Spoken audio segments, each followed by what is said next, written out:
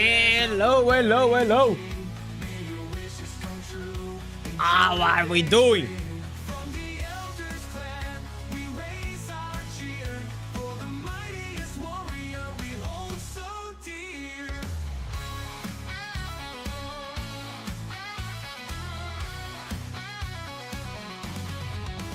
Happy birthday, Indez, our barbarian king. May your wishes come true and joy they bring. From the elders clan, we raise our cheer for the mightiest warrior we hold so dear.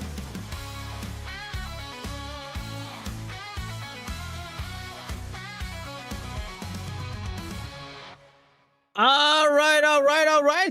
How are we doing, boys? Welcome to our stream. My name is Indez, and today we are here, guys, and I'm not gonna stop this stream until we hit legend, guys. And many of you might think, oh, guys, Indez, like, you are still not legend. Oh, I just saw, like, see, I just saw Hippie actually typing in the chat. Yeah, I am legend, but I am not legend, guys, in Tower War. Yeah, it's been a while since we actually did it on the Tower War. I think I'm quite close, so probably we're gonna close it out today with this amazing PvP build that we are been playing. I mean, like, this Druid class right now, it is absolutely freaky banger. Why is the game not showing? Yo, oh, all right, okay. Yeah, it is an absolute freaking banger. If you guys like, today on a video that I did, I try my best to explain you guys, or many of you guys, that you know, like, one of the top comments that there always is that, oh, Indez, yeah, I see that this meta build is out there, but yeah, if you're not like 8,000 resonance or 9,000 resonance or 10,000 resonance, this build will not work, right? This is a very common take.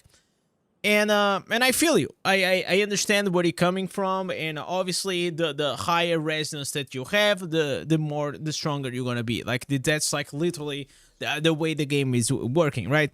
But the reality is, even if you are low resonance, you can still, if you build it properly, because have in mind, guys, the majority even of the higher resonance players, they do not really know, like, much about the game. I'm saying the majority. I'm not gonna say like the PvP addicts and all these things. I'm saying the majority of the players, they don't have like the deepest knowledge about the game. So there is definitely things that you can do, that you can take into your advantage for example, like boosting your secondary stats, also to try to have, for example, some defensive stats that will help you, you know, along whenever you're fighting, or even just trying to figure out a better way to actually play the game. So this build right here, the Druid build, right now, I can say for a fact that I've been playing at legend rank for a while here. How much I am? I think I'm like 3.6, right? I am 3.6. I get like whales all the time, and I still do really well.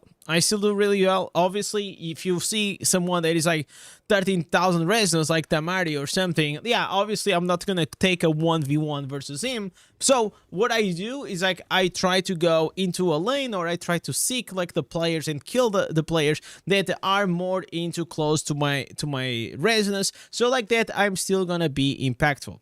So there's a lot that goes into PvP. And character building, it is something that is very important. So if you guys still didn't saw or seen the video today, I will highly advise you, especially if you guys are a Druid, right?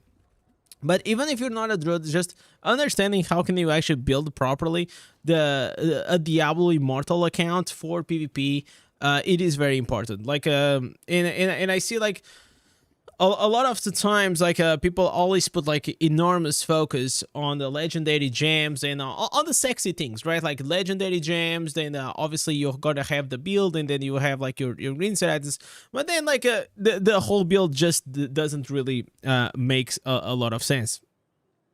Yo, I don't. Welcome, guys. Welcome to the stream. I see here Stefan, Hippie, DJ, Also, Stefan, Robin, Lobinord, I don't. How are you guys doing? And also Mio. What is the build that you're using for PvP for the Druid? It is the one that is. I'm gonna post it there so you guys can see it again. It is the one that is pinned on the top comment. Not only I'm showing the PvP build, but I literally took the time to explain exactly everything that I do. So as a low resonance, you know, because like 2000 resonance, it is still considered to like low resonance. Okay, anything really below 4000 resonance at this stage in the game, it is low resonance. There is not really anything about it. 4000 to like probably, you know, 8000 resonance is like mid resonance, and above that, above 8000, it is what we consider like nowadays a whale, and mega whales are like, I don't know, 11, 12, 13,000 resonance, right? But obviously you're not gonna be able to play at that in that type of like stage, but there's still a lot of things that you guys definitely can do. Is it profitable to play Barbarian in the current meta? I mean, Barbarian, it is always good. It's like still a very reliable tank to go and play, right? So you can do it. I just like I tried it, I played. I will say like right now, Barbarian is probably like A tier, maybe A minus. If I had to rank it up, but yeah, you just have like other classes that right now they are just popping off on the meta. Like you have Demon Hunter, you have Druid, you have what else? I mean, like those are like Demon Hunters and the Druids right now are the ones that I dominate in the meta. Like sometimes you see here and there like a wizard, but the thing is that wizard struggles like really hard versus Demon Hunter and also versus like the werewolf. So because of that, it is going a bit down on when it comes to the meta. But still, like if you're still like a very efficient like wizard player, obviously you can still pull up your part of the role. But it's like definitely not as dominant as it used to be like probably 1 month ago. I was testing that new werewolf build is kind of squishy and easy to kill. Yeah, so that's exactly, Stefan. That's exactly why I posted it and I made the video, so you guys can understand how to actually not be squishing, because it is not a squishy build at all as long as you know what you're doing and you're playing it correctly. Like it is not at all squishy.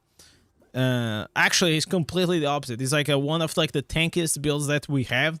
And it's not like tanky in the sense that you can just face and take all of your damage, you know, but it is tanky in the sense that you have a lot of shields and you have a lot of dashes, and it's actually super hard to hit you as a werewolf if you're playing it in a good way, right?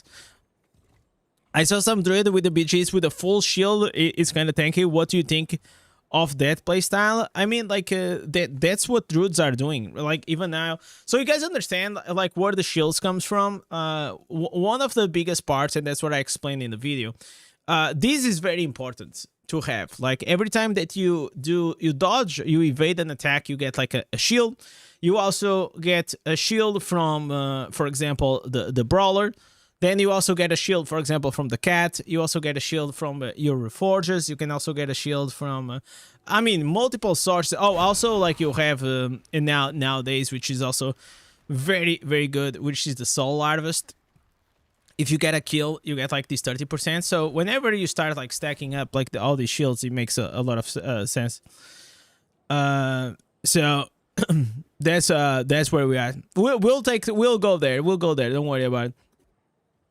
But yeah, it's definitely been really fun to actually play with the druid right now. You know, it's a class that has been surprising me every single day. Almost as surprising as playing Destiny Rising, which I've been loving. Yesterday I was playing a lot, and after I finished the stream, guys, I literally went to bed around like 3 a.m. like a fucking maniac, just because I was just like checking out like some videos about Destiny Rising, and checking out the community, how it is the community. And I mean, like, it's not like the biggest community ever. Like Destiny 2 and Destiny 1 definitely have a bigger community, like in general, because there are games that have been around for many years. But you know, still quite decent of a size. Does it matter where you put your legendary gems on your equipment? No, it doesn't. As long as like one of your slots, you won't have any problem. So yeah, that's pretty much it. So I personally like I don't like to play a lot the convoy. I'm not a huge fan like recently. I kind of want to just like finish it up here, the tower war, but I guess we can just go and warm it up. Another plant in the garden. All right. Let's take the map. So I don't know if you guys are not paying attention, but there is this huge drama happening in the YouTube community because it seems like the YouTube changed something on the algorithm, and everyone is getting nerfed. Basically, like the views for almost every single channel are going down. For me, I usually don't try to put a lot of focus on that. I just try to do like my best, but yeah, it's kind of scary, man. Like that you're all of a sudden with things out of your control, you just start like losing viewership. But I always feel like it's actually useless to put like a lot of efforts in things that you cannot control, to be honest. All right. Okay. Okay, we got here Selena. Already bumping. And by the way, I like to play with a most aggressive build, by the way. That's the one I usually like to play. Okay. We got No. Oh my god, what a clutch. Gets the kill. And still leaves. Oh, yo, Ammon, thank you so much for the follow, brother. Appreciate it. Okay. Okay, we got the savior. Okay. Get out, get out.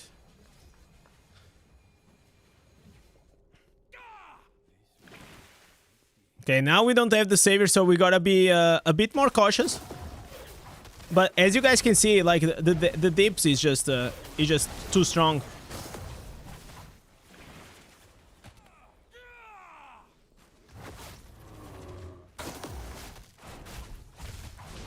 Okay, kill one.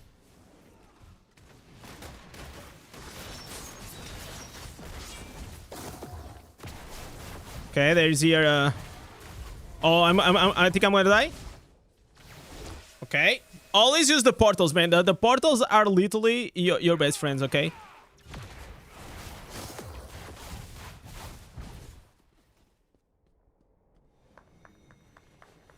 Why is there no sound?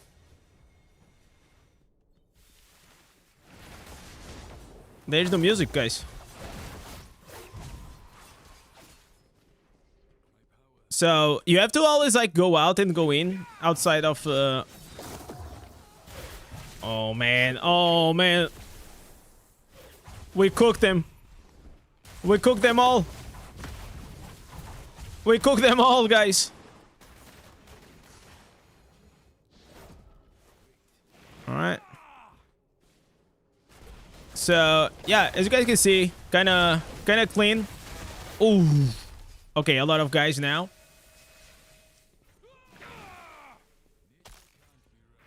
Let's get these. Get the. Why is this not happening? Hello? All right.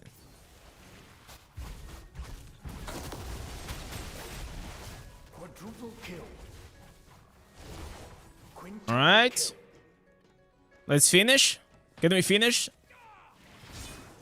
Now these the last push is always like a pain.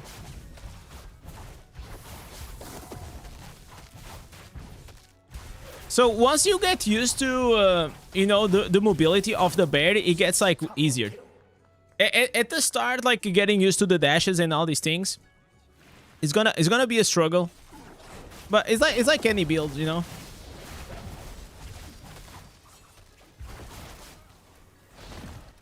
Ooh. Okay. Go out. Heal up.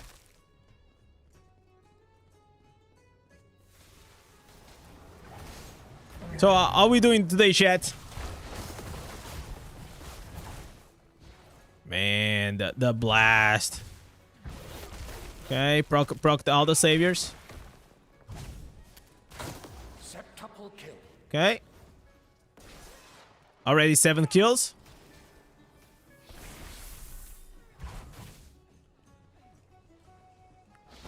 So, as you guys can see, it is not squishy at all.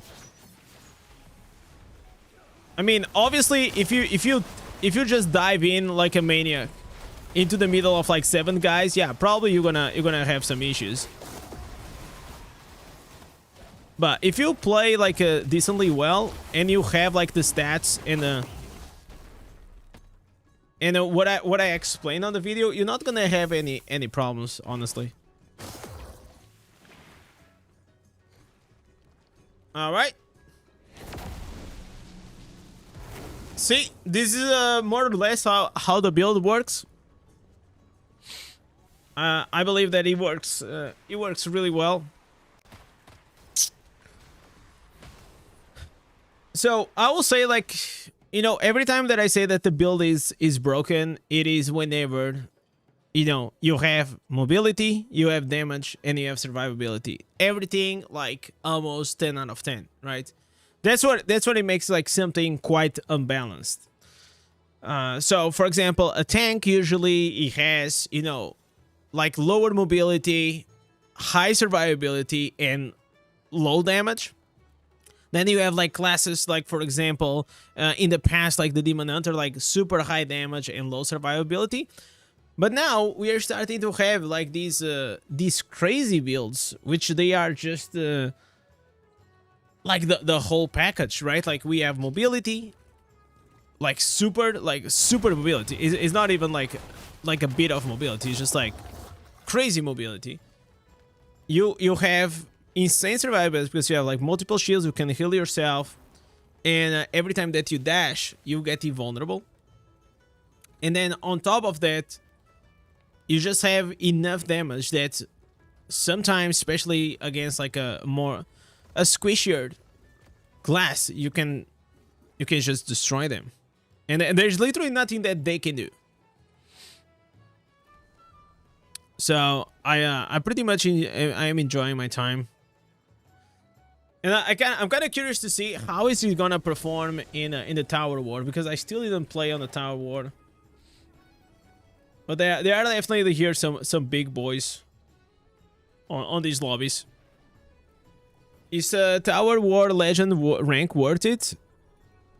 I mean, depends. It's always like, for me, I think it is worth it because it gives 30 legendary gems, right? So, I mean, I like to do PvP. I enjoy it. I think it's worth it. Also, there is like less ranks. So instead of me like 5 ranks, like bronze 1, 2, 3, and 4, and 5, it is 1, 2, and 3.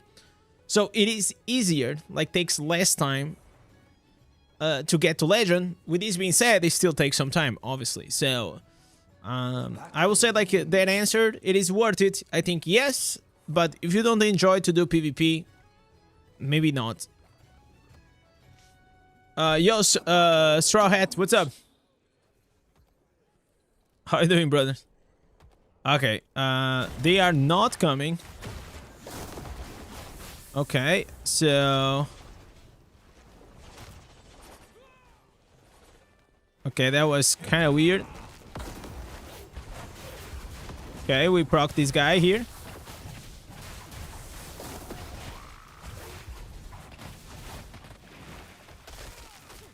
Okay. We killed the druid. Wait, we are... What is happening on this game?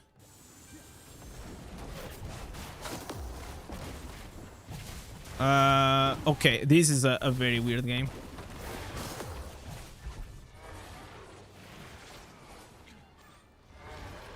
Also, you wanna go still like with this Earth Spike as a primary attack. I mean, you're not gonna use it a lot, to be honest, but still it's better to have it than not to have it. That's the way I think.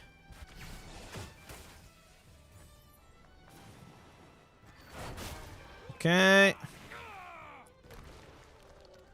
So as you see, like, look at the healing that I received still. This is all because of the summons Oak Sage.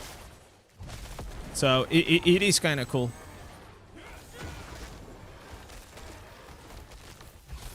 Okay. Yeah.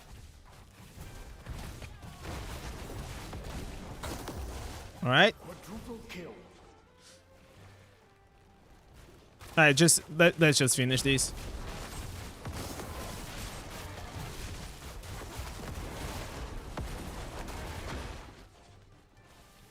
Okay, I'm gonna go out of the form.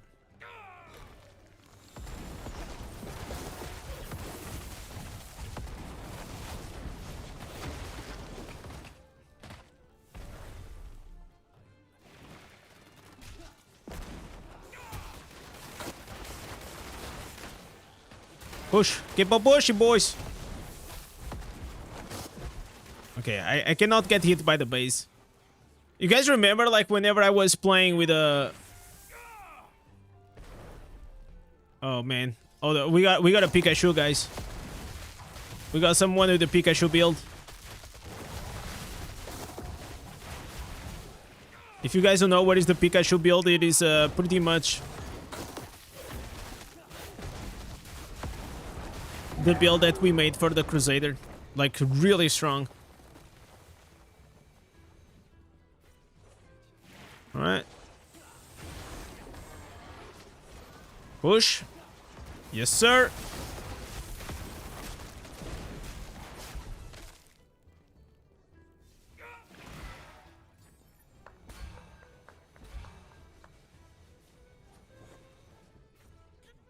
So also important, like, if you see, I don't die a lot unless like it's like really necessary to dive in.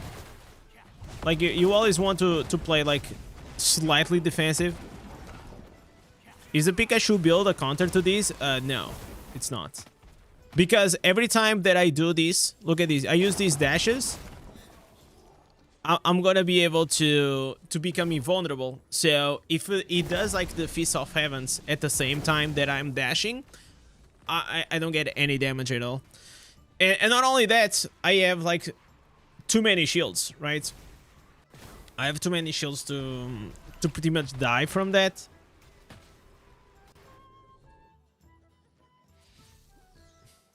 But I really enjoyed, like, the builds that I enjoyed the most until now was... First, it was a Pikachu build, for sure. That was a very fun one. Probably the best build that I ever played on the Crusader. Like, I really had a lot of fun. I was actually even playing it off stream, which is rare. I only play off stream something that I am truly enjoying. The Wizard build was also really fun. Now we have this Druid one. Anything that has, like, a bit of, like, skill involved, I enjoy. You know, I don't enjoy, like, for example, the Autobot, you know, the Demoralize build for the Barb. I am not a true fan of that. I was never from the start. It is still the best build because it's just that strong, but I just don't like to play with it. I prefer, even though it is slightly worse, I still prefer to play with a Whirlwind. Does Druid work in PvE now? Man, like, Druid right now, it is probably the best class. If it is not the best class, it is, like, definitely up there together with the Demon Hunter. What server are you on? I am on the Pulse of Wisdom. What bar build? The bar build, it is on my channel. I think if I do bar build, let me see if this does gonna work. Barb build. Let me see if this is gonna work. I don't think it will work, but yo, Parrot, what's up, brother? Oh, there it is. Let me see if this is the correct. Hi, Legends. Today I'm super. Oh, this is the PvE one. Nah, this is the wrong one.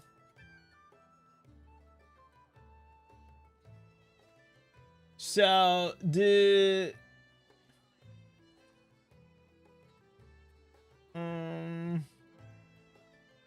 yeah, it's this one, the chain breaker. Yeah, this is the one. This is the build that I just sent. That one, it is the what I believe to be the best PvP one for the barb right now. Do you have a video of this build that you're using? Yes, Chris. It is on the pinned comment above.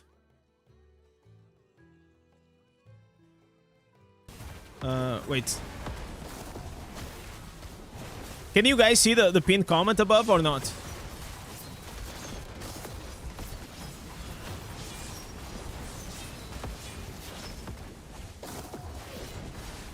Okay. I kinda wanted to kill more, but I overstayed. Okay. We killed everything.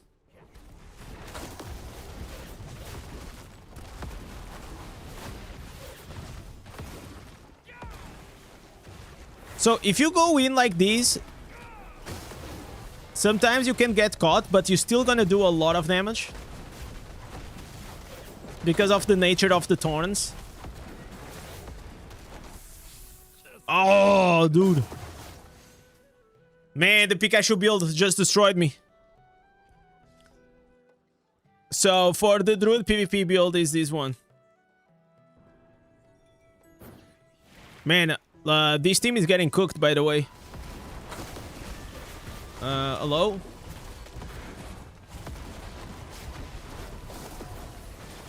Okay.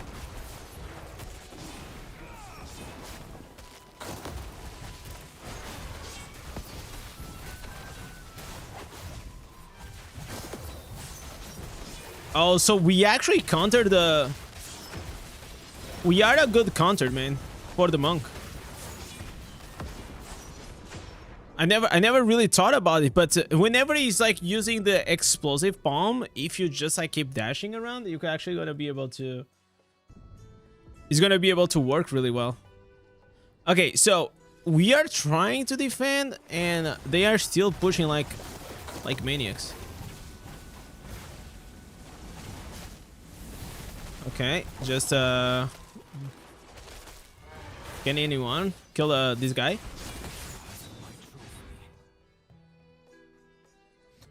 Okay, like we are getting absolutely cooked on this team. Absolutely cooked. Yo, Alka, thank you so much for the Twitch Prime, brother. Yo, thank you so much.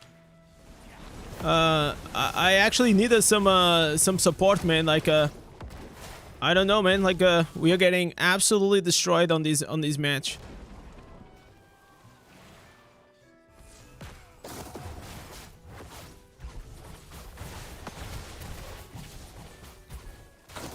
Okay.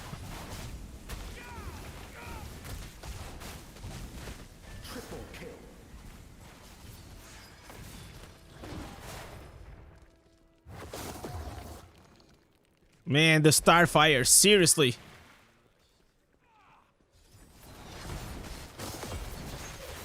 Okay, bro, look at the dips. Alright, go out. Okay, I have to heal. Man, they are able to push still. Seriously. Okay, we feared this guy. Okay, the Necro is also gonna die. Okay, nice.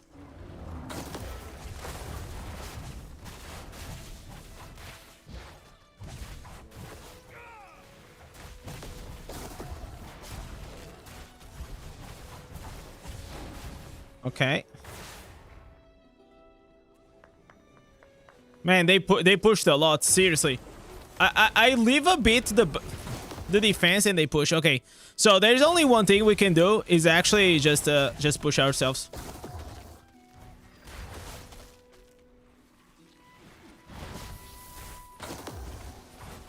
There's nothing else I can do here.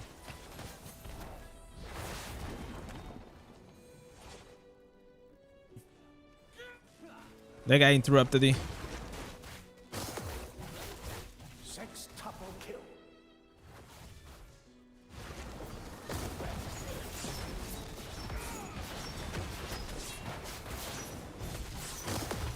I'm gonna die. No. No, doesn't die.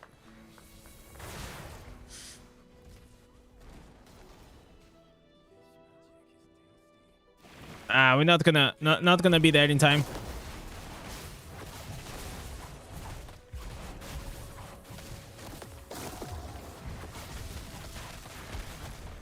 This is I mean, like, actually, we were just like,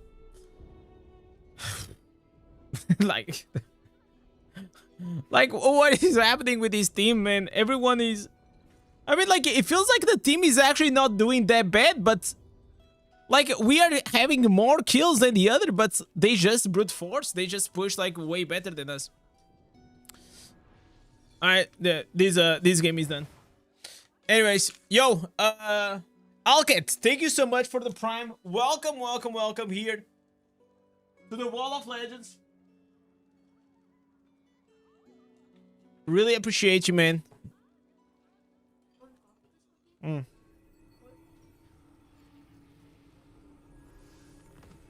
Tell your team to go to random dungeons, not battlegrounds. It felt that way, right?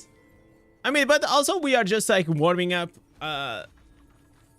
In reality, what I really want to do, I want to go to Tower War. Like, honestly, I very much dislike Convoy. It is a map that, I don't know, I just don't find it fun. I just don't find, like, the more I play it, the worst I think it is.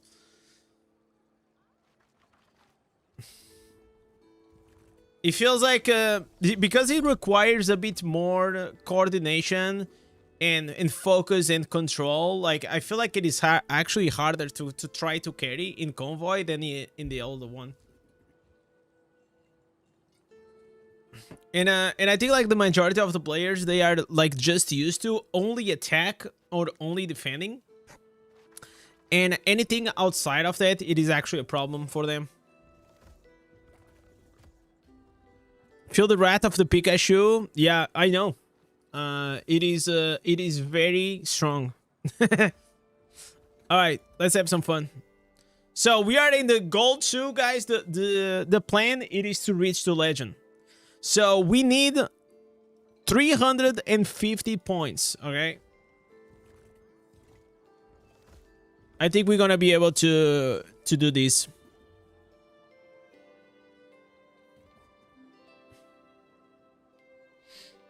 I'm just been having it's been fun. Probably then we're gonna do some random dungeons and maybe later on a bit of Destiny.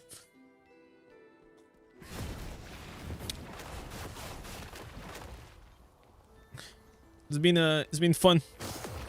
Druid has been really fun. I'm probably also gonna try to test it out, other builds for the Druid, because the Druid itself is so versatile, man. There is so many builds for the Druid. It is absolutely insane. I feel like it is the class right now with the biggest potential for I mean, you have the bear, you have the werewolf, you have like the surging stone, and even inside like all of these builds, you have like multiple ones. You have like the support healer, you have the CC annoying one. I still kind of want to try the bear. There is a build for the bear that I really want to try, which I still didn't. Summoner, yeah, Summoner, I will say like it is like right at the bottom, right? Summon builds in this game right now, they are not in a good state, man. They are not.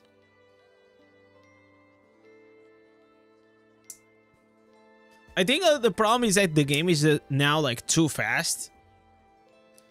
And the summons, they are just too slow. Like the AI, it is just too slow.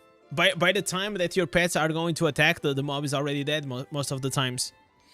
You know, like you are dashing and you're running at 70% speed, and your mobs are like behind you. So I don't think it should be that way. But I also don't know how can you actually prevent that. Alright guys, let's have here some fun in Tower War. That was the warm-up.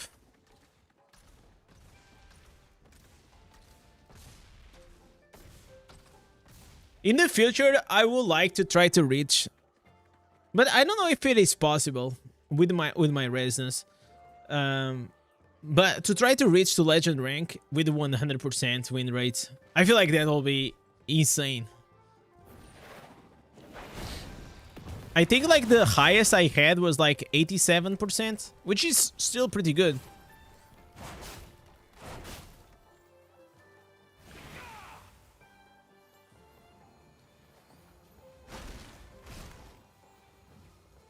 Okay.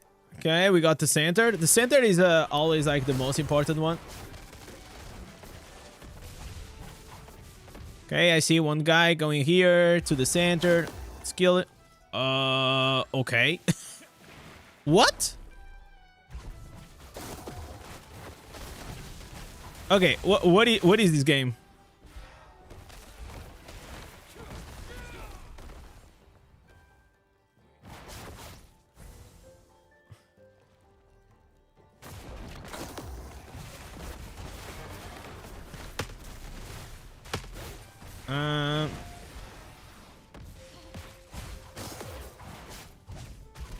Okay, big dips.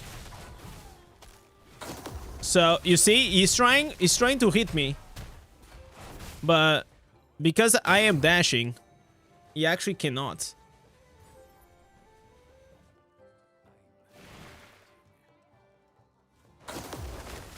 Okay, killed one, killed two, killed three.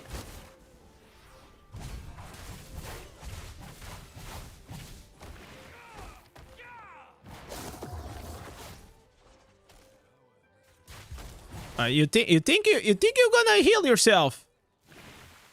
You think you're gonna heal yourself? You can do magic. Yeah, you go into your magic, into your caster form. You buff up, and then you go into your bear form, into your wolf form in this case. So it is very important to have like this kind of playstyle, you know.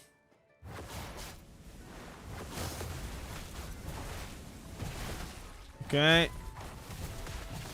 I mean, this is just like one of those matches, guys, that we show our dominance. Okay, protect me. Okay.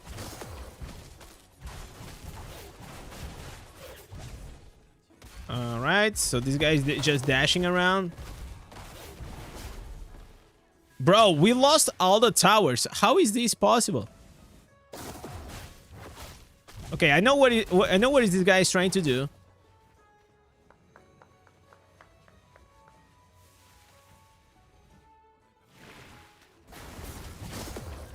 Okay.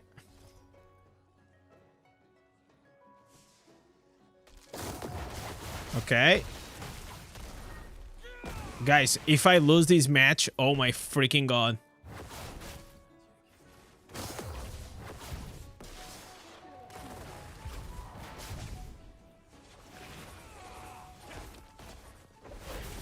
Okay, he's gonna die. Gotta kill these demon hunters, man. Gotta show the dominance.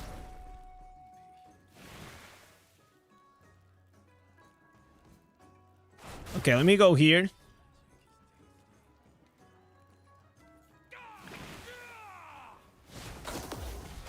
Okay, I don't know what this guy wants though.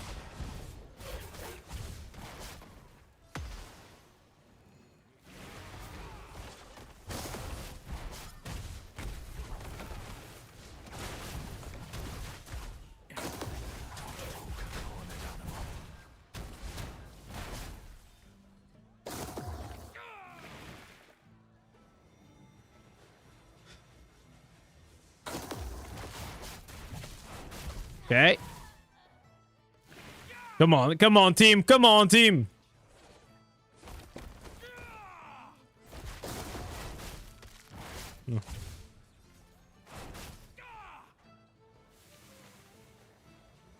Come on, guys. Come on. All right, we gotta get these bases.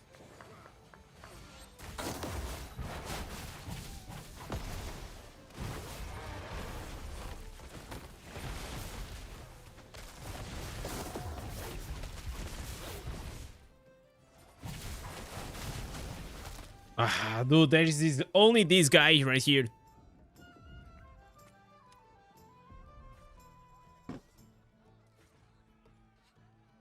The only guy that actually killed me. Come on, come on, come on, come on. Okay, that guy, they have to die.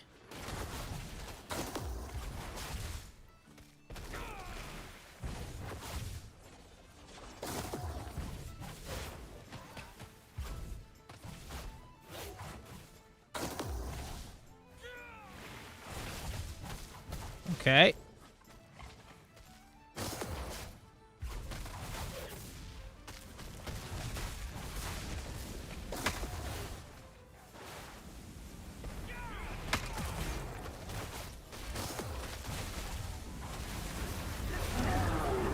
Okay, they got the boss.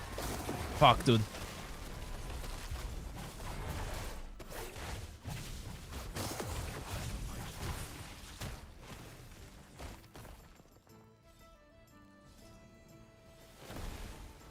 They got the boss, man.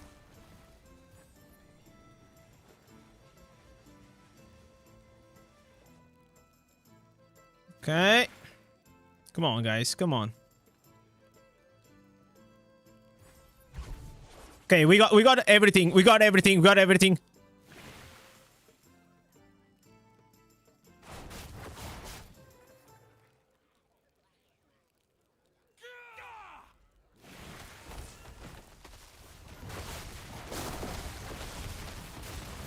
Okay, they explode.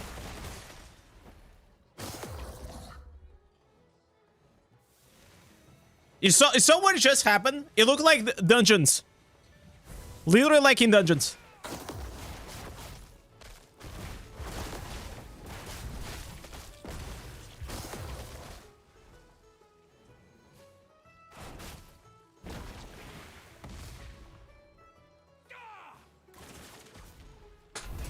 There it is. Man, what a carry. What a carry this was.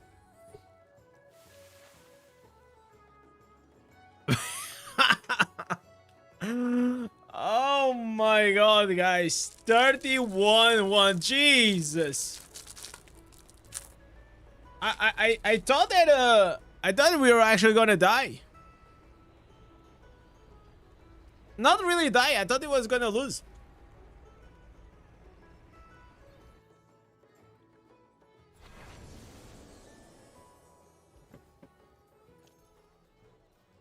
All right, gold 3. Not bad.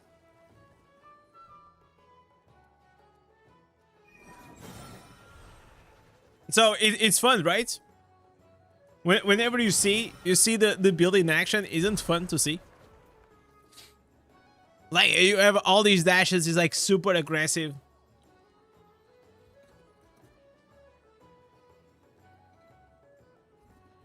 So I play the most aggressive version, by the way. So I play the one that does more damage. Otherwise, I could change the chess piece.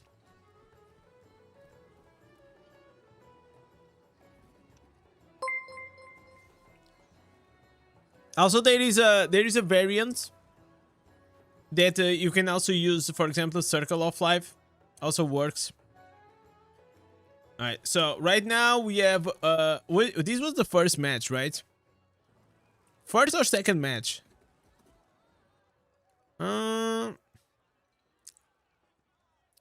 Honestly, I don't even know. So let's put here 1-0 right now.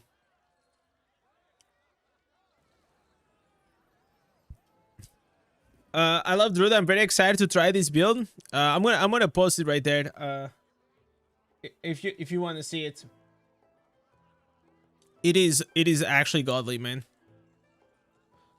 But please, Alkit, watch the whole video so you can and I'm not saying this for YouTube retention or whatever. I'm saying watch especially the sections of like the substats, the reforges, so you can build your Druid in the right way. Because a lot of people, they try this build and they're like, oh my god, you know, like Druid is so squishy, man, I cannot do anything, you know. And that's just because your Druid sucks.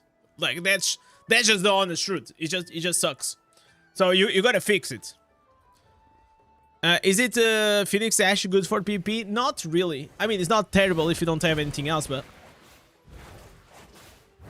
the cooldown is too big.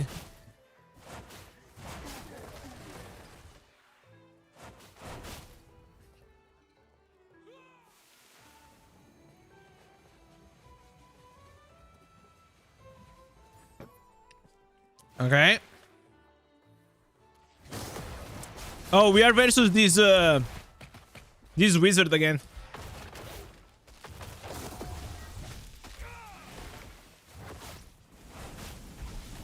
Okay. That wizard was the only trouble last time. So I think I'm gonna focus on him.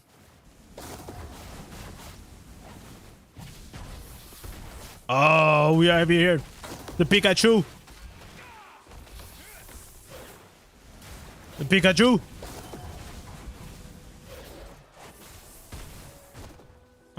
Okay, heal.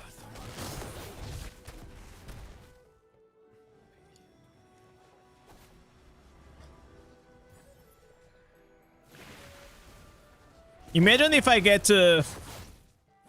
the other day I was thinking, what if I get sued by Nintendo? Because Nintendo is, you know, is like one of the most annoying companies ever. What if they're gonna sue me because I called the Crusader build Pikachu? That'll be a huge meme, right?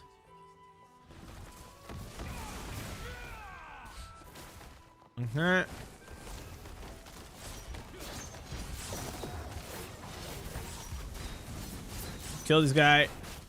Okay, he's just gonna die.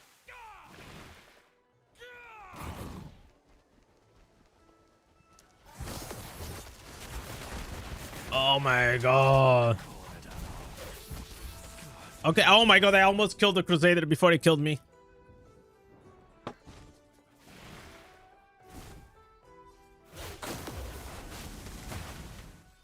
Okay.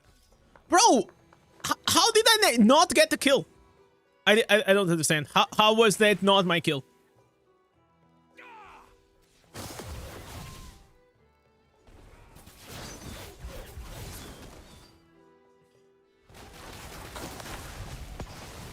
And the thing is, like, you have like so much mobility that you feel like you are everywhere. Like you're just everywhere. It's also important like to look here at the minimap.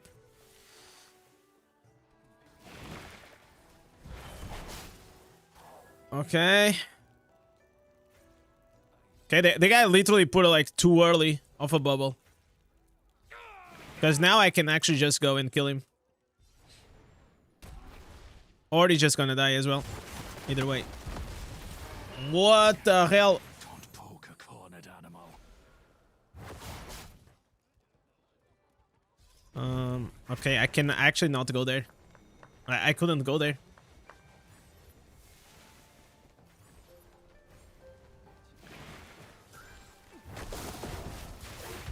Okay. We got his ass.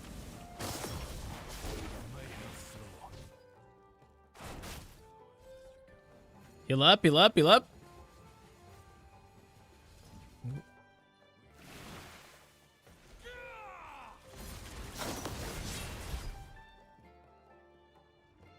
Alright. Keep the healing going.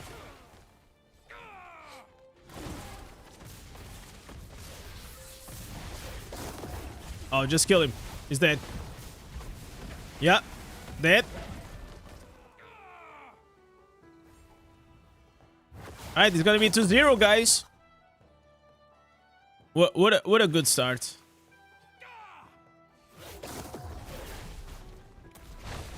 I mean, if this cup is going like this, we're gonna be legend in no time.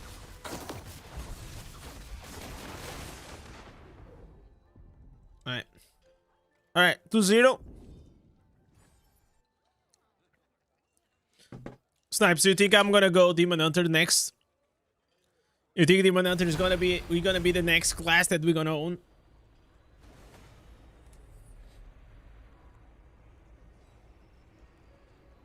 Look at these boys. Easy.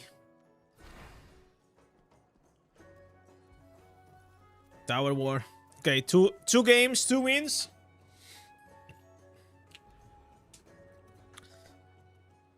I really have a very high win rating with these build, guys. It's actually insane. I don't lose a lot of matches. Really, it seems. I think I already did probably like, I don't know, like 40 matches.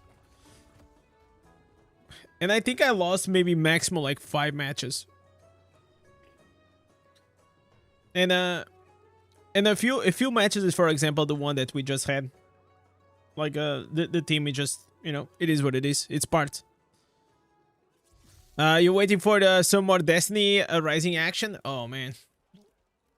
So today I'm gonna try something new. I'm gonna stop the YouTube stream, and whenever I'm gonna play Destiny Rising, I'm actually gonna start a new stream with a Destiny Rising thumbnail and everything. So it's gonna be like different.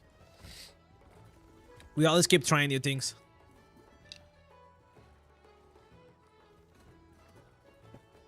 Some just complain that the Tempest is too weak. What do you think? I mean, not in PvE, but in PvP, I feel like, yeah, kinda. I mean, like, it's not like it is weak. It's just like it got outdated. Does that make sense? While everyone else kept evolving and getting better, Tempest, it is still the same. And that is the major issue.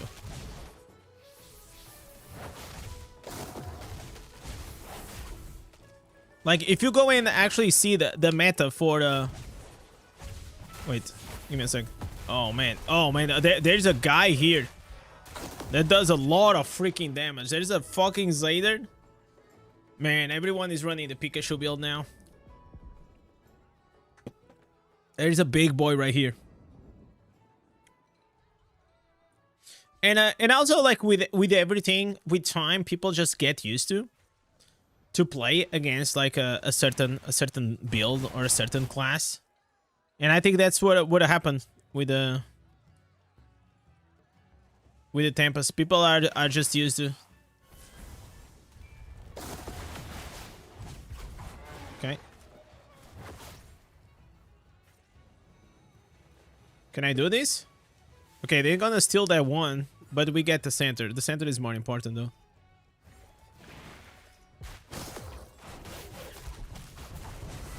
Okay, we gotta deal with this guy though.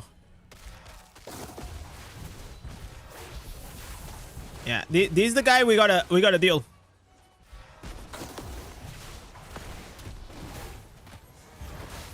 Bro, how the hell he doesn't die? He has like a Savior Gladiator. How can he still has like Savior and a Gladiator at this stage? It makes absolutely no sense.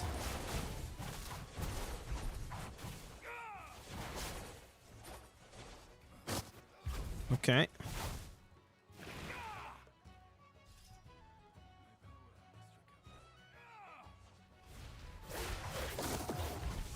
Okay, got him defeated.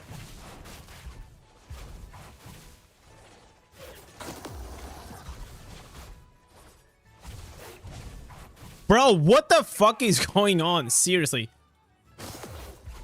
Oh, if you stop, you're dead. Like, what are you doing? I don't understand why he stopped. Okay, they still res, which is very bad.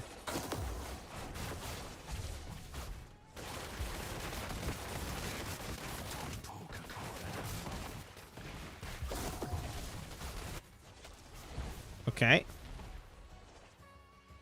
Massive shields. You guys saw? I killed the Demon Hunter and I got like this massive shield.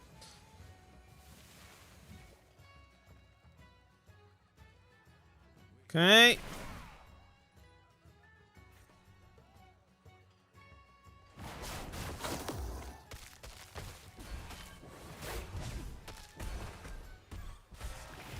Okay, this guy, they cannot do anything. What? What? No! Okay, I don't know what just happened. Okay, that was surprising though.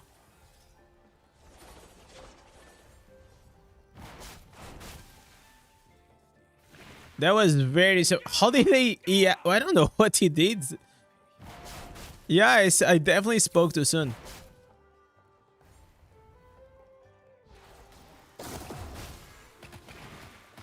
So we have like one of those necromancers that they don't do anything. They just keep like roaming around, trying to get like the flags.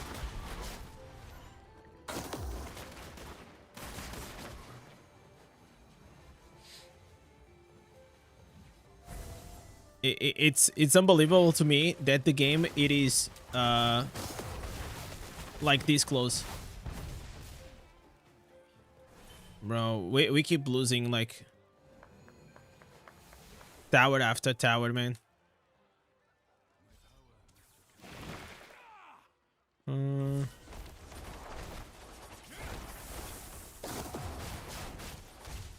Okay.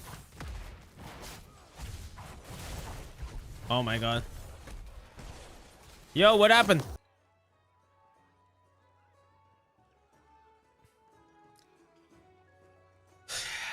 What is going on with Diablo Immortal? It is so fucked in these days. Your game also crashed? Really? The Pikachu stun? No, it was just a game. It just keeps crashing. Like the other day, I really had to, even though I was not like intentionally planned to go play, you know, Destiny Rising like that early. Oh, look at this. Oh my god. We lost everything. Oh, this is okay. This is fucked. Seriously.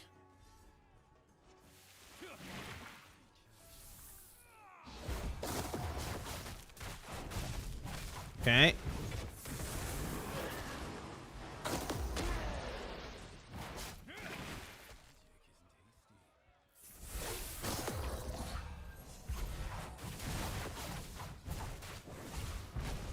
Okay.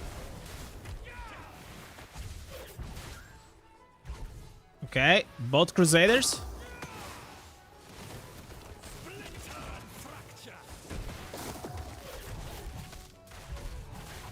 Okay. No, not again.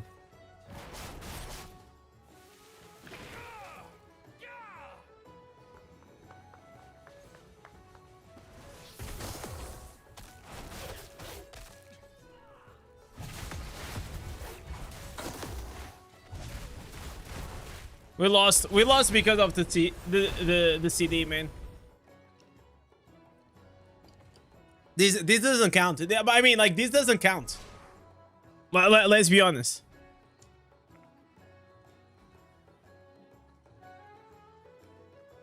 I go offline, I come back, and my team that was winning now it's losing like Jesus Christ.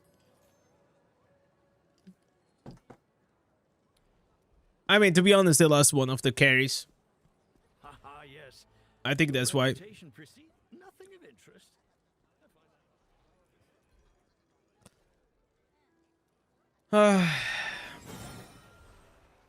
But you guys saw, like me versus like those two Crusaders. We still did very well.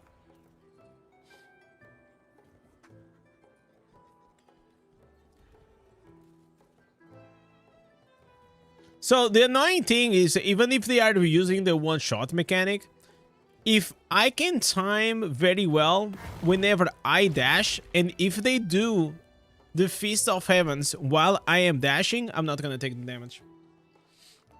While I am still doing a lot of damage to them. The lag has killed many gamers. Well, that's so true.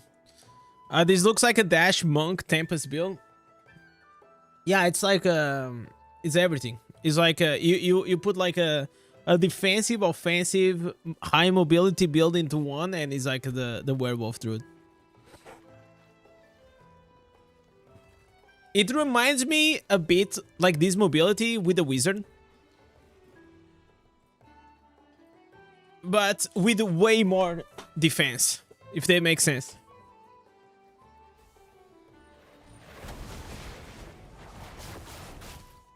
Like, because the wizard, if you get caught, you have absolutely no chance at all. Okay, wait.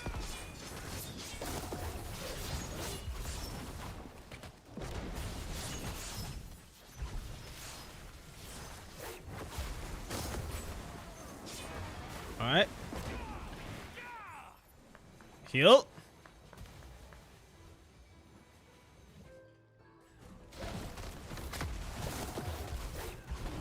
Oh, that was nasty damage on this guy.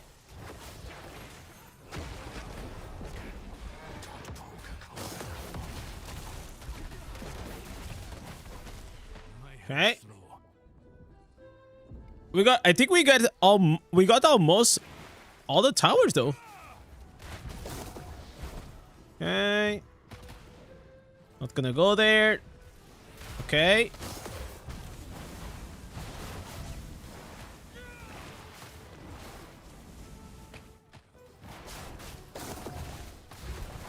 Okay, mobilize. That's from the jolt. And now we kill.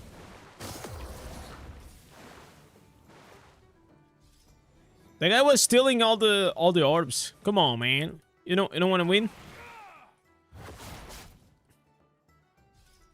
The BGs now looks like a Pokemon game. Too many Pikachu. Yeah, too many Pikachus and too many wolves, man.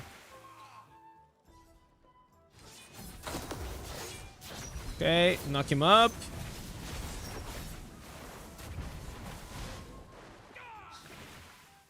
Man, being a bard in this meta is kind of depressing.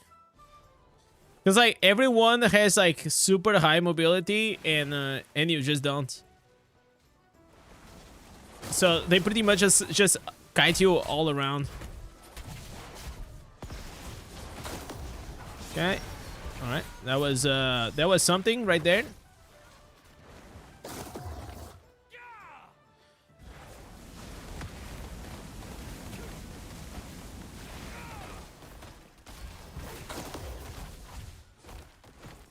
Okay, I think we're gonna win now. Earth spikes. This is the win. Okay. Use the savior. It's okay.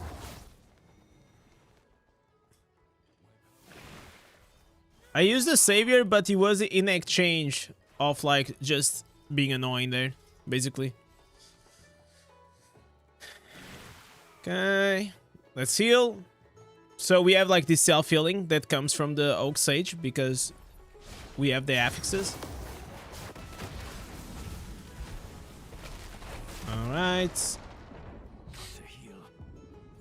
Okay. All right. Another one.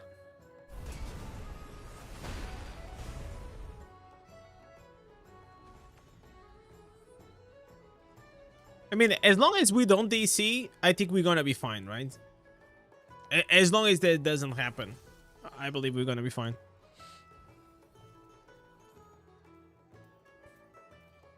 Okay.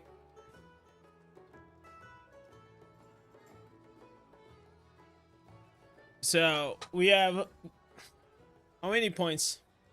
We need 1,500. So actually, we need 1 in 56. So there's probably going to be what, like 5 wins, 6 wins, something like that.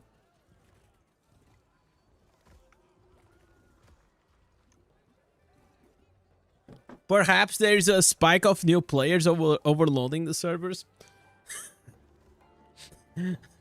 Bro, I wish nothing but that to be true.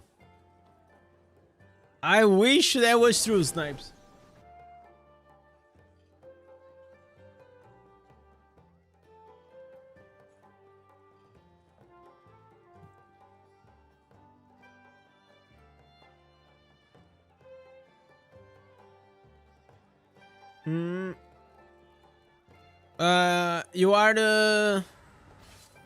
You are off album? What does that mean, man?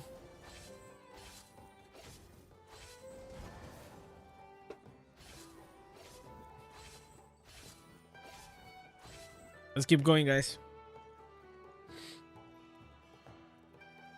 And by the way, I still have like many ways that I can still mid-max my gear. Like my gear is not perfect at all for PvP. It could be so much better than what it is. So like right now my gear is mainly focused on PvE though.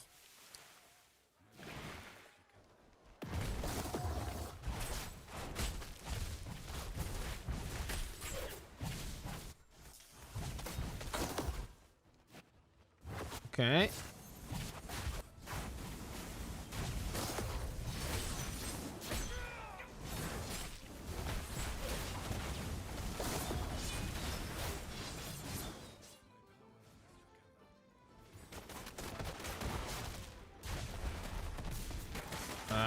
Okay.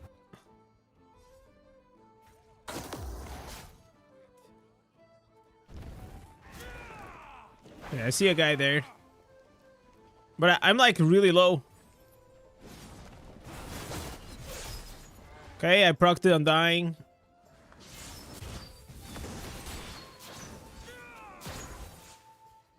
Okay, he's fine. They're gonna finish him off. I don't need to finish him off. He stopped my bandage, which is a problem.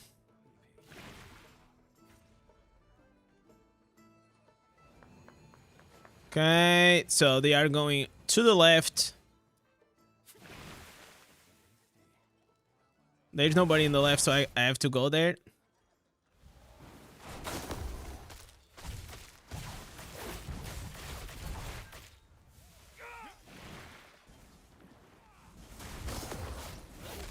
What are you doing? You think you're gonna bandage there? Are you crazy, man? Where is that Tempest thinking? Tempest have absolutely no chance versus Druid. Unless he get him. Bro, what is going on? Yo, Blizzard. But Blizzard, fix your fucking game. Bro, no shot we're gonna lose again. There's no way we're gonna lose these, right?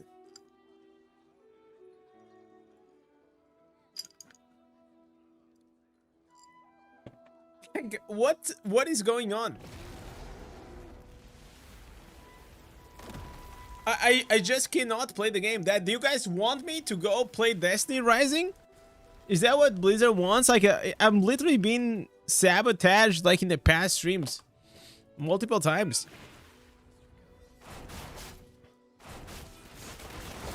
Okay.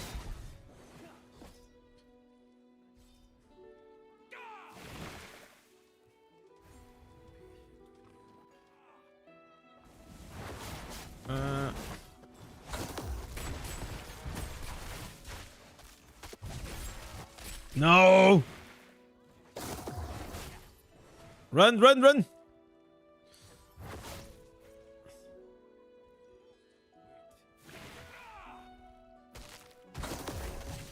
Okay. Got him. All right.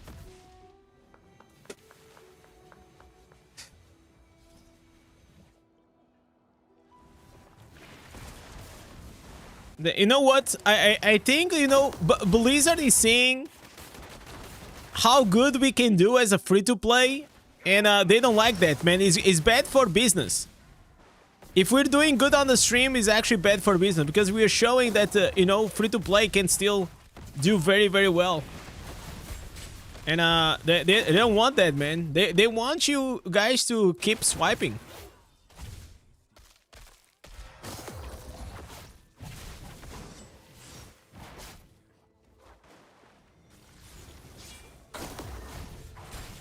Okay. All right.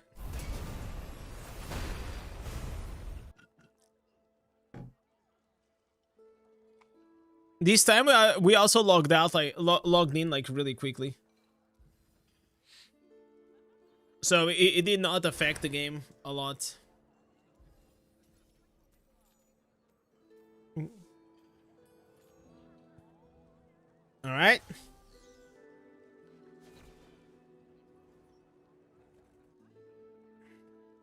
There's a lot of new players, but the game system just can't give them the ability to catch up to the old players' strength. Is that a problem that they keep giving up?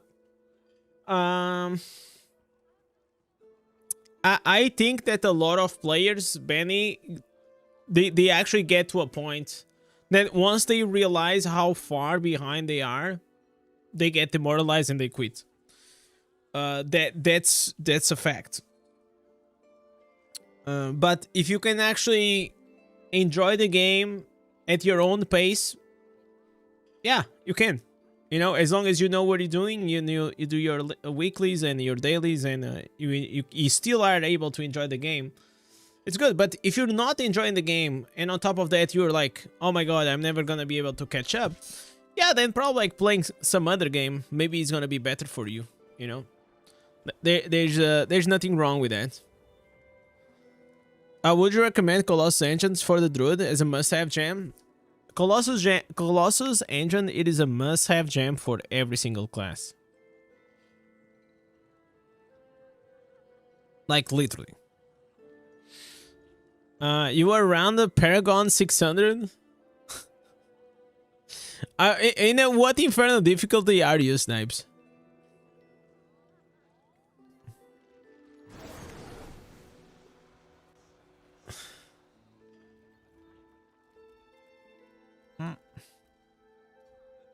Still on Inferno 7, but the game just plays fine. Yeah, like, the hardest part, there's a lot of things that are like quite hard as a new player.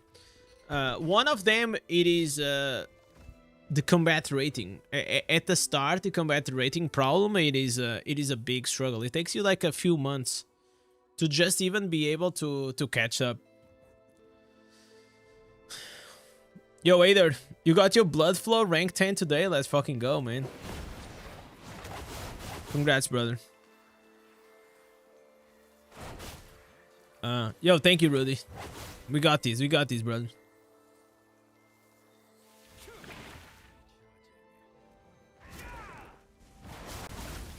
Okay.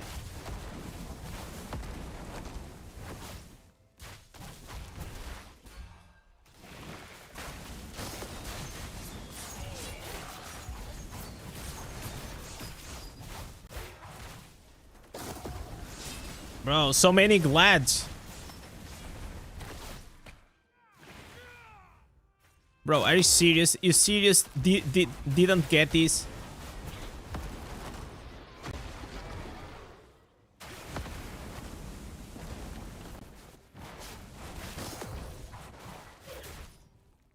Alright, can you please get that?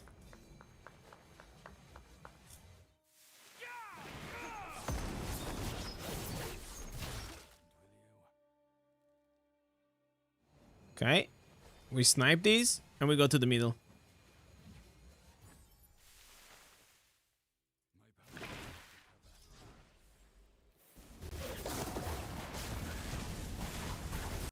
Okay.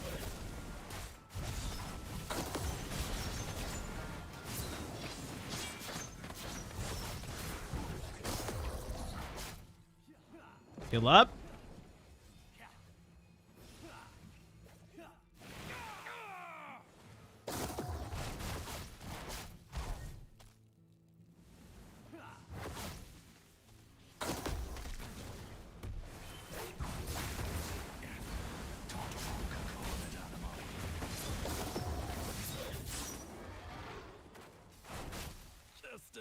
Oh, dude! The guy, bro, I killed him, but the shield, the soul harvest didn't came in time to save me.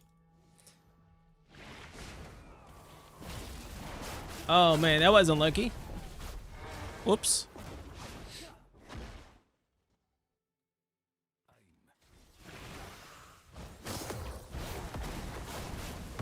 All right. Oh, please get the pillar.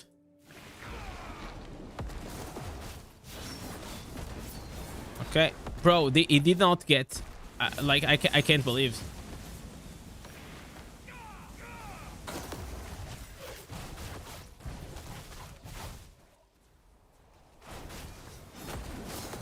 Like nobody is taking the statue.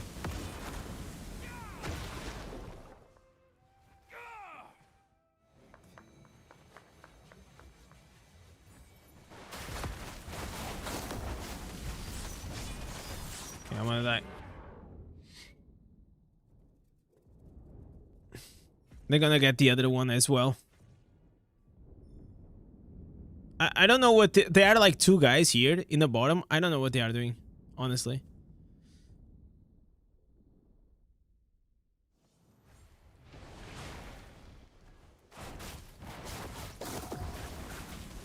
I didn't came in time.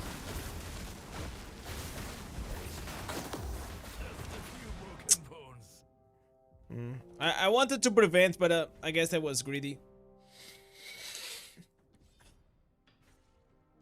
This is not looking good. It's not looking good, guys.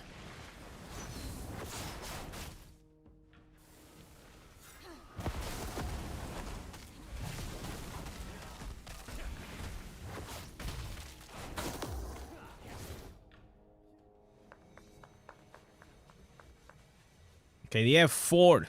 We have 1.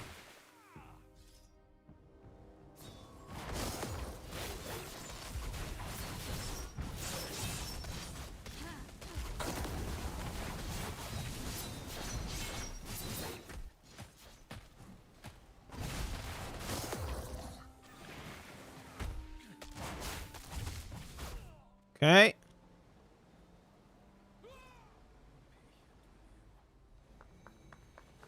Come on, come on, come on.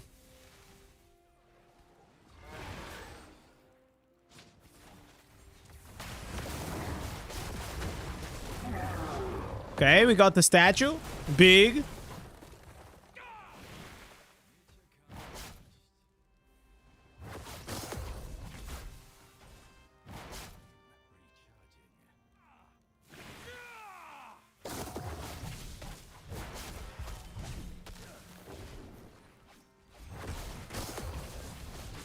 Oh man, he got the crit.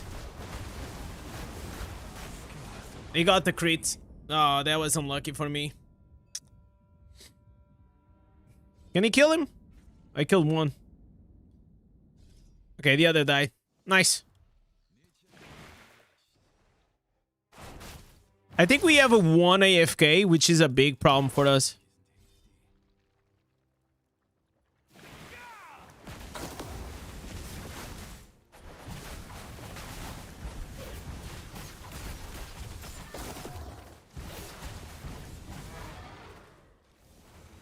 Okay, let's get these.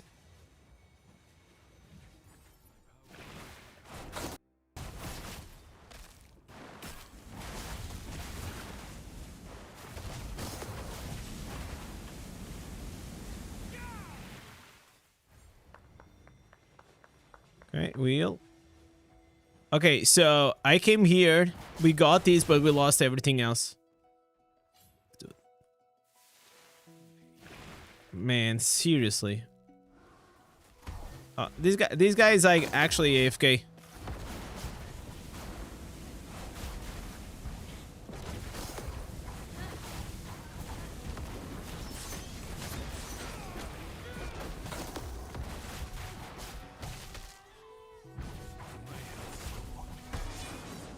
Scars are my trophy. All right, first lost. This one was deserved. They played better. They just did play bad. Loving your wizard build, immune to CC, knocking back everyone in the air, perfect against barbs, crusaders, even the druid. I mean, like you actually cannot like do much against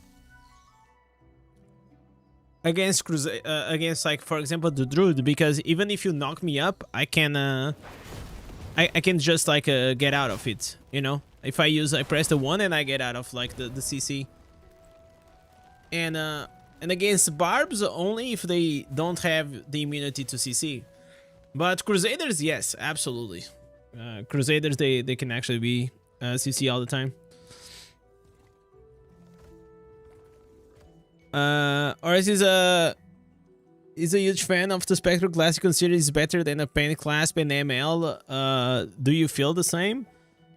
Depends. Like for him, it is gonna be better than the Mother's Lament, just because of the fact that he has a rank 10 running consequence, right? But that's only for a massive whale. You are not you're not there, right? So he has like mid max combat rating, and not only that, he has like a rank 10. So as a free to play or low spender, or even as a mid spender, you cannot get rid of the ML. So these two, they always are like married together. And if it is better than the Pain Clasp, yeah, it will depend on the build, honestly. I mean, if you're using like 2 pieces barons and you have like decent potency, for the majority of the content, Spectral Glass, it is better than the Pain Clasp, of course. For the majority of the content. But for example, for the PvE, if it is like raids and you just want to go for like you know, 1 minute dummy damage, like no, it's not, because it's not gonna stay all the time on the targets. And yeah, I tested that like multiple times.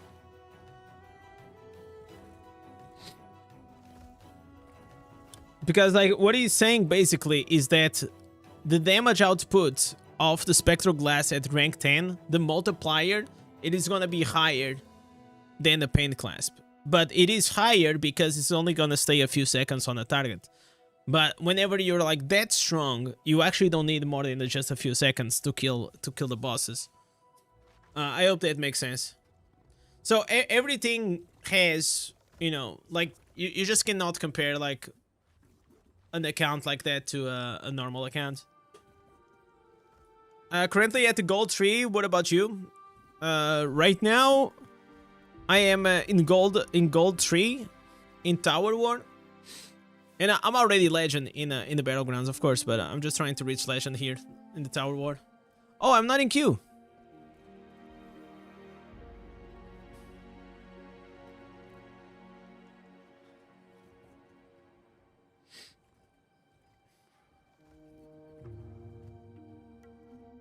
Let me see how much damage. Okay, so at rank 6, my Pain Clasp is giving me 16%, and I believe that the Spectral Glass at rank 6, it gives 18% and a 2% crit. I think that's how it is. But if you have the Spectral Glass at rank 10, then I think it's like 28 or 30% plus 4% crit, which is really nice.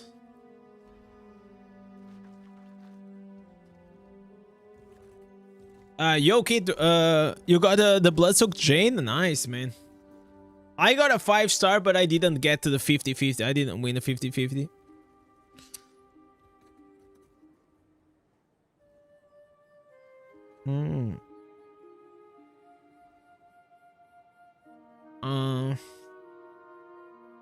You just got halfway through gold 3 in the battlegrounds.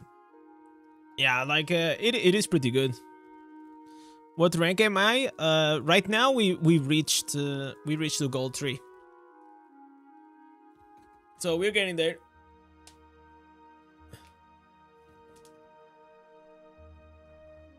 A few more games under our belt and we should be fine, guys.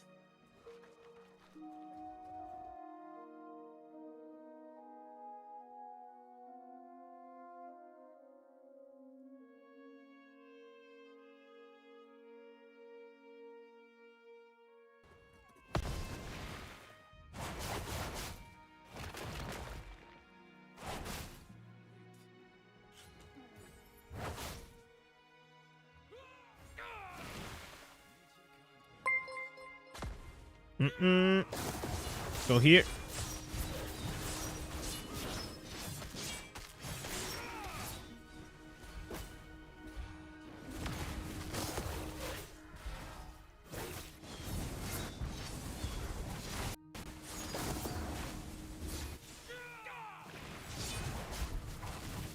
One before, by the way. One before.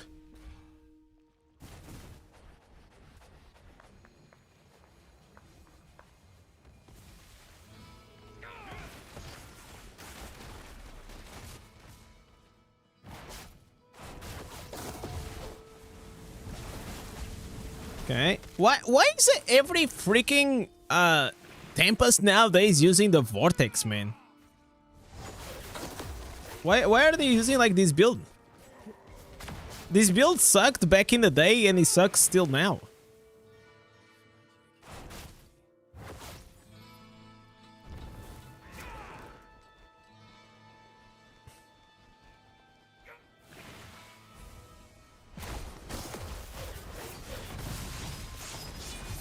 Holy shit.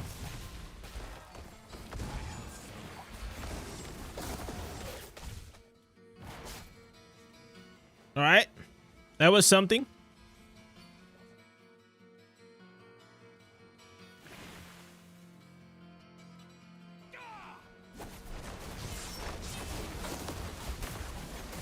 Oh no, no, no, no, no, no, no, no, no, no, no, no, no, no, no.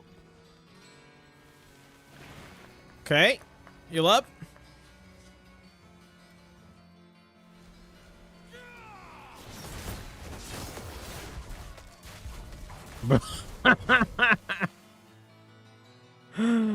Yo, dude. That's crazy.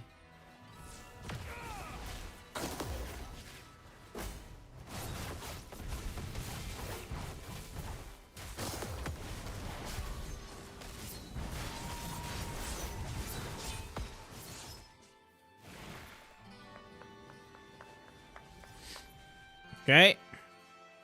Alright. I think this is over, guys.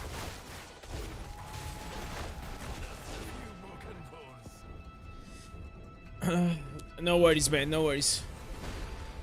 Yeah, just understand, like, nowadays we are starting to have like a lot of gems in the game, which also is gonna open up the amount of options that you have for a specific build, a specific game mode, also like a specific class, you know, because there's a lot of variance that goes into making the best legendary setup. So in general, I always try to give you guys a universal setup. That's what I call, because it's like something that will work almost with every build, everything. But the reality is, like, if you want to like mid-max it, then you have to go like to the nitty-gritty.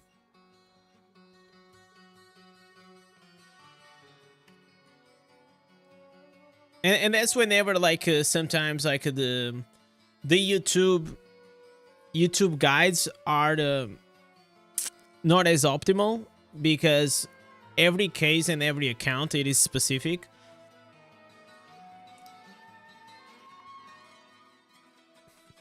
Yo, Tom, what's up, brother? Let's get this.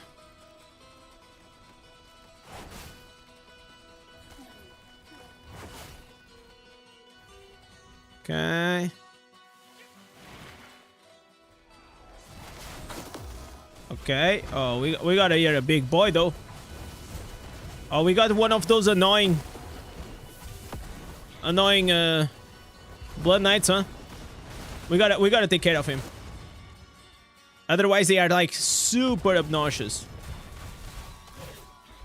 Okay, this guy is gonna die. Okay, we have the Glad here.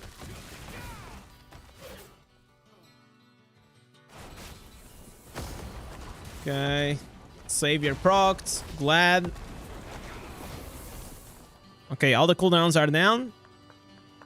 Yo, Andy, what's up, brother? Yo, Kit, good luck, brother. Wish you the best on that. Come here, come here, come here. Oh, yeah, yeah, sir. Oh, if you put me here in the middle. Okay.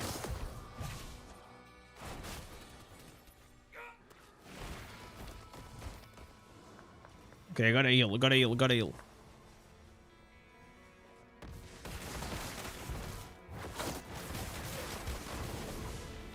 Okay, bro, I messed up.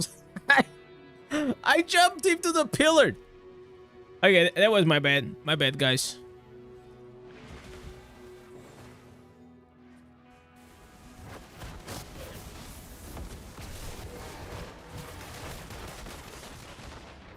Bro, these demon hunters, unless you jump on them, they still do a lot of damage. These strife demon hunters. They are easy to kill, but the damage is there for sure.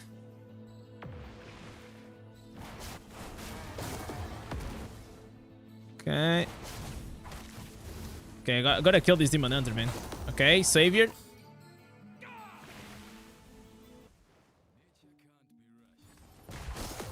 Okay, this guy's gonna get one shot.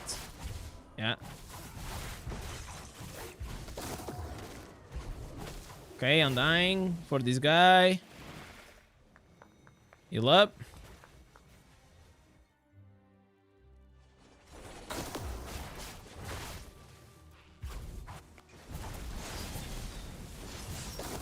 Okay, gotta kill this guy.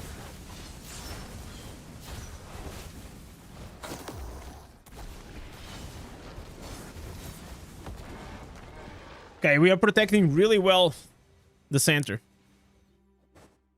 I'm waiting for my CDs. Okay, proc the savior on that guy. Brought the monkey with me.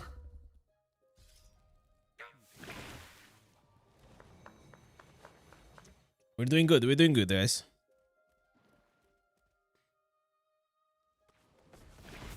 Okay, seeds.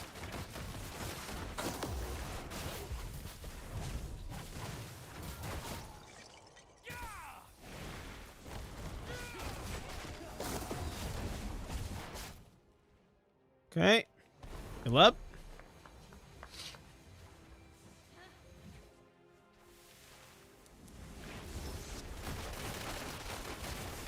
Okay. Oh my god. Oh my god. Oh my god. Oh my god. Yeah, that was a lot of damage right there.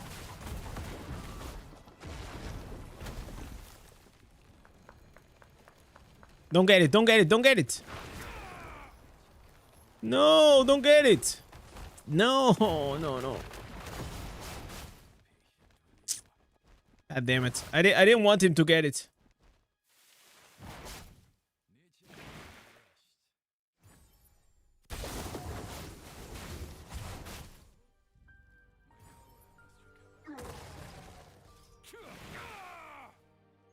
Because if he didn't get him, I could actually got him on the spawn.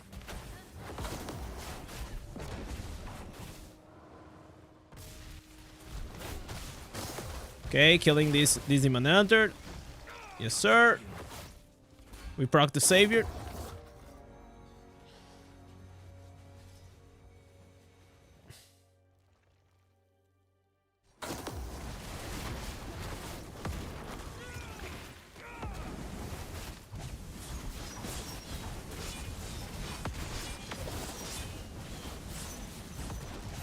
Okay, they are dead. Heal up. Is it random with chances you guessed? No. The answers you get, like, usually they are always trash, but I think they are always the same. They are always like these the standard ones. I actually never like really noticed, but I'm pretty sure it's just the standard ones. I knew what this guy was gonna do. I knew exactly that he was just gonna dash through me. So what I did, I dashed to the back. Okay. All right, guys, we are 99 points. 99 points away from legend.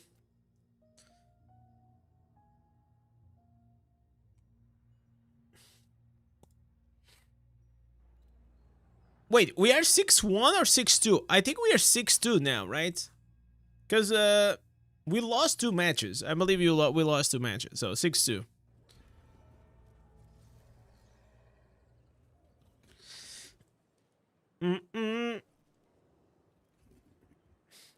Still pretty decent.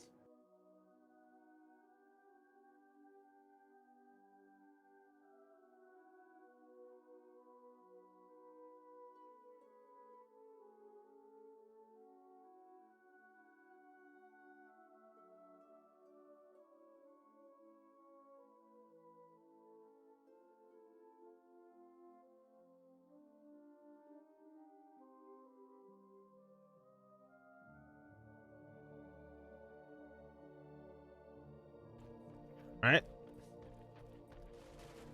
Yeah, it was a good fight, man. Let's go again. We're 99 points away.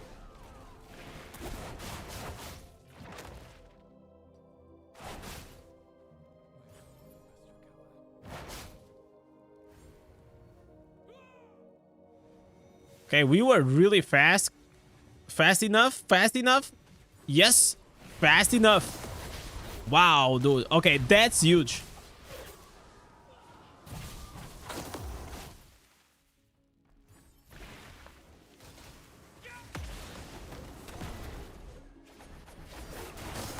Okay, we proc the gladiator there.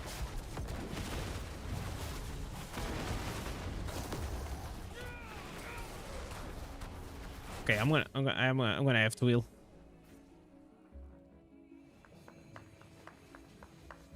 Okay, that was really, really nice.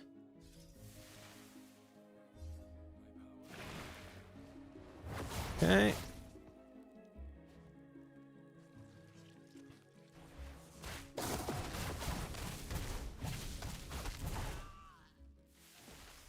Okay, gonna get the ravens. Gonna go on this guy. If I have like all the buffs, it's just like GG's, man. Yeah, I got caught without the buffs, so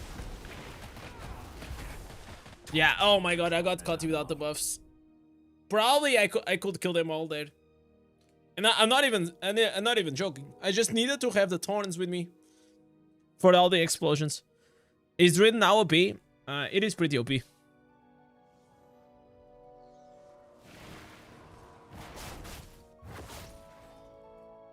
As long as you build it correctly, it is pretty OP, and that's why I made a guide that I explain like everything, how to build it properly and all these things. Come on, snipe it, snipe it, snipe it. Good.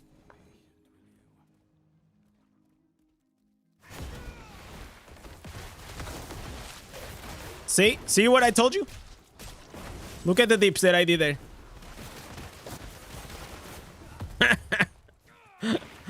I knew it. As long as I have all the buffs.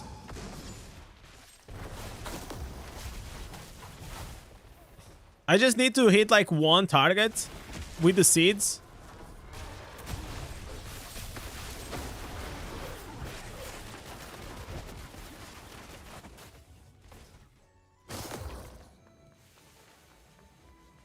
Let's go, let's go, let's go.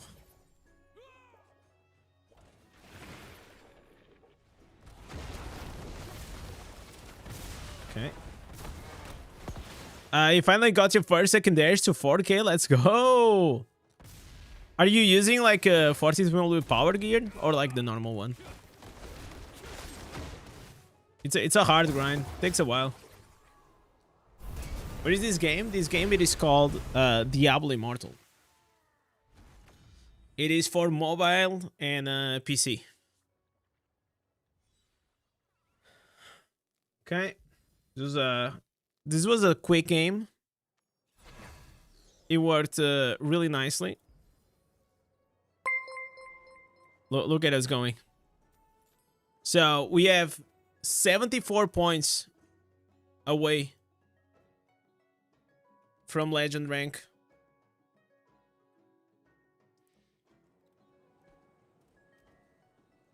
Mainly 14 willpower. Yeah. That's like the only way. Especially at the start. As long as you have the combat rating, which that's another problem, but as long as you have the combat rating, you should actually go with, like, with some pieces like for example, I have here 2 14 willpower, and then you know, whenever you are in the werewolf, you're gonna fear them. This is so OP, bro, by the way. Like, I realize that sometimes, like, you actually don't have to go... It depends on the build, but for example, in this specific build, you actually don't have to go, like, 4 out of 4 on everything. Basically, as long as you have... Let me see. Attack speed. Okay, maybe we're gonna... As long as you have, like, sometimes 1 out of 4, it is pretty good. Especially, for example, this fear, right? Like, the fear is still gonna apply, and it's gonna last, like, 0.1 seconds.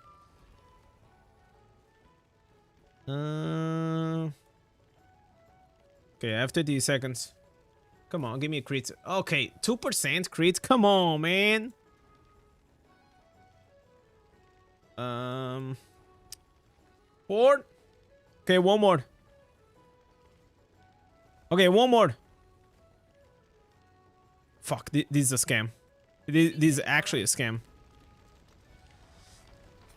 I'll take the 2%. I mean, it's not a perfect piece, but at least I take the crit. 3 more wins, probably just a few more. But yeah, we're getting closer.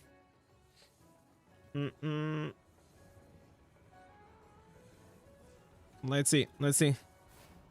Yo, KC.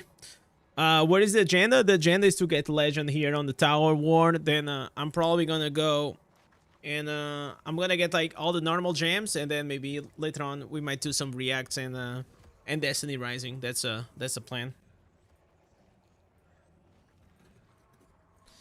Yo, by the way, Funkle, thank you so much for the follow on Twitch, brother. So I was trying in the morning the barbell, the barmental, like the chest piece. Yeah, you definitely are more tanky. Like, especially if you play around the idol. But I just feel like the burst that these one gives is just, like, too hard to pass on. You know what I'm saying?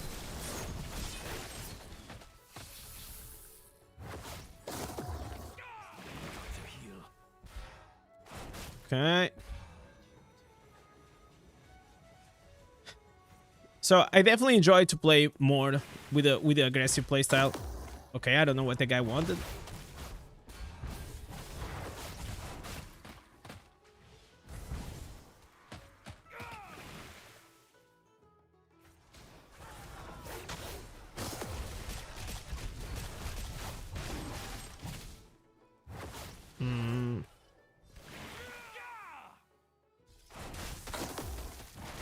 Look at the dips. Oh my god.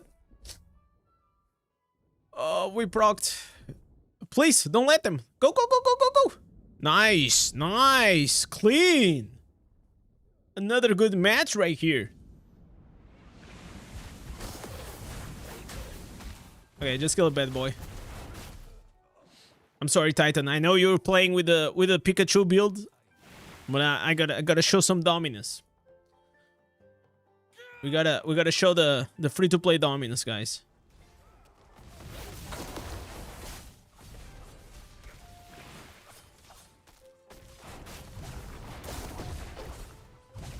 Okay. Oh my god. Okay, get out. Go in.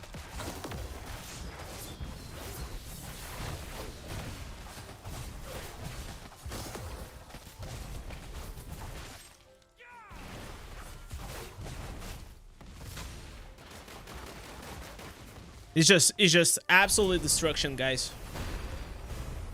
Absolutely destruction. You find yourself performing better with the barbell? Yeah, I understand. Like, maybe if you have like a lower res, that's exactly. Listen, Casey, that's exactly what I said today on the video. I don't know if you watch it, but I made like this very in-depth guide of how can you actually build like your your druid for the PvP to perform like really well, and there's like certain details and certain substats that I feel like it makes a big difference. And whenever I was going through the chess piece, I said if you were like a beginner or like lower resonance on the build, and if you just want to try to learn the build, probably going with the environmental, which is a more defensive, you know, instance, will actually perform better. But later on, if you start like, you know, getting stronger, the coats with the smaller seeds, I believe they are better.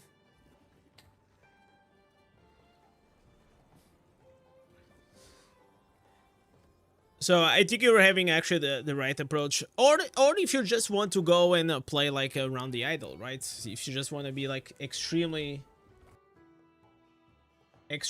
like defensive.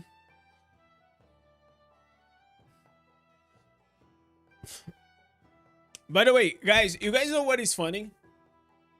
If I'm doing a guide like today, and which, you know, I'm taking my time, so I'm speaking in a more calm way, so we can explain well. Then I had like 2 people asking me if I was okay, if am I sick?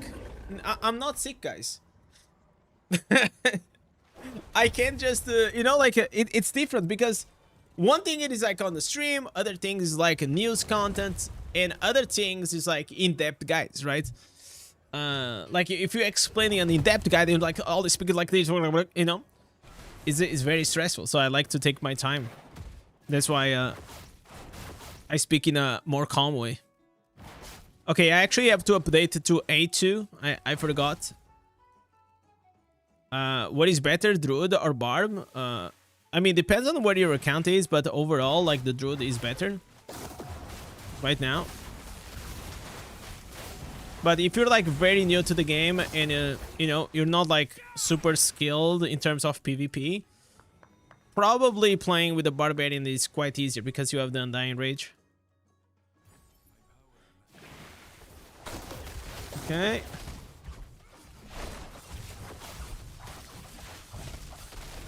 Oh my god, these freaking clones, dude. They were owning.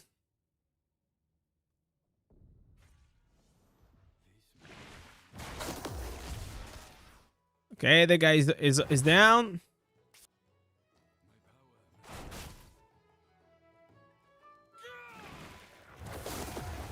Oh, dude, they're so close.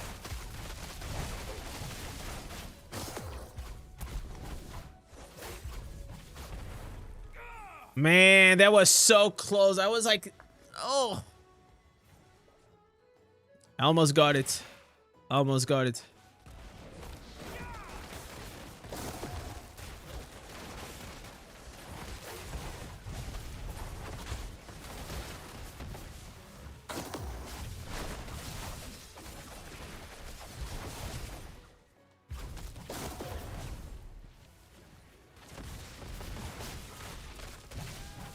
Okay.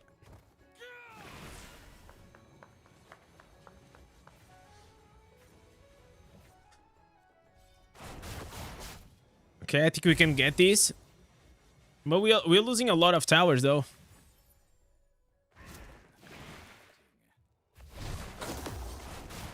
I don't know what this guy wants, though. Like, you cannot do that versus me.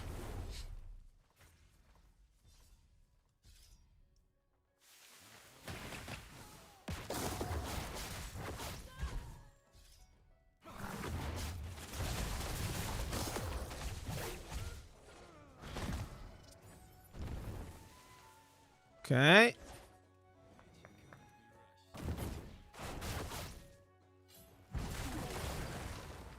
Frenzy and the... Oh, man. This guy's dead. This guy's also dead.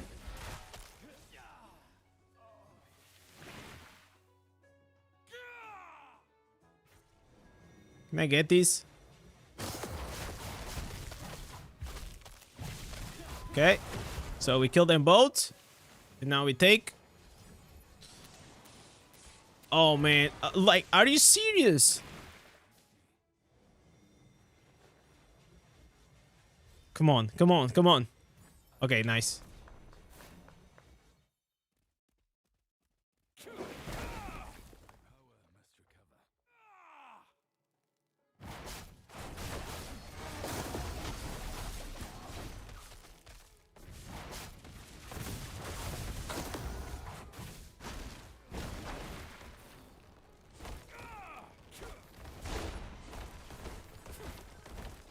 Okay.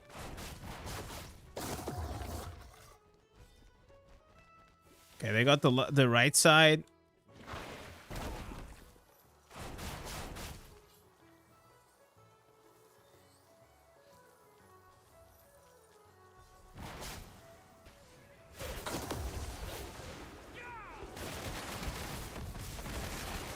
Okay, he's dead.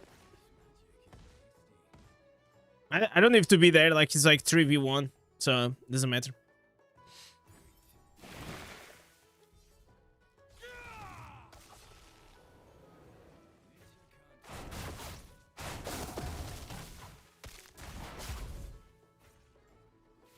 All right.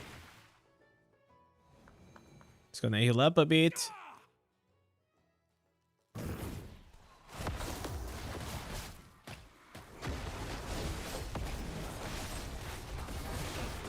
Oh man.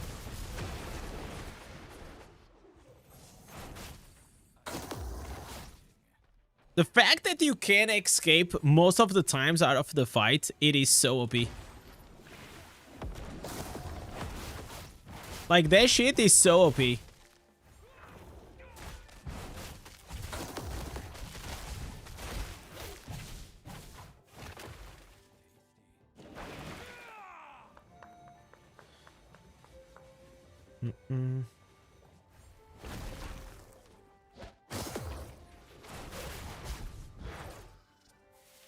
Okay.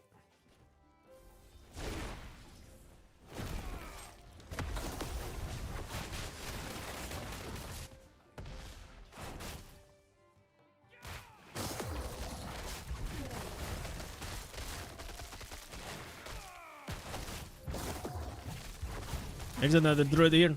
Kill me. All right, this is gonna be 9-2. GG's. Good match.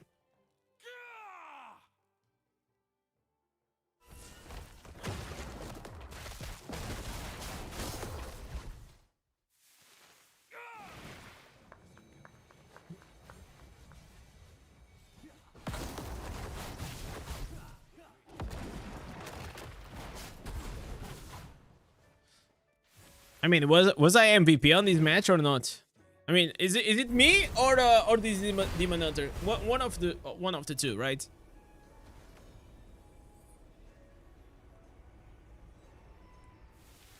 Yeah, look at us. Wow, dude.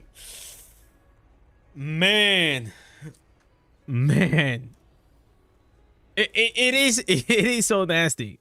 It just, oh dude, this druid build, it is so nasty. It's absolutely nasty. All right, so right now we are at 9-2, so not bad.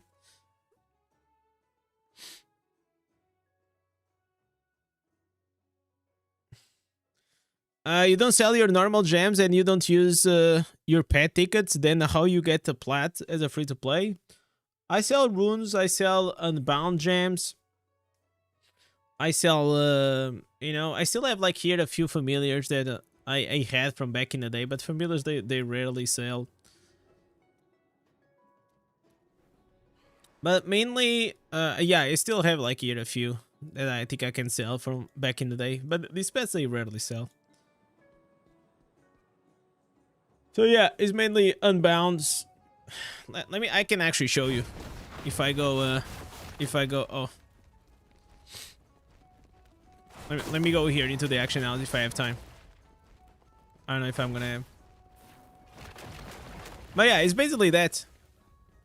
Unbound gems, legendary gems, here. We have the finest goods the world over.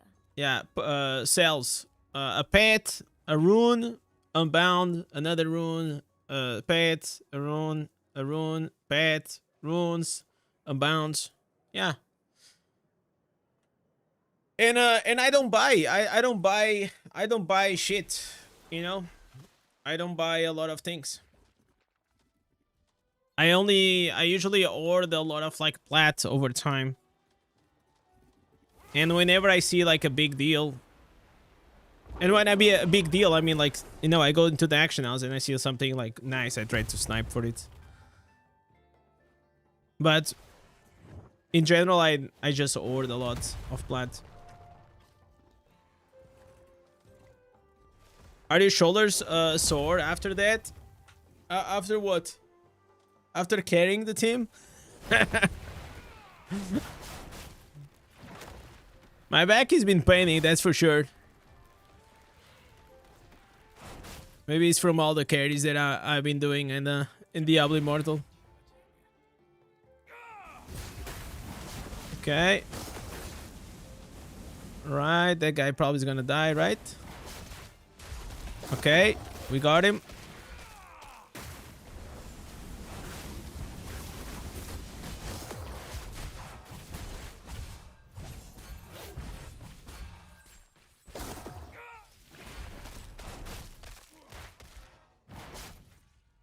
Okay, I got him with a savior.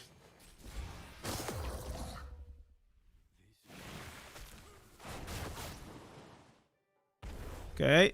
The guy, I don't know who he's attacking, but all right.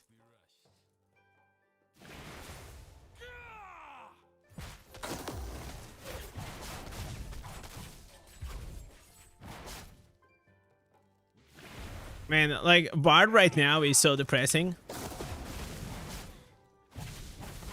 Like, look at the guy. I'm just kiting him around and he cannot do anything. That's the problem with the Autobot, and especially like in these maps. It's so easy to counter.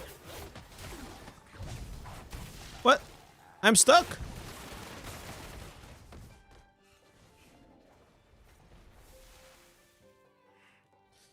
I think like for now for the Barb, you just have like too many counters.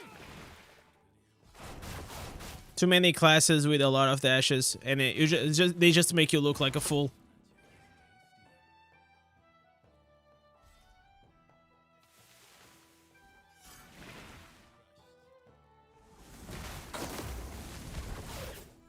Okay, yeah, the dips, it's insane.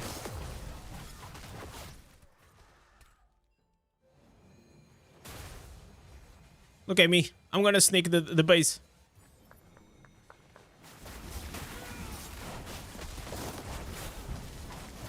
Alright. Alright.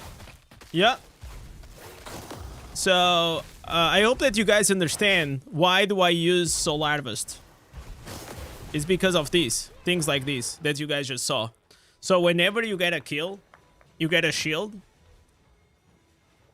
So, yeah. As long as you get a kill, and then you get, like, multiple kills, then you're probably gonna be fine. Like, look at this.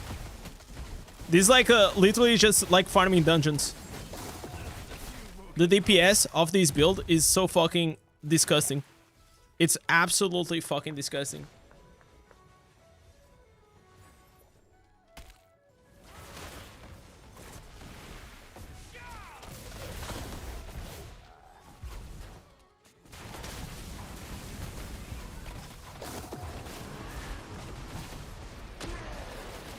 And I know that it seems like I'm farming noobs. But you guys just have to understand, like, whenever you have, like, so many explosions happening because of the smolder seeds, and then you have the burning from your wolf, everything's gonna explode. It's gonna do, like, a tremendous amount of AoE damage. They're gonna... And so if you have, like, 4 people in the same spot, and you have all these explosions, they're just gonna die. They're just, like, literally just go... they're just gonna vanish. And whenever I use this dash right here,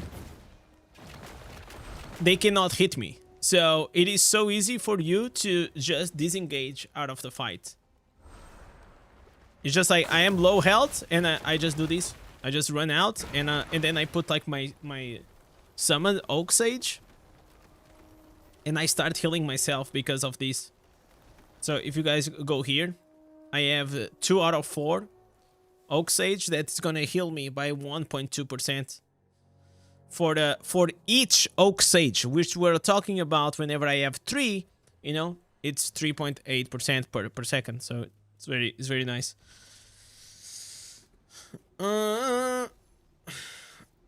You just Daddy Swing away, and sometimes it gets cancelled for some reason. Yeah, Daddy Swing, it's been like bugged since I remember. Just circle around with your Novas, and imagine this, Mark. You're having a lot of fun with a wizard, and the wizard right now, it is literally the worst state that it was. It is in the worst state compared to how it was before the nerfs.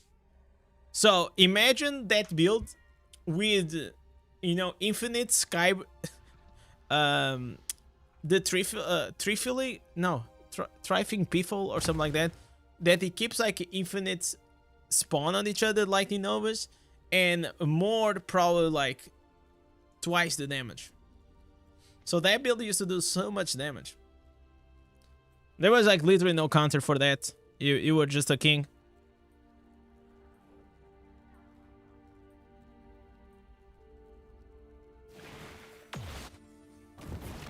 Oh my god, why did I... Oh my god, guys. Why did I came into the... Dude.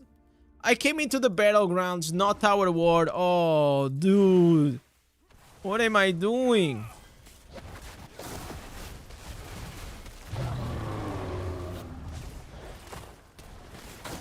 Alright. I guess we just have to win this one as well.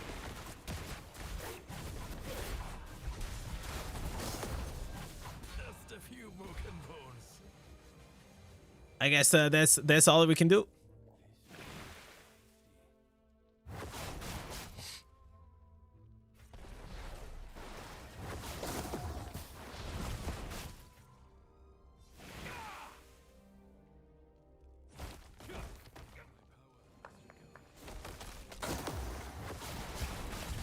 Okay.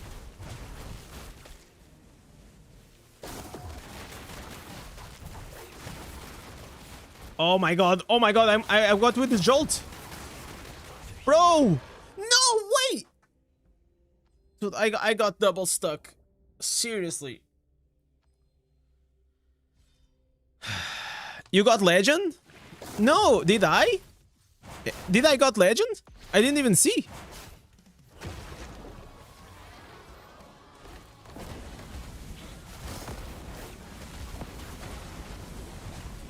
Okay.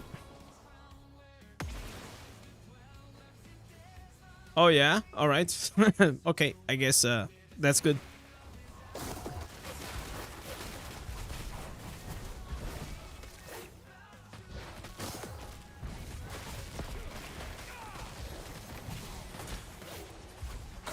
It's insane. This fucking build is insane.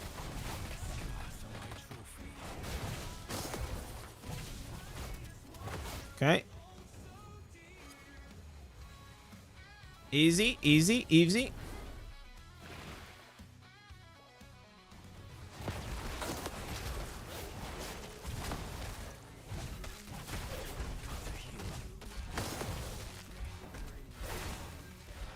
Okay, that it was stupid.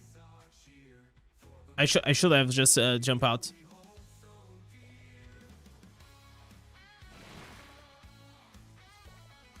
So we did 10-2. And we just got it. Alright. Seems nice.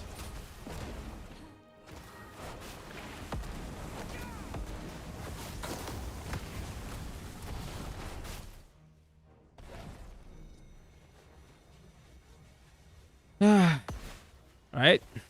Buff up.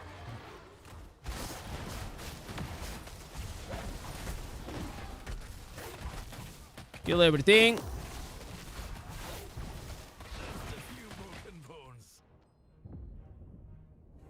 How much is my resonance? 2k.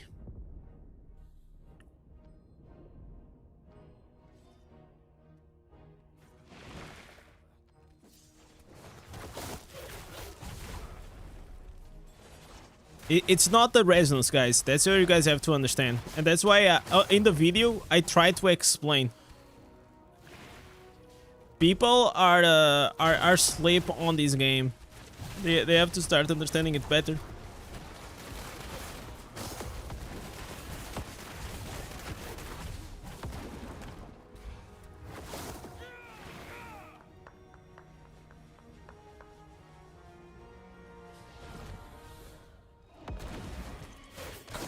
Get here the mage. Yes. Nah, bro. Like, I made that build. He's using my freaking build and he thinks I'm not gonna get him, huh?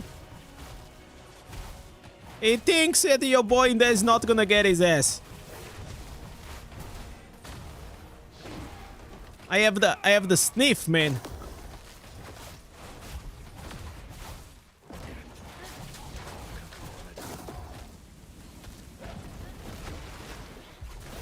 Okay.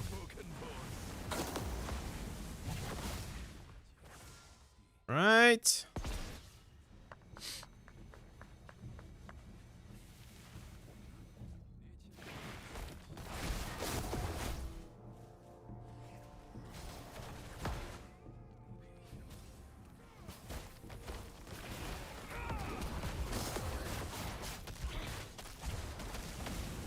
Ah.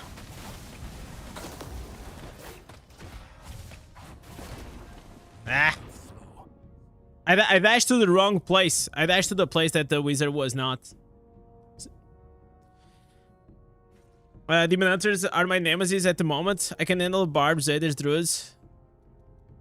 But those Demon Hunters are something else. Yeah. They are definitely pretty strong right now. The good thing about is like we can actually deal like not well, but we can deal with them like as a druid.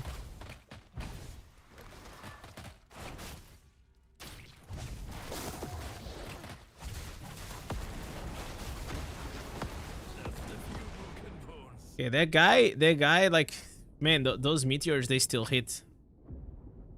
They hit really hard. If I just sit on top of them. Come on, 1 minute. Why am I smelling like I'm gonna lose this dog shit game?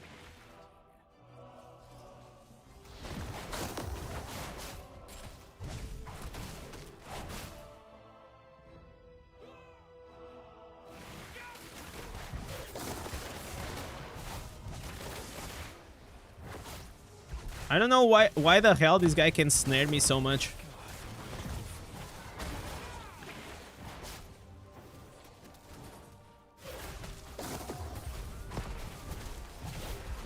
Okay, broke all these saviors, man. So many saviors, so many shields, so many... Jesus.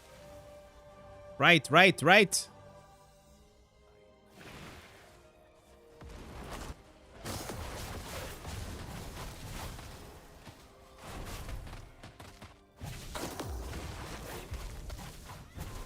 Okay, I killed the meteor.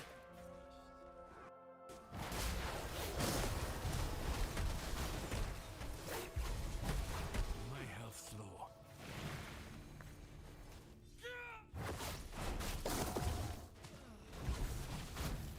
Okay. 1 second. Yeah, it's ours. It's ours. There it is, boys. MV freaking P.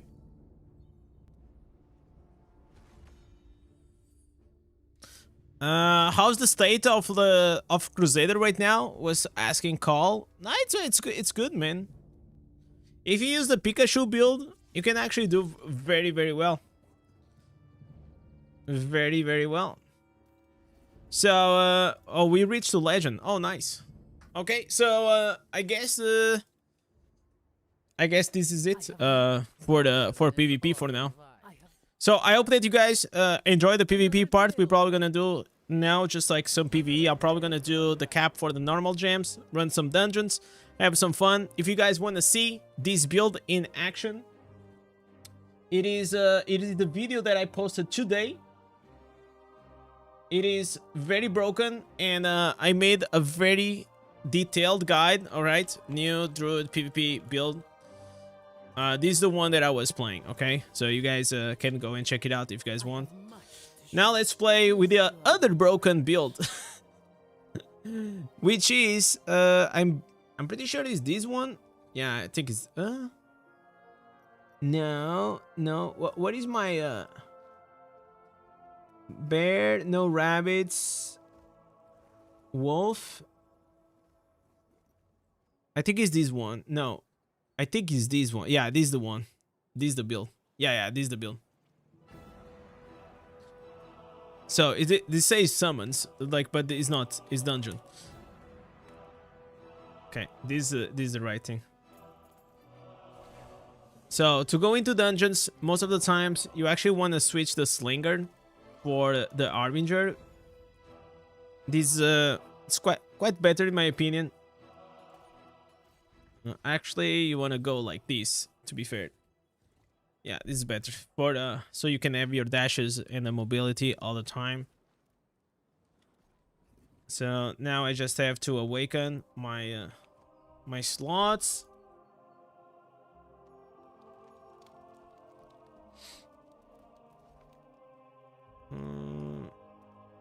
Okay, infuse. No, I probably have to do the gem. Gem transfer.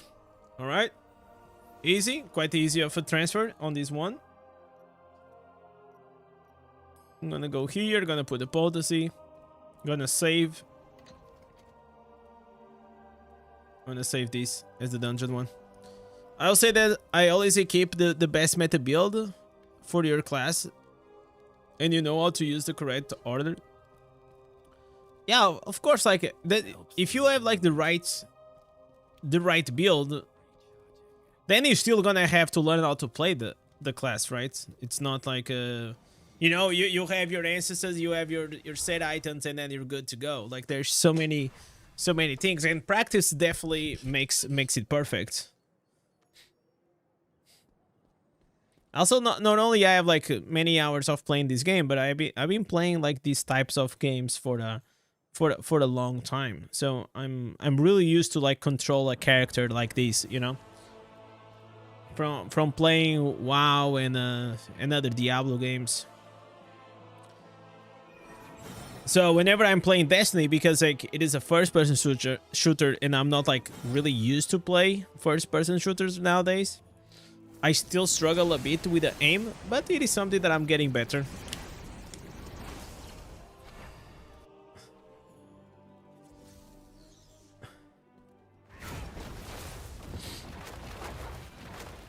Alright, so let's see if we got here some good items.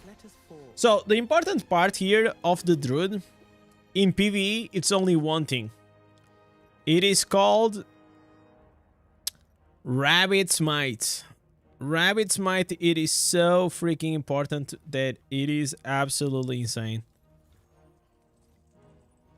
Okay, I actually got here a better. Nice, interesting. Better chest. Is it a better chest? No, this other one was actually better. All right. Wait, 6%. No, 6% beneficial effects is definitely better than the one I had. Okay.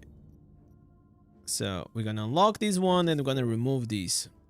So as you guys can see, like some people, they why do you have like so much gear on your bags? Like the main reason is because usually I have multiple gears. Like instead of always having to go to the stash and coming back, I just carry it with me. So for example, I am carrying with me my PvE gear and I also have my PvP gear. So that's why you see like my build looking like this. Where is the other one? Okay, main hands. Oh, and the chest piece. Okay, Rabbit's Might. So yeah, I put it all the pieces right now, so everything is nice. Now I have one offhand to trade, which is gonna be this one. And then another thing, which I've been asking, guys, and maybe in the future we're gonna have a way that they actually gonna change the ward banned room with the armory. That will be such a nice change. All right, we're ready to pop off. So in PvE, we definitely even have more. Okay, I don't need to do that because I already have the 6 chests of the week. Because we have like so much cooldown reduction. Why am I using normal? No, we're gonna go here with the challenge. Yeah. So we're gonna do the daily normal jams. Basically, I know I can go to Terra Rift and do it in a more efficient way. But in general, I try to put like a few dungeons. I just run like for half an hour or something like that, and I get the normal gems via the dungeons. I also get like some set items, which is also pretty good. And I keep like pre-farming in a way for the next difficulty. Because like the set items, it is always a work in progress. Like you can never like get it done. You're never done with it. You got 1 stats, 7.5, and too bad that the attributes were bad. Yeah, if you had like 7.5 plus, you know, 40 to willpower, that'll be quite good.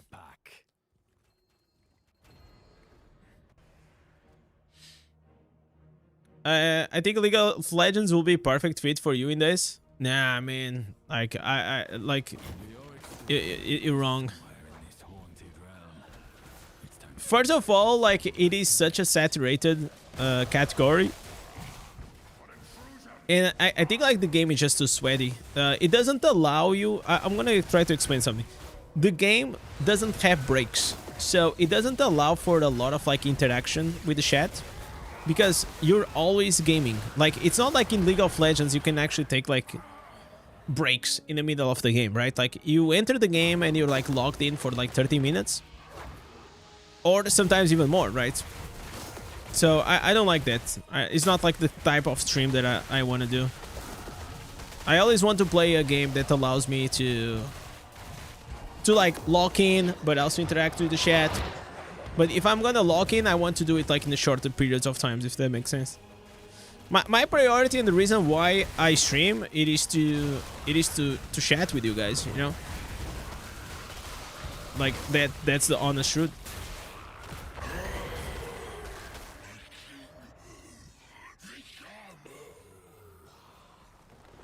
So there was a guy on my comments that he said that the wolf can do more damage than the bear.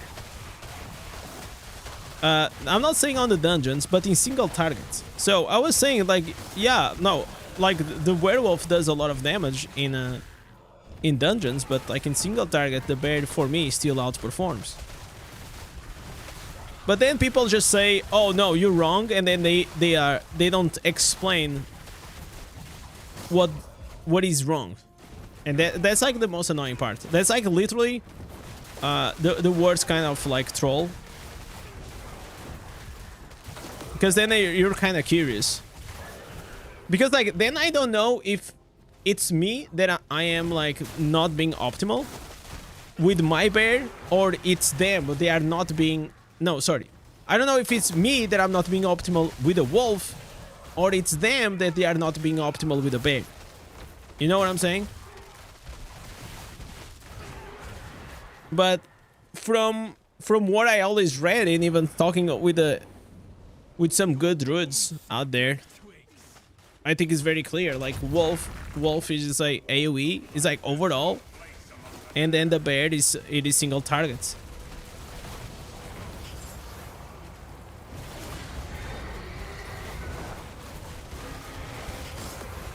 Right, almost 1 billion damage. Wow. I guess it's FIFA then. I know that you play FIFA Mobile, right? I saw you try to do the. Do you also do the same trolling things on the FIFA community, saying that you're the #1 FIFA player in the world or something like that?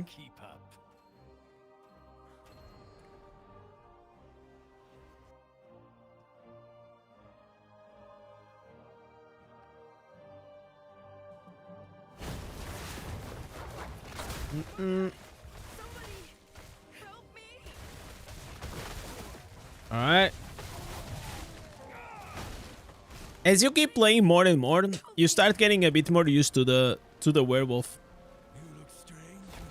At the start, it's a bit confusing to use the dashes. It feels like you're just randomly spamming.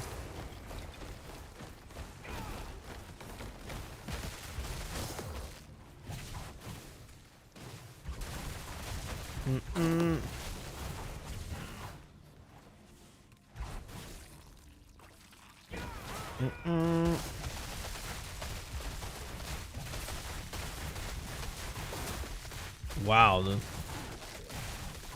Crazy. So, by the way, this build is also on my channel. Is the build that I posted yesterday. So, it's similar to how we were. It's similar, but not exactly. Actually, there's a lot of things that are not the same. But, you know, the skills are the same. The ancestors are different from the one that we are using in PvP.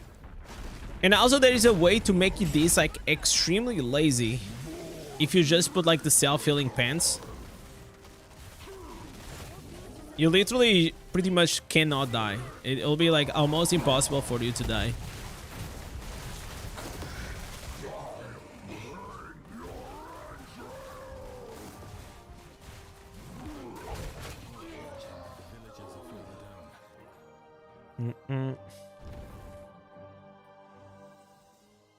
I could also try. Bro, how am I doing more damage than this Crusader with these massive wings? What? Bro, what the hell? Okay. Soon all will burn, and I will. I think we're gonna do 1 billion damage for sure before this ends. Man, I think I'm gonna... I can't believe that I'm saying this, but I feel like I'm gonna miss the Druid. Honestly.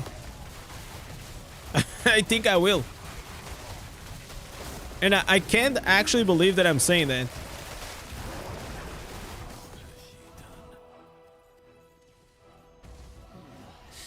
But I feel like a lot of people are definitely sleeping on the Druid.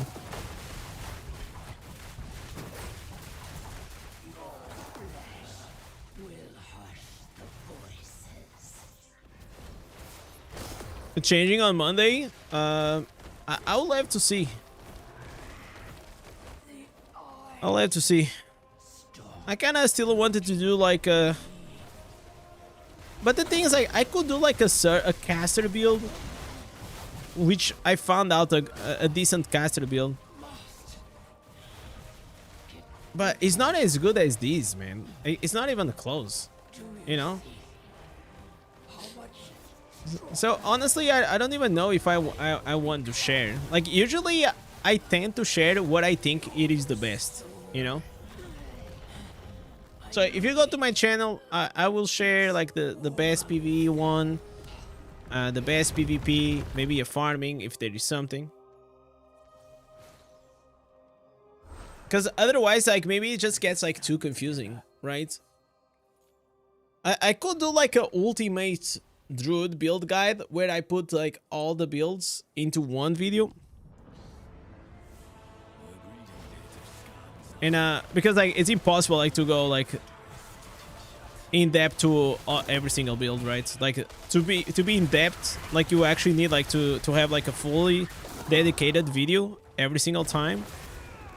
You've trapped us together, demon. Big mistake.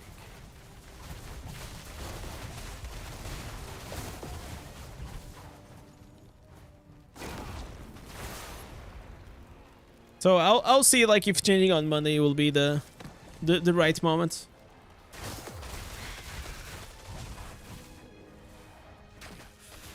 Can hardly breathe. Need to move faster.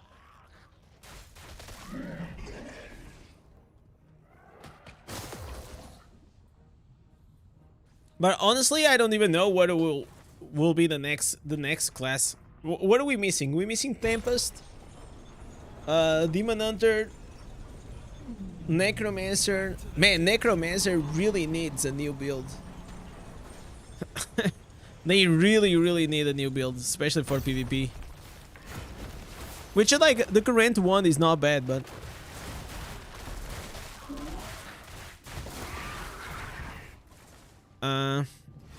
just a Druid playlist should be sufficient.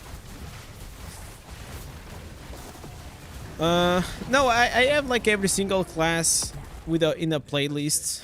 You know, I put them like if you go to my playlist. It's just like there's like so many. Like, I'll tell you, I made like the werewolf PvP. There's also a werebear PvP one. There's also the healer support build. There's also the tanky support annoying. So like this class just has like so many possible builds. Like if I was like a main a channel I just covered Druid. But usually I post like one video a day, right? That's what I do. So I have to choose what is gonna take as a priority. What is gonna be the priority? I also want to do like the tier lists. Probably gonna do the tier lists in the next days, because I feel like I got like I got the hang out of the meta right now to be able to do that.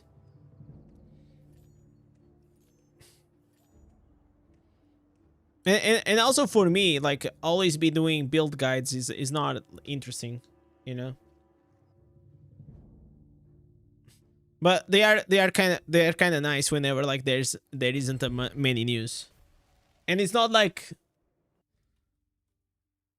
I'm gonna keep like running the same like leaks and updates, you know.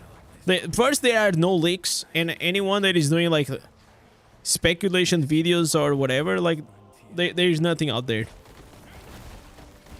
There is no info at all, so.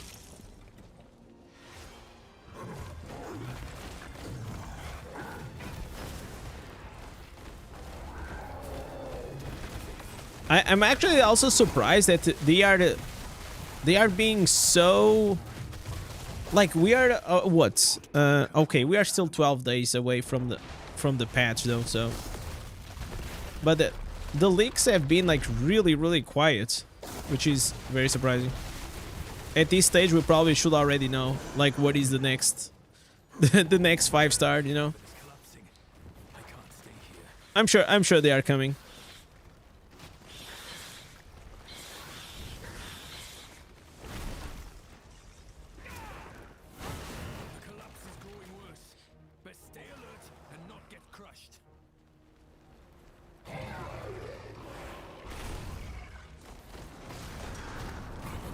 Let's go.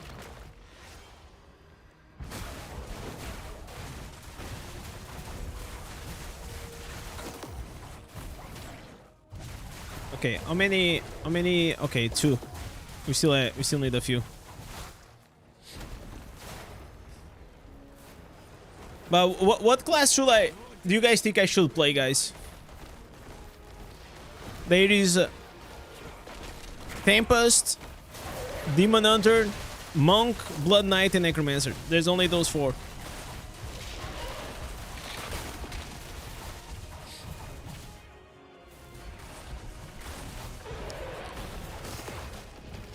What made you finally quit WoW? Since you got to Blizzard headquarters and the party you cannot continue? I got bored. It's the same reason why anyone just quits any game. People just get bored, right? I played the game for many years and then it got boring.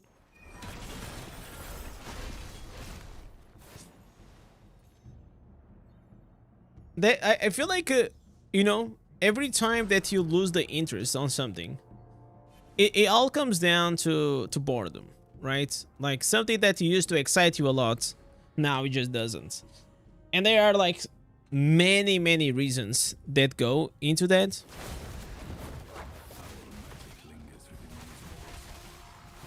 But the simplest one, the simplest reason it is you just get bored. And there's nothing wrong with it. I mean, like, it's just a video game.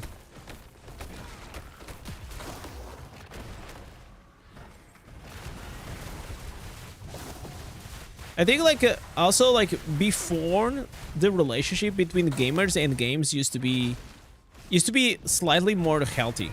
We people used to be a fan of a game, like real fans, but I don't think like people used to get like so mad as they are now. Like, so they were passionate in a more positive way, but now I feel like because of social media, because everyone has an opinion, and there's Reddit, and there's these like Discords, and there are like so many other avenues for people to express themselves. Maybe that was always like that, but now people just have a channel to actually just communicate more. But I feel like there's definitely more negativity surrounding video games nowadays than before. And especially whenever the most annoying part, in my opinion, is like whenever they are trying to bring politics into gaming, and because of that, you see the gaming industry suffering from like quality of like the products, which is like the games that we're playing.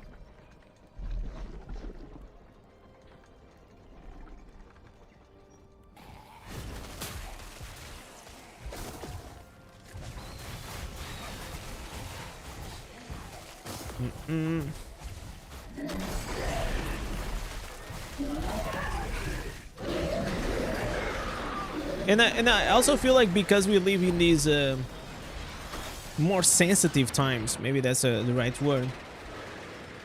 That's why a lot of...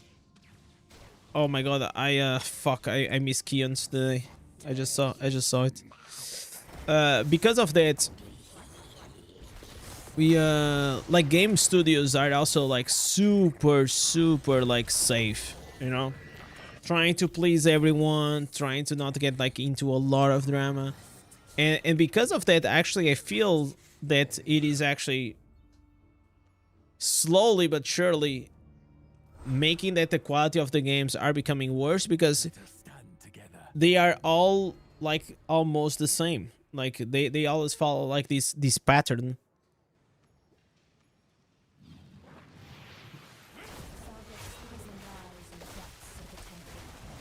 And I think like before there was definitely more companies taking like bigger risks. I don't think, for example, like Blizzard as a company is a company that takes risks. I think like they are just too big nowadays to take risks, and that shows like in the player base. You know, even though there's still a very loyal fan base from back in the day, from like Diablo 2 and all these like glorious days. And like, why do you think people were craving more for like Diablo, for World of Warcraft Classic than the retail?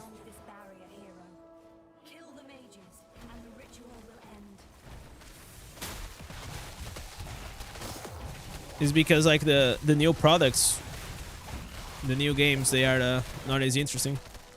I still remember like there was the most recent game that I saw.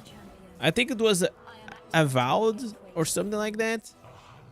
I don't even know if that was actually made by Blizzard or if it was like distributed by Blizzard. I know that the Blizzard has a... But I looked at it, I was like, what the hell is this, man?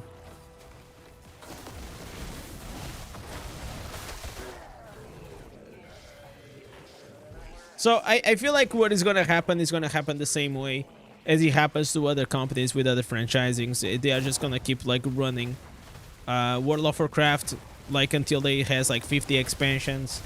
The same way as Destiny 2 does, the same way as Call of Duty does, the same way as like, you know, it's just more safe. They're gonna keep doing like Diablo 5, Diablo 6, Diablo, you know, because that's like their cash cow.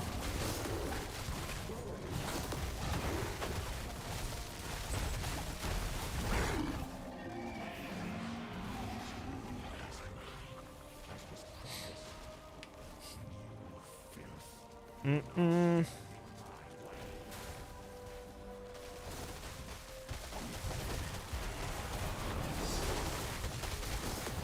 Alright.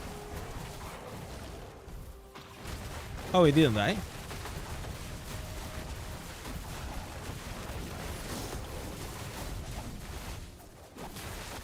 Come on, dude. Man, how is still like two gems? I ran like 3 dungeons. How is this possible?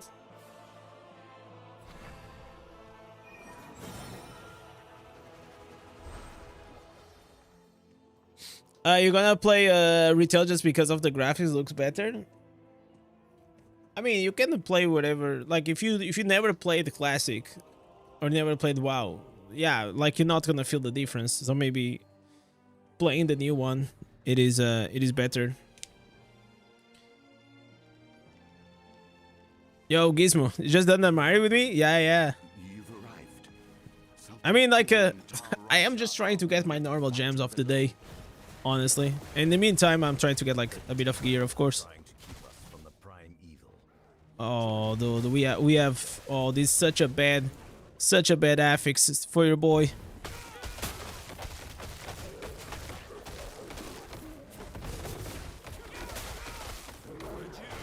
Okay, give me the health pot.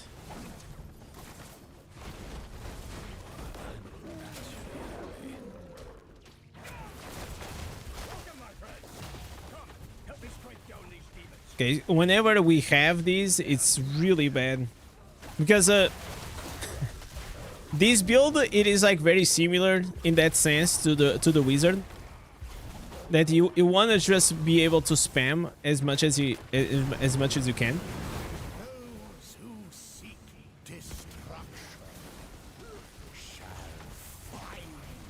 Okay, I guess we're just gonna use the primary attack. I mean, it still does a decent damage.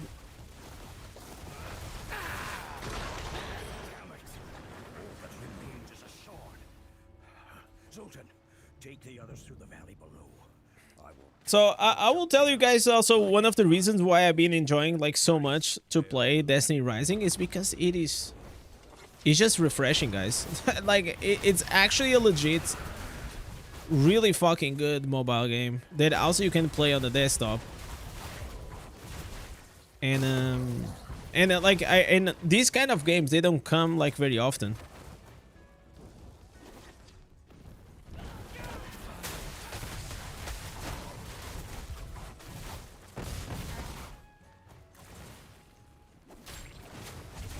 Okay, so in this dungeon I already got 2. Okay, this is nice.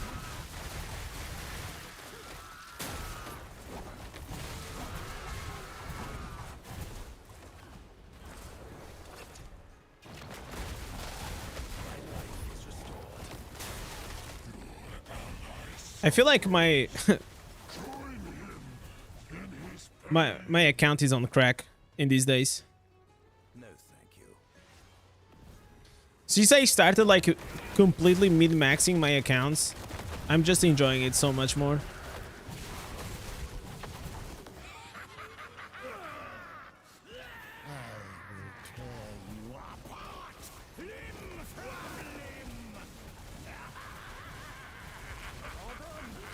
Yo, Matty, what's up, man?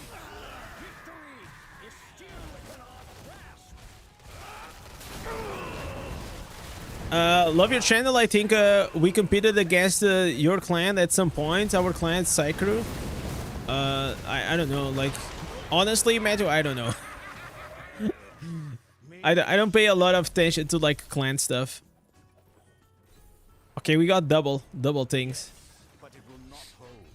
The prime evil spirit is. But I'm glad that you joined. Then we must obtain another. I hope I was of assistance. You're running my Tempest build. Also, there's maybe next week, Matthew, there's a chance that I'm gonna change classes, and well, we're gonna have Tempest on the menu. So on Monday, if you have time, come by the stream just so you can put your vote on the Tempest, and maybe we can find a new Tempest build for you to have fun.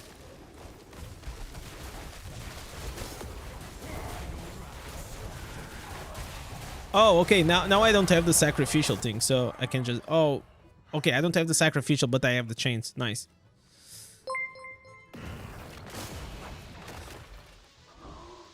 All right. Big dips.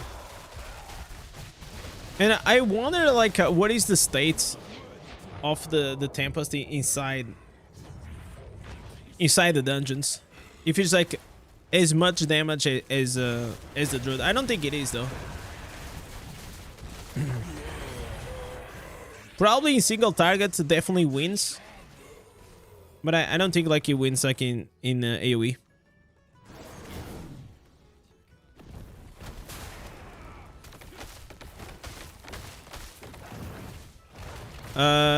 Indez, you have a path to become a WoW legend? Nah, bro. Even if I did, it's something that I don't want. I'm good, bro.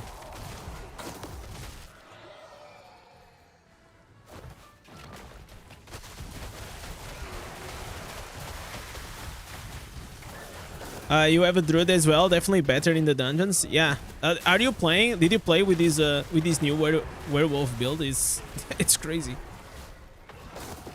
I'm enjoying so much, man. It's like, you guys remember whenever I made the last tier list and I put it like the Druid in D tier, and I am glad I did, because look at this. After that video, Blizzard probably looked at it and said, nah, bro, we gotta fix our class, man. This can't happen. Like we gotta make Druid good.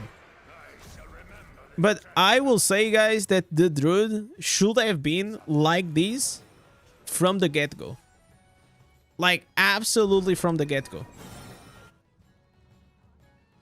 It was such a missed opportunity. And everyone just got like... So, the way Druid is now, it's like this. It is really good, but it is not like totally broken, okay? It's not like... it is very strong, but there are still ways to counter it, and you can still like deal with him. Basically, that's what I'm trying to say. But I feel like this level of strength, I feel like it is what it should have been since the start. And I think like the feedback and the backlash will not be as heavy. But maybe if we had like such a successful launch as a Druid, maybe Blizzard would not have gave us like 12 new instances in one patch, right? They probably will just keep giving us like 6 at a time. But because now we have like, we were like, man, we need new instances, so they gave us. You were in my party? Oh, I didn't. I don't look at the game like at this stage. For me, like, running dungeons, it just became such a automatic thing. I don't even look at the screen. Oh, man. Come on, dude. Come on, man.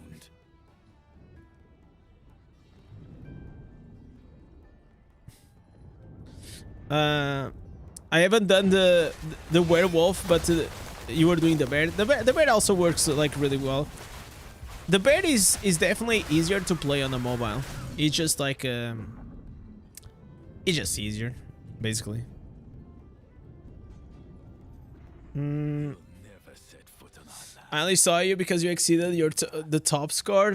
Yeah, I'm always there, man. I'm always at the we're always at the tippy top, boys. Okay, actually on this one I'm not. I'm kind of slacking. So these are the dungeons with these affixes that a lot of times it's hard for you to top DPS as a Druid.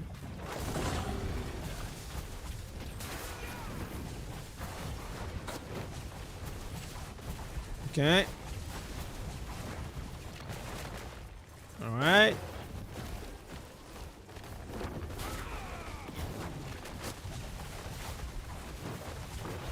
Keep the dips.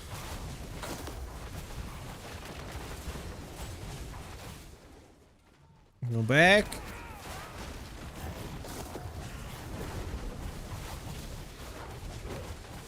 Unfortunately, like, the Druid is not like tanky enough, or I also don't have the Savior, which maybe I should be running the Savior though. So I'll be a bit more relaxed.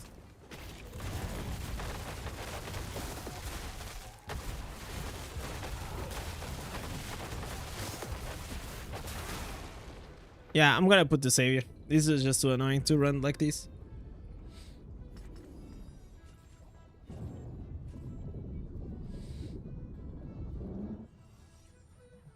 Alright. Give me the res. Thank you, sir. Okay, so we're gonna do something that I still did not try, and I think is gonna make us invisible. So if we use here the Savior, and then we change the pants, and we use the new pants, that... Bro, what is going on with Diablo Immortal? Literally, how many hours? 2 hours and 40 minutes, 3 Diablo Immortal crashes. Wow.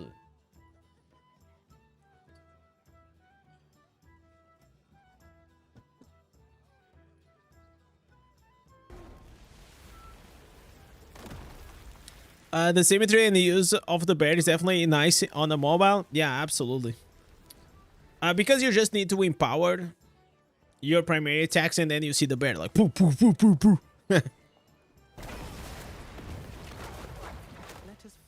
Alright, so lazy build for Druid in dungeons. Where is it? Random tier now is gonna increase your drain life. You cannot change while you're transformed. Okay, nice. I didn't know that. So we're gonna go here. Change. So I believe that this is like the absolutely lazy build. Because we're just gonna do a lot of damage and we're gonna have self-healing. So I don't think we ever gonna die. And even if you get close to getting one-shotted, we have the Savior that can save us. So that's good.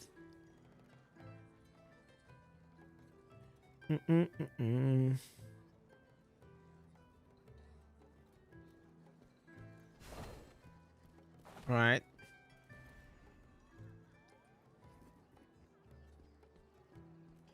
Your wolf sometimes jumping crazy around the dummy. Is there any trick to control these? Yeah, you have to, like, where do you play, Casey? Do you play on the PC or do you play on the mobile?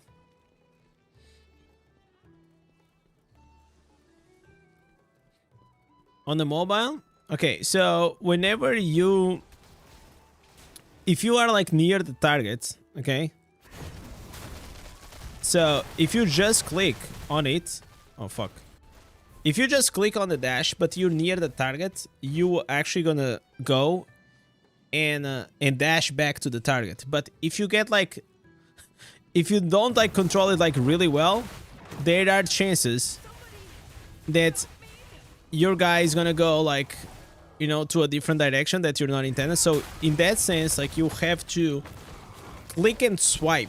You know what I'm saying? Like, you have to swipe to the direction that you wanna go. So it's like you click and swipe to the direction. It's like you have to do it like very quickly. That's usually how whenever I play with a werewolf, that's how I do. I'm here, Noah. Don't be afraid. Watch out! We got here some big boys, guys. If I do more damage than these guys, they'll be crazy. There's no way, guys, right? There are some big whales. Like, look at those wings.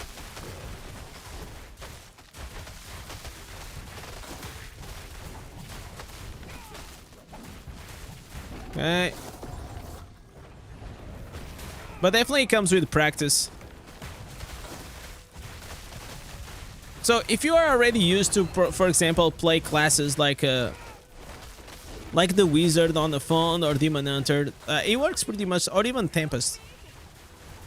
They work like pretty much the same way.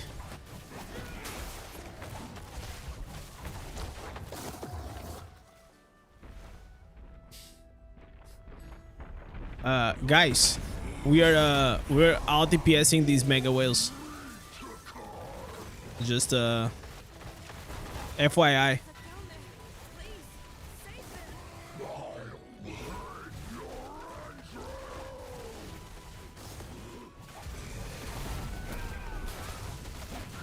Okay, I think now they actually gonna out DPS me, right? No, not yet. On the single target is gonna be the only time that they actually can do that.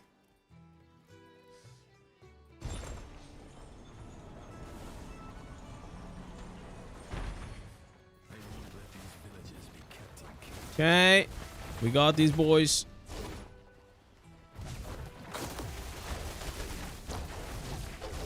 All right.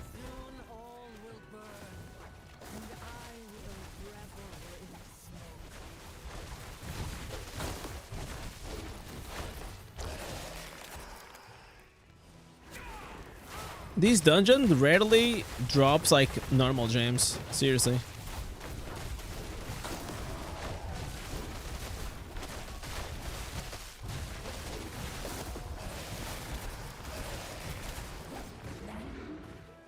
You got bored of the eye because you cannot do what I'm supposed to do. What are you supposed to do?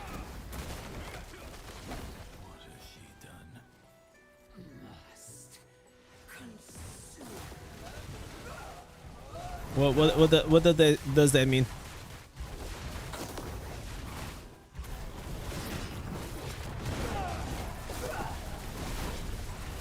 Okay.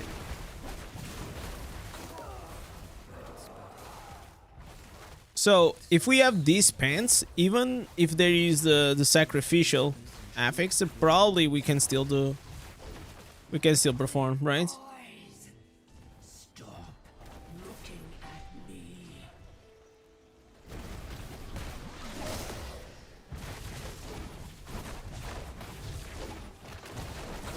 You know what? I am so curious to inspect these guys after the dungeon.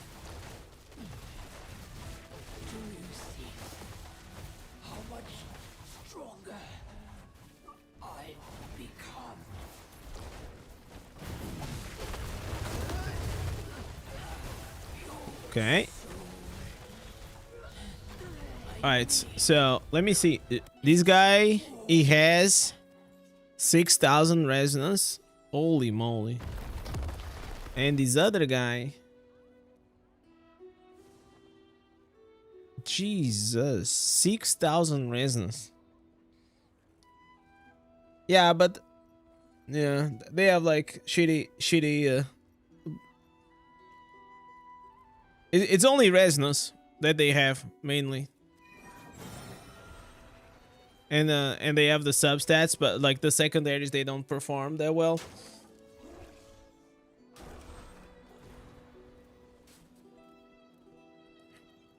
Druid is annoying right now in BGs. Probably the hardest class to kill.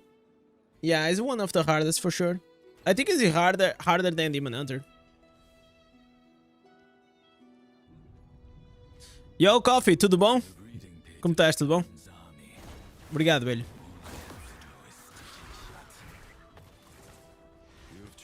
Okay, so we got some support from Brazil, guys.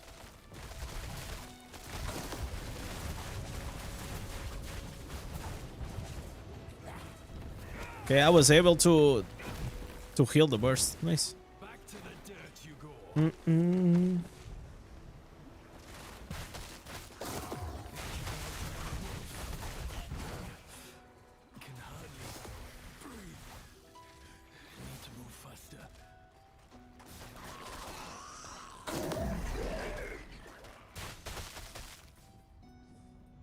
Very nice Portuguese. Yeah, claro, eu sou português.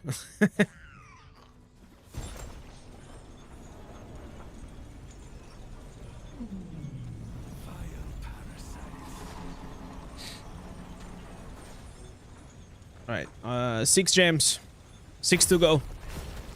Almost done, guys. Wait, there's like here these blue mobs. Let's kill these.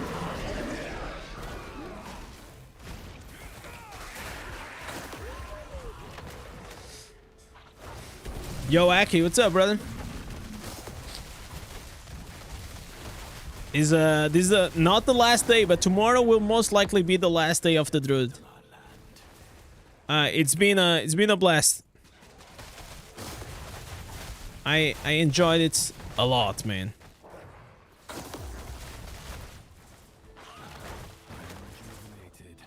Okay, 7 gems.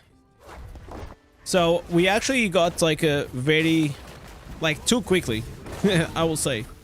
I thought it was gonna take me a bit more time to get like to legend. In Shadow, in the Tower War.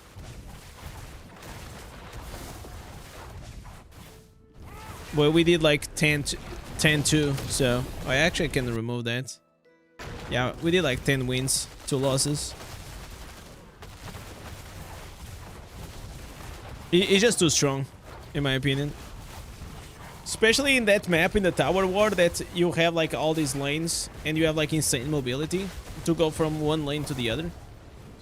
I was actually like even like really surprised that they didn't play a lot with a werewolf during the Bounce of Realms. Most of them they went with a bear, but maybe it's because the bear was more tanky and they wanted to just sit in the middle.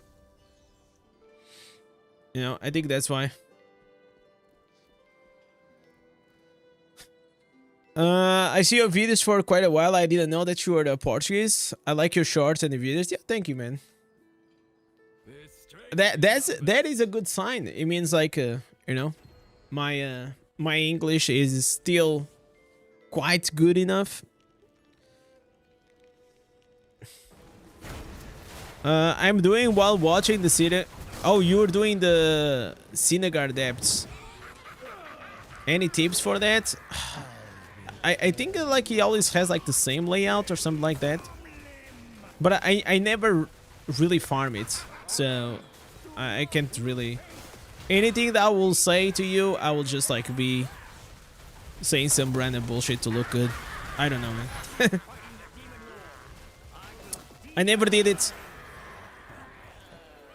Whenever I came like to this world, man, they already had like some very good remnants. There is a way, maybe in the future, I can care about that. Maybe I could actually farm. But I believe that it's already good enough, the ones I have, so. Yo, Sadus. What's up, man? How are you doing, brother?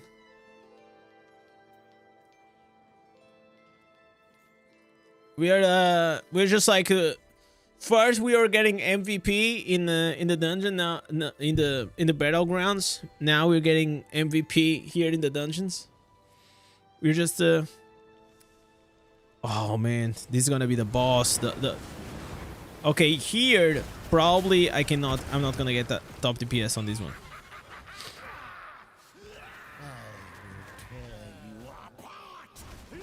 Okay. Come on, man.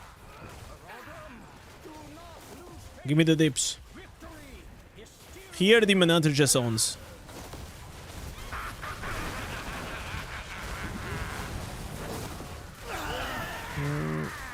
Okay, big dodge. That was a big freaking dodge. Oh, don't go out of...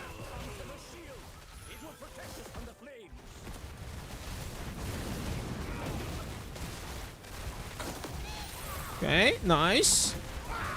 We're doing quite well. Is this enough?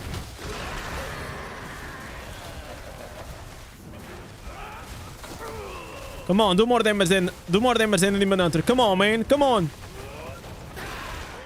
Was enough?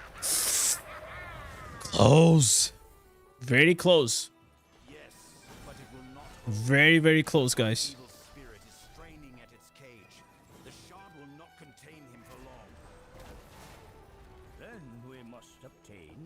Another soul stone. It is relaxing watching you spamming dungeons. Yeah, like a lot of times, especially when I'm running dungeons, like this just chatting stream with something in the back, right? Right now, like we are just enjoying the class, the hard work we have put in to try to find these new druid builds. And by the way, guys, how do you guys like the new immortal skin for the druid? I think it looks kind of dope, man. Every single like immortal skin always looks good. I honestly think that the immortal skin looks better than most of like the... I think it looks better than these. I mean, this one... This is just very different. The thing I don't like about this cosmetic right here is that the blue, man. There's like a lot of blue aura. I don't like that. This one is cringe, but yeah. The other ones are quite good.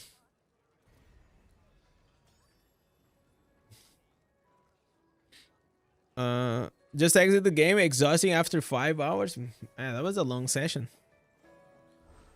What did you do? Yo, Vite. How are you doing, brother?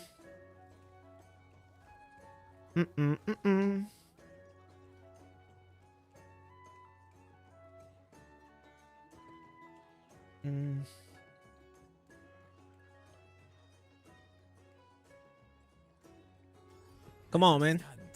Give me the cue.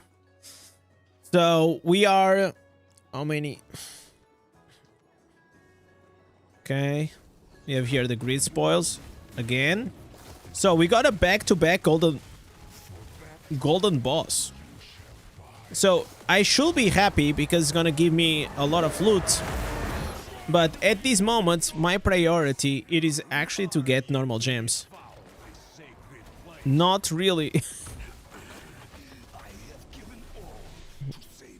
to get like more and more greens, but I guess like we cannot complain, guys, right?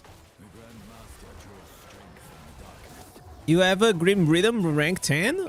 Is it good for Crusader or Tempest? Yeah, it's pretty good, man. Mainly for PvP. So it's gonna increase your attack speed. For Crusader, I mean, for Crusader maybe not as much as other classes. But for Tempest, I think like you may do well. But I'm in general, I'm not a huge fan of the Grim Rhythm. Even though like attack speed is pretty important, it definitely will depend on the class and on the build that you want to play. What? Back to back to back golden bosses? What the hell is going on? What the hell?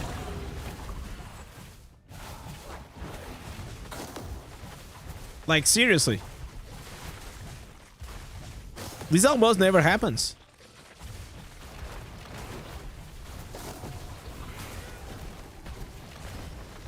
Right?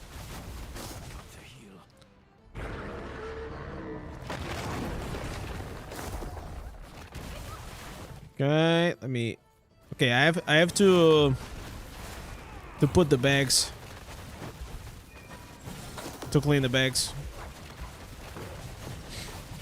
Awaken the equipment or upgrade side gems. Always awaken. Always awaken, guys.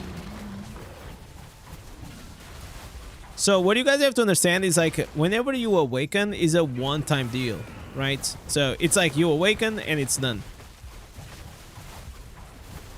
And the awaken slots are incredibly powerful. More than I think people understand. Because especially in PvP, those awaken slots are not strifed. Like the bonus itself, so it's very, very powerful.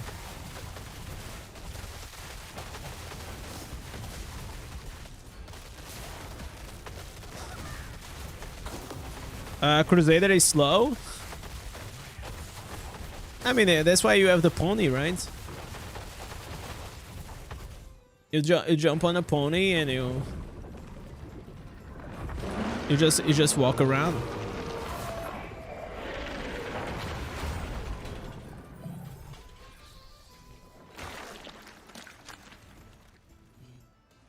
All right.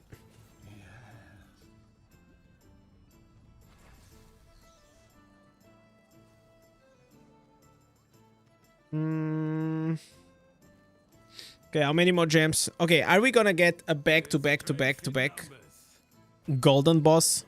That'll be insane, right? Okay, okay, didn't happen. That'll be nutty.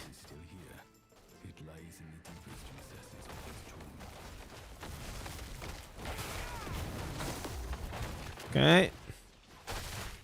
Damn, that guy was destroyed. You're currently kind of stuck at 47,000. Any ideas how can you level it up? And possibility of spending real life cash? I mean, like, the only thing that you can do regarding the combat rating with cash, it is to upgrade your gems. You know, but it's not real, like, even the combat rating it gives, it's not like game breaking. It's just like it takes some time to, for example, level up the Liquarium. It takes time for you to go and get your gear. Like, the main focus, especially at the start of the game, is to try to get like this gear to rank 30. And I know it's a long grind, and you cannot pay to win this. Unfortunately for many of you, you really have to. You actually have to play the game.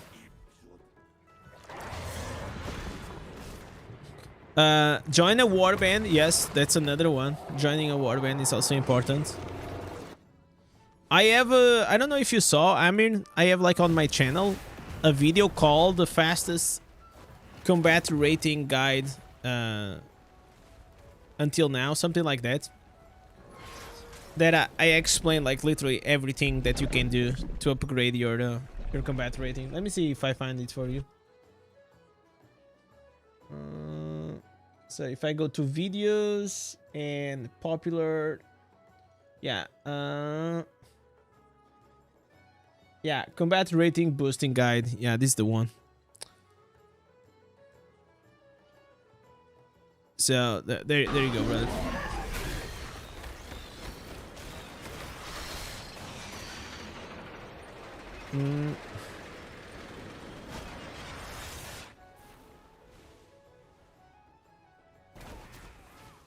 So there is a new thing that is called a Seeker's Path, but there's pretty much just a fancy name to tell you what's everything that was already there. They just changed the positioning of a few things.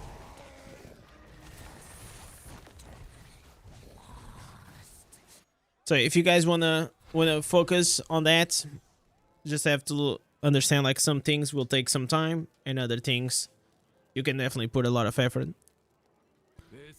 The most important thing it is to always, for example, try to make sure that you have your set items, you know, with the highest combat rating as possible. Also your legendary gear, like with the triple or triple 4.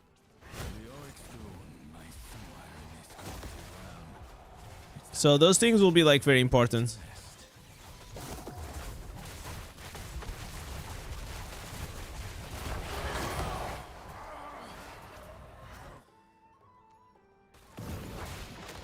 Yo, Josh, what's up, brother? How you doing? Okay. Ah, look at us, boys.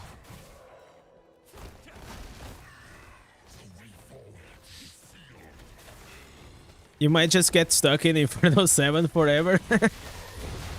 Nah, man. It takes some grind, of course, but you're gonna get it.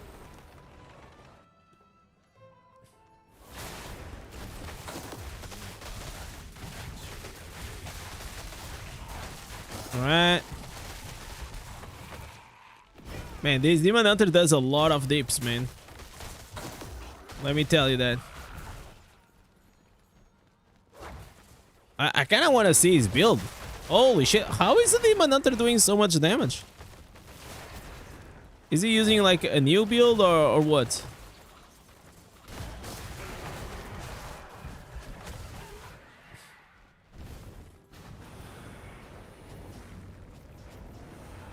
You look strange when you die. You had to take a break from the game? Oh, that's good, man. Are you feeling good now? I also take some breaks sometimes, like it's part. But my breaks are different, you know.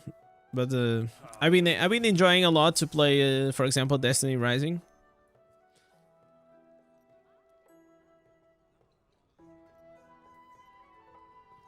No, this is still like, oh, many mark. What is this? Spinning Chakra now applies a Chakra mark for 3 seconds, that whenever he hits the target for 3 times, it does additional damage. Okay. So it is literally the same build, but with the new pants. Okay. All right.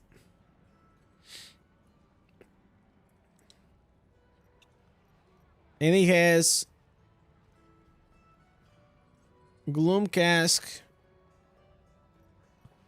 Blood Flow. Man, I cannot wait to actually use my Morn Skull. Spectral. Fervence. Yeah, this is a pretty solid setup. Pretty solid setup.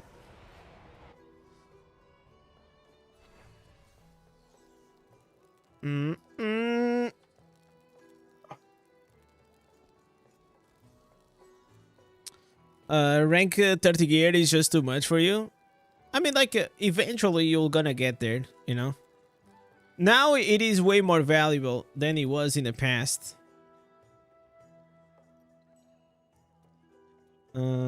Actually, because I'm doing dungeons, I could change here something. I could use the Spectral Glass instead of the Pain Clasp.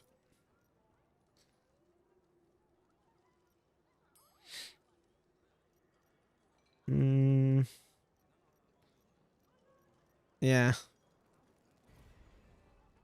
Man, I wish I was a whale so I could just like get the the rolling consequence to, you know, rank 10, and then I could ditch the Mother's Lament. But I know it's gonna be my curse to always stay with the freaking Mother's Lament until the rest of my life.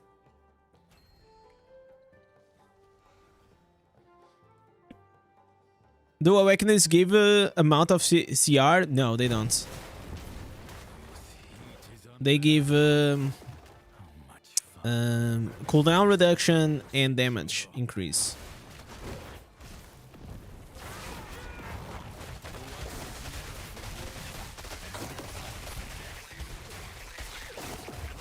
Wow, dude.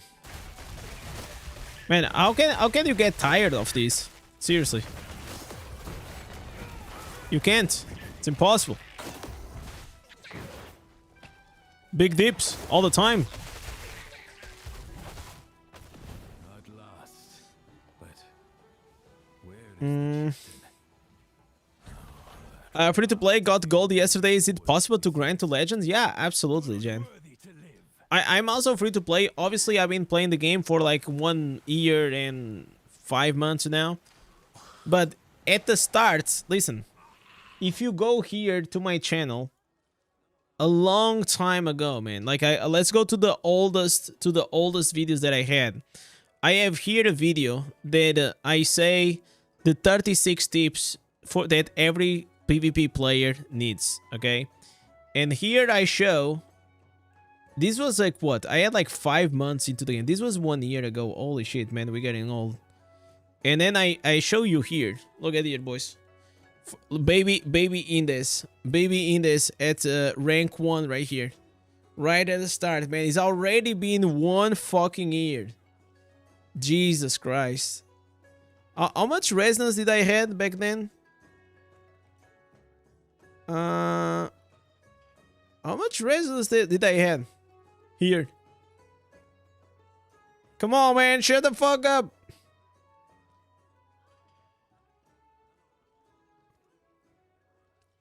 $900 reso. Man. Yo. I was a baby, guys. I already had everything. Man, I was... Jesus Christ. Look at me. What? Like, this build was not bad back in the day. Because it was like mainly using dots. So I used to use like the Storm Vault to spread the dots.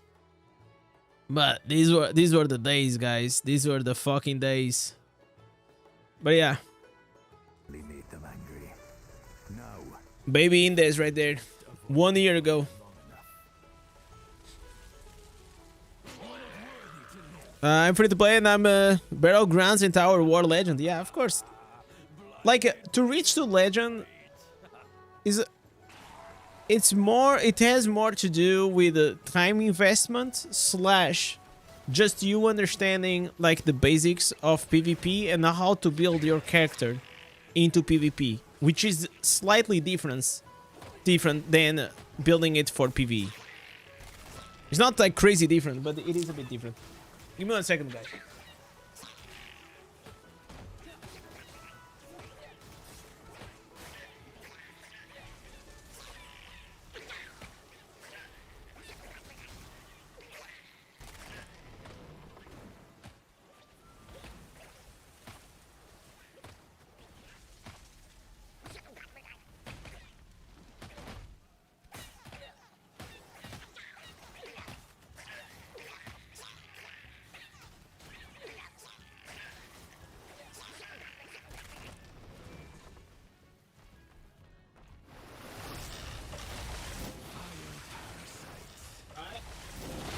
Oh, just in time.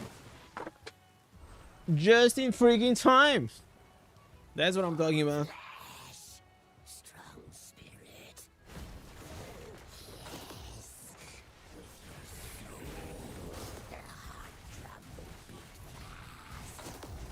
All right. So basically, the battlegrounds itself only gets like really hard after you reach like 3,500 rating. So basically, if I go here into the leaderboards, you guys gonna see something. So right now I am, how much I am? Okay, I am 3,593. Okay, so after 3,000, you only need 3,000 to reach the legend, and after that, okay, the higher you climb, the harder it's gonna be. Okay, basically you're gonna start meeting more people around your rating rather than like really caring about the resonance and the normal gems. And especially after 3,500, the game is gonna start putting into lobbies that make absolutely no sense, right? Because you're not like being considered a 2k reso or a 1k reso player. You're just considered a high legend player. So your secondaries and your resonance doesn't really matter whenever they are trying to make the matchmaking. But I will say like anyone that reaches like to 3.5, 4,000, 5,000, probably they are, you know, already like pretty decent players, which they can still handle to play at this high legend. But obviously, I would like it in the future that will be slightly more balanced and they'll make a few adjustments to the matchmaking. But honestly, I don't know. I don't know if they will actually intentionally even try to fix like the matchmaking, because I feel like it's not even on their interests financially. And I think that's why we keep having like so many problems with the matchmaking.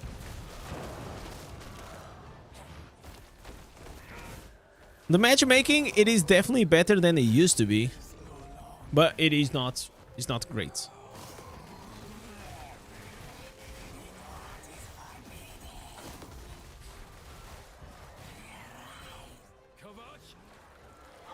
Okay, we just need one more normal gem, and then we're probably gonna do some reacts, guys. And then if I have time, we're probably gonna play some Destiny Rising. what is that? It's been a while since we watched a video together, guys. Is there any good video to watch from? I mean, I think I have a lot of them on my Discord, honestly. So I'll just have to check what the community put it there.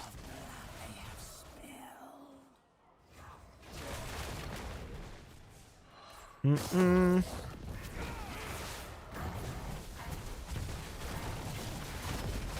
PvP is kind of tough. I get scared in the battlegrounds. The players are too good. I mean, like, that comes with practice, right? You know? It's a skill. You know, it's like you just get better over time.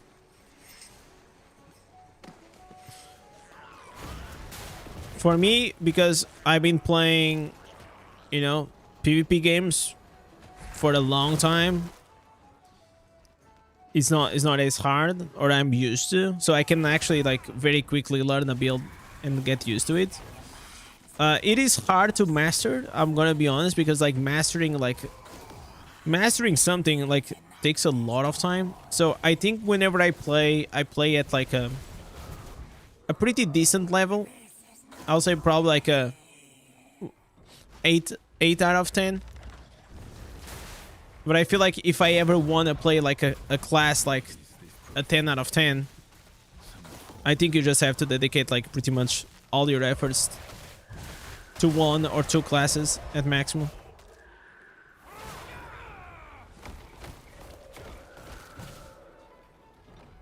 Yeah, okay.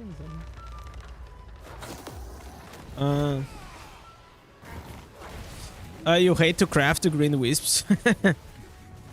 Yeah, are you getting unlucky? You're getting unlucky, brother. No! No, bro! No! Come on, dude. It gives you triple stats with the red socket back to back. Isn't that the dream?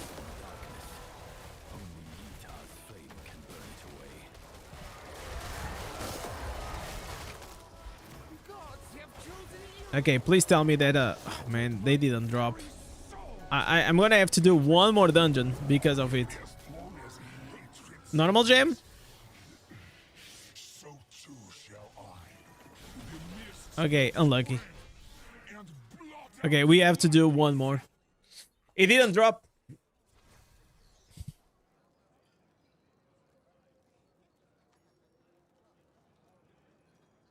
Joshua was saying I'm also using Mother's Lament. The extra crit is fair enough. Yeah, the extra crit is kind of you have to. So the only math that you have to do is if you have, for example, 40% passive crit, and then on top of that you still have the 40% or whatever. It's like you need to be above 75% basically, with a rolling consequence, and then you're actually gonna be able to drop the Mother's Lament. So right now I am running on like 90% crits with the Mother's Lament, of course, and the also Blood Flow, which is only 4%, but I mean it's still something.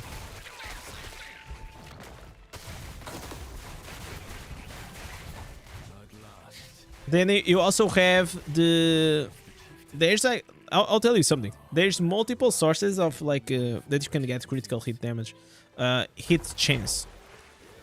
So for example, look at my gems. You have the 2% from the Berserker. I have 20%, 24% from the Mother's Lament. I have, I think, 24% here from the Rolling Consequence. I have 2% more from the Spectral Glass, and it's just like from the gems, right? So like 24, 24, 48, plus 2, 50%, plus 2, 52% just from the gems, right? And then I have a passive of 36%. So yeah, I'm running on the 85% crits. It's pretty much like I crit almost all the time. So that's pretty good. Yo, Fahad, what's up, man? Have you played Diablo 4? Yeah, I did play Diablo 4. I have like 600 hours on it. What about it? But I haven't played like in like seriously in about like a year or so. Since I started to play Diablo Immortal, basically.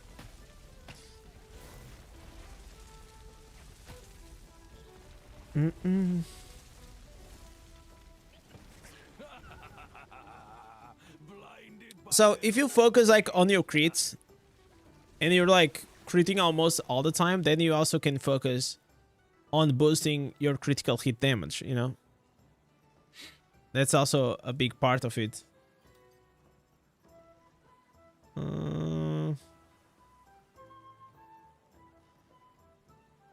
Yeah, I can use like those other pens.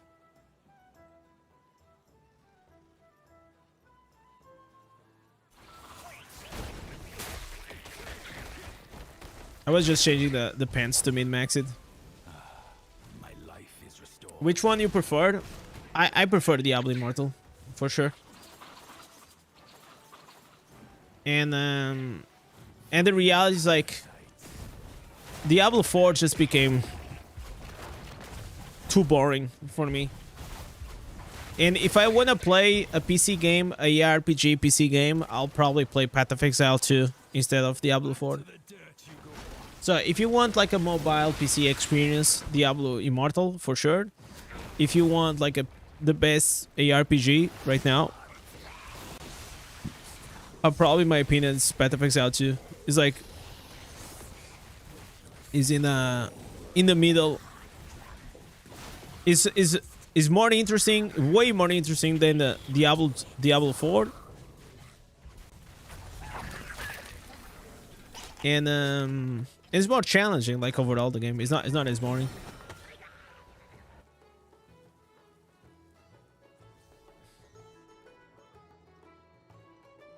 Hey, is it done? Oh man, I didn't see. Oh dude, I didn't see if I finished my my normal gems. Okay, I'll run one more. Just one more.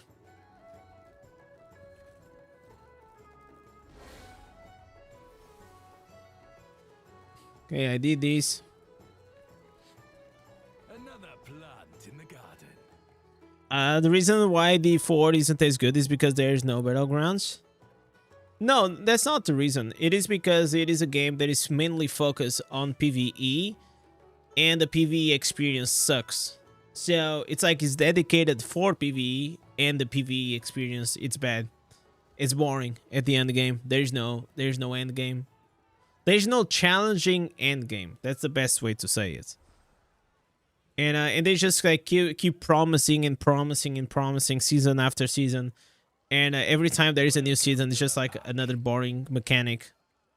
And then you actually go and watch like the launch of like the new mechanic and the new season and the new patch for like Path of Exile 2. And it's like so fucking overwhelming. Overwhelmingly positive and good, you know, what they offered.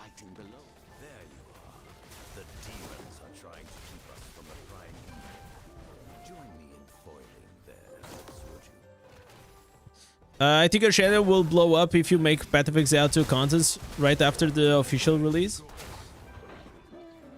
It takes definitely. I mean, I thought about it. I thought about it many times. You know, like, and I would really love to play Path of Exile 2. But here's my only thing: is that the way you play these games and the way you stream them, I mean, maybe I'm just like being blocked, and because like I see like the top streamers for these games and they are like playing the same game 8 hours per day every fucking day, and I'm like, man, I can't do that. I don't think even like if it is the best game in the world, I don't think I can do that. I can play like for maybe like depends on the days. I can definitely play a game 8 hours in one day. It may be 3 hours in the next day, maybe 4 hours the next day, and maybe 1 hour the next. So you know what I'm saying? So I like to have like a stream that is a bit more diverse. But obviously, you know, creating content for the larger audience, there's the things that are positive and negative. I just feel like the pool of knowledge that you need to acquire to actually be very successful at that game, it is... I always feel like I will always gonna be behind, you know? Like, here in this game, I will say that, for example, in terms of creators, I mean, creators that know the game, you know, as well as me is probably like who like Crane, not Crane. I mean Crane doesn't play anymore. He only plays Barb, but probably like Maw, Orat. So there's not a lot of like creators that maybe Lonely, maybe also. But I don't really know Lonely that well. But I think he also has a pretty good knowledge about the game. But the knowledge that we're talking about, it's like so you guys understand. If you guys watch like 10 of my videos, or any other creator, right? Just for the sake of the example, you will probably understand 90% of the Diablo Immortals game. Okay, if you take it like seriously and you understand the guides, like you understand like how to do damage, how to make your character, and like just literally study in a way. For example, the video that I posted today, how to build a character for PvP. You will, you know, in 10 hours, you will learn the whole game. So there's not a lot of like super high depth, you know.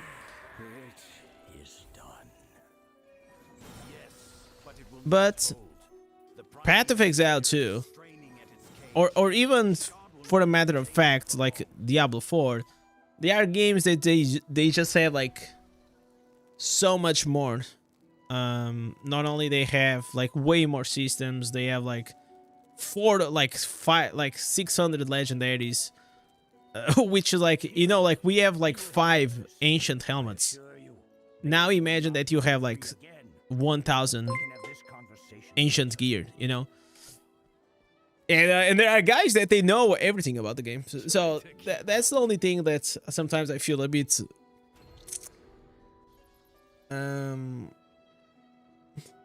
I feel a bit how do you intimidated? Maybe intimidated is the right word. I can smell a stench of blood from here.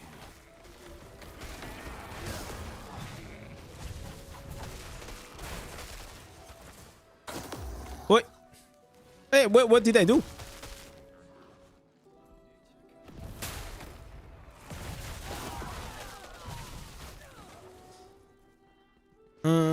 You think that Wells spend 100k plus to PvE? Oh yeah, absolutely. Listen, but there are people that they spend money in this game just for fun. And once you understand this concept, that some people just like to gamble for fun, then yeah, it's not really about the damage, or it's not really about the damage even. It is about the completing, you know, having all the gems at rank 10, you know, like all the stars, you know, everything at 5 stars, having the wings complete. You know, it's just a different world.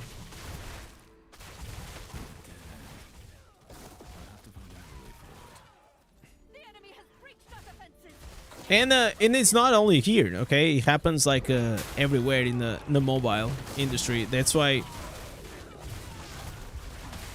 it's like so popular, you know, mobile gaming.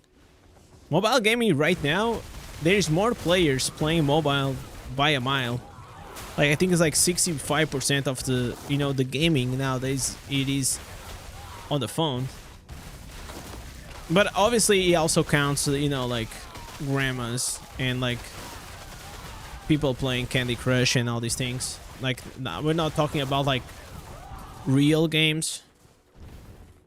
But obviously Candy Crush and all these games are still considered games. But for example, like my stepmom, like she plays like this Candy Crush game, right? But she's not a gamer, right? She's just like sometimes to play with it. I call those toilet phones, toilet games, or like metro games. Depends on where is your trip, right?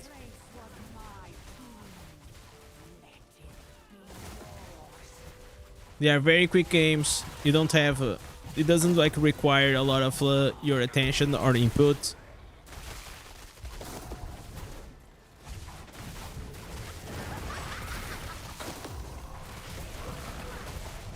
Man, I really hate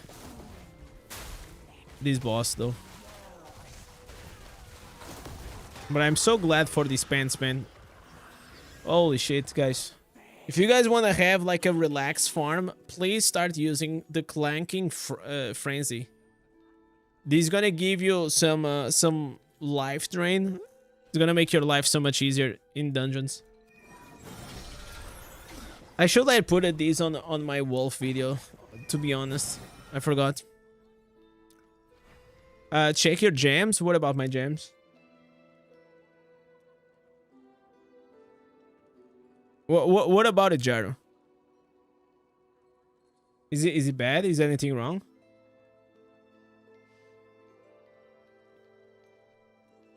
So it's looking good to me.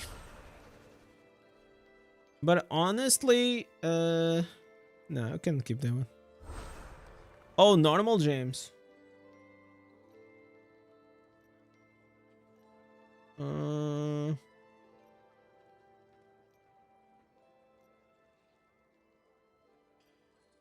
Okay, what about it? Oh, okay, I'm retarded. Yeah, sorry. Got it. You're Ryan. Yeah, I completely zoned out. Yeah, I'm pretty sure I'm already done. Okay, we're gonna go what for 2 billion damage on this one. Okay, last dungeon, guys. This is the world record for the biggest dips in Mad King's Bridge.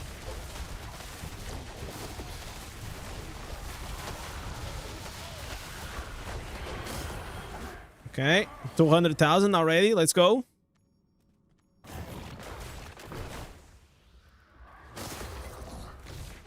Okay, I like to do these mobs.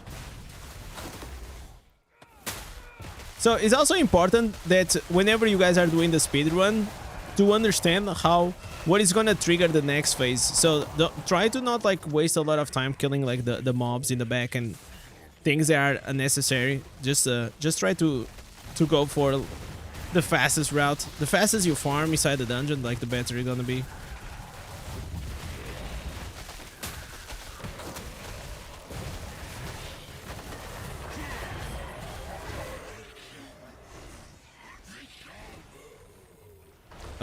What's your favorite race? Race? What do you mean? Class?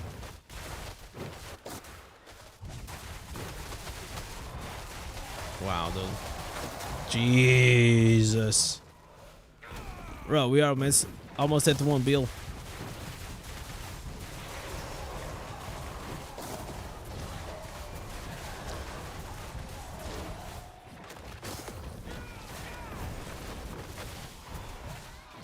Okay. Man, Jesus. Look at all these numbers. Look at all these numbers. 1B. 1B, baby.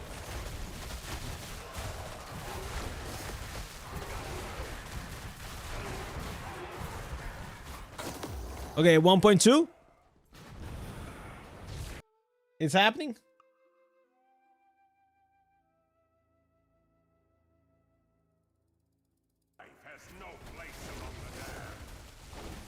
Okay.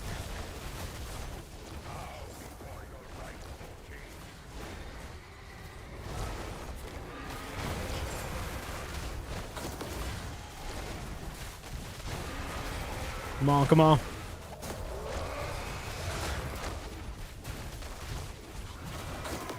Okay. 1.25 B. All right. That's a lot of damage.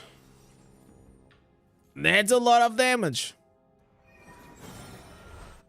What is better at the moment? Druid or Barb? Depends on how much you want to sweat. If you want to play sweaty, you play the Druid, and the Druid is definitely better than the Barb. It is faster, it does more damage, it's just better. The problem with these is like you're just gonna click a lot of buttons, right? So it's like a bit more intense. So it's like high effort, high reward, that kind of thing. Same as, for example, the Wizard. Barbarian is just like you just click sprint, rat, you run, and then you click one button, and then you're gonna do a lot of damage, right? So it is very different. Oh, I actually got a new instance. Nice. Wow, dude. I got a new instance that I still didn't get. Is this the last one? Oh no, I still have one headpiece. Can I buy these? Nah, I'm not. I don't have enough points. It doesn't matter. Also, like, that's a useless head.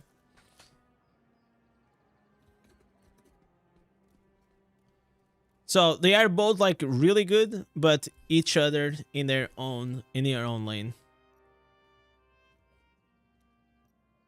Okay, we got here some nice keys. Let me see if I got 377 keys. How many keys do I got? 312. Okay. We get it. We're getting close.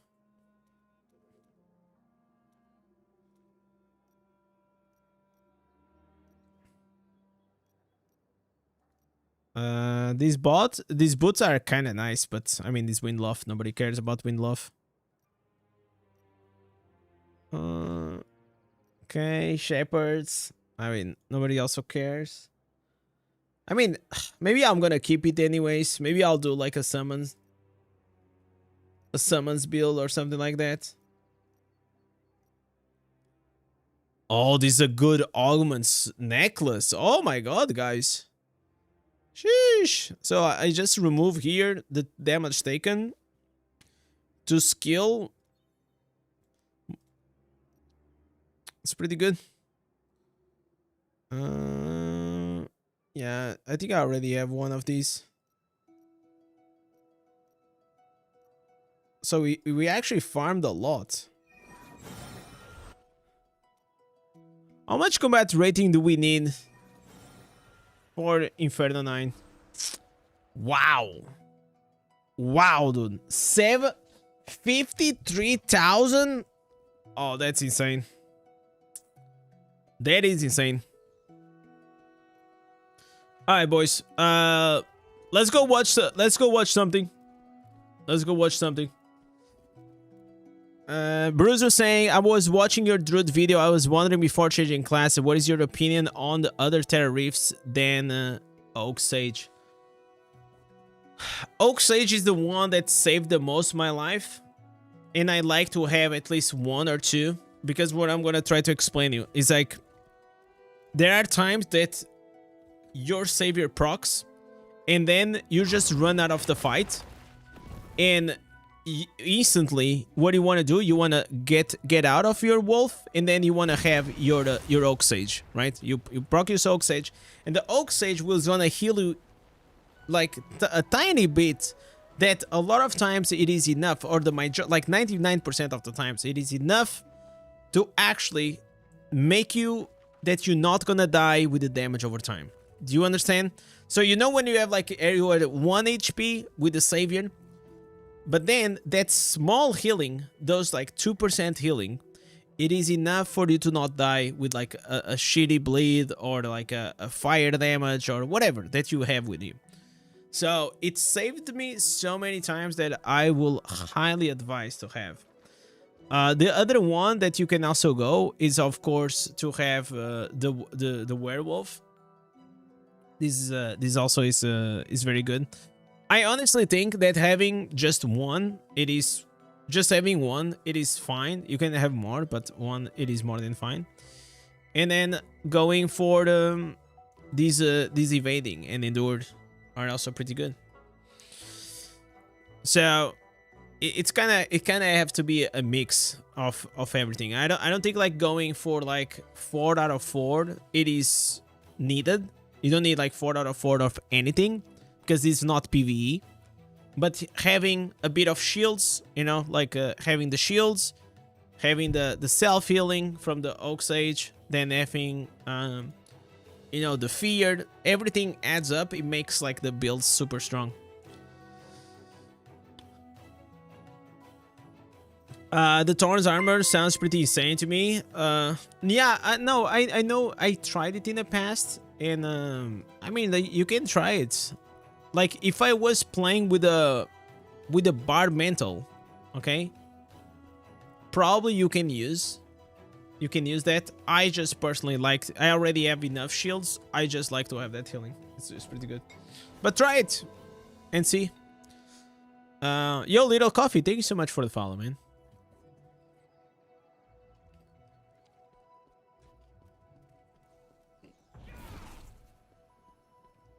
All right, let's go here into the Discord. What do we have here, guys? Let me put these below. No, not these. Let me go into our daily reacts, guys. It's been a long ass time since we did the reacts. A long ass time.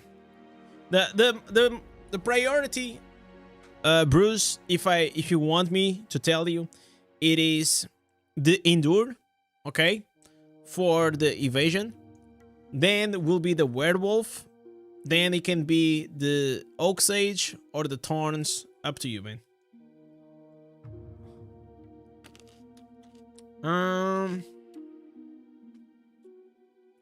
What are we gonna watch? How long is this?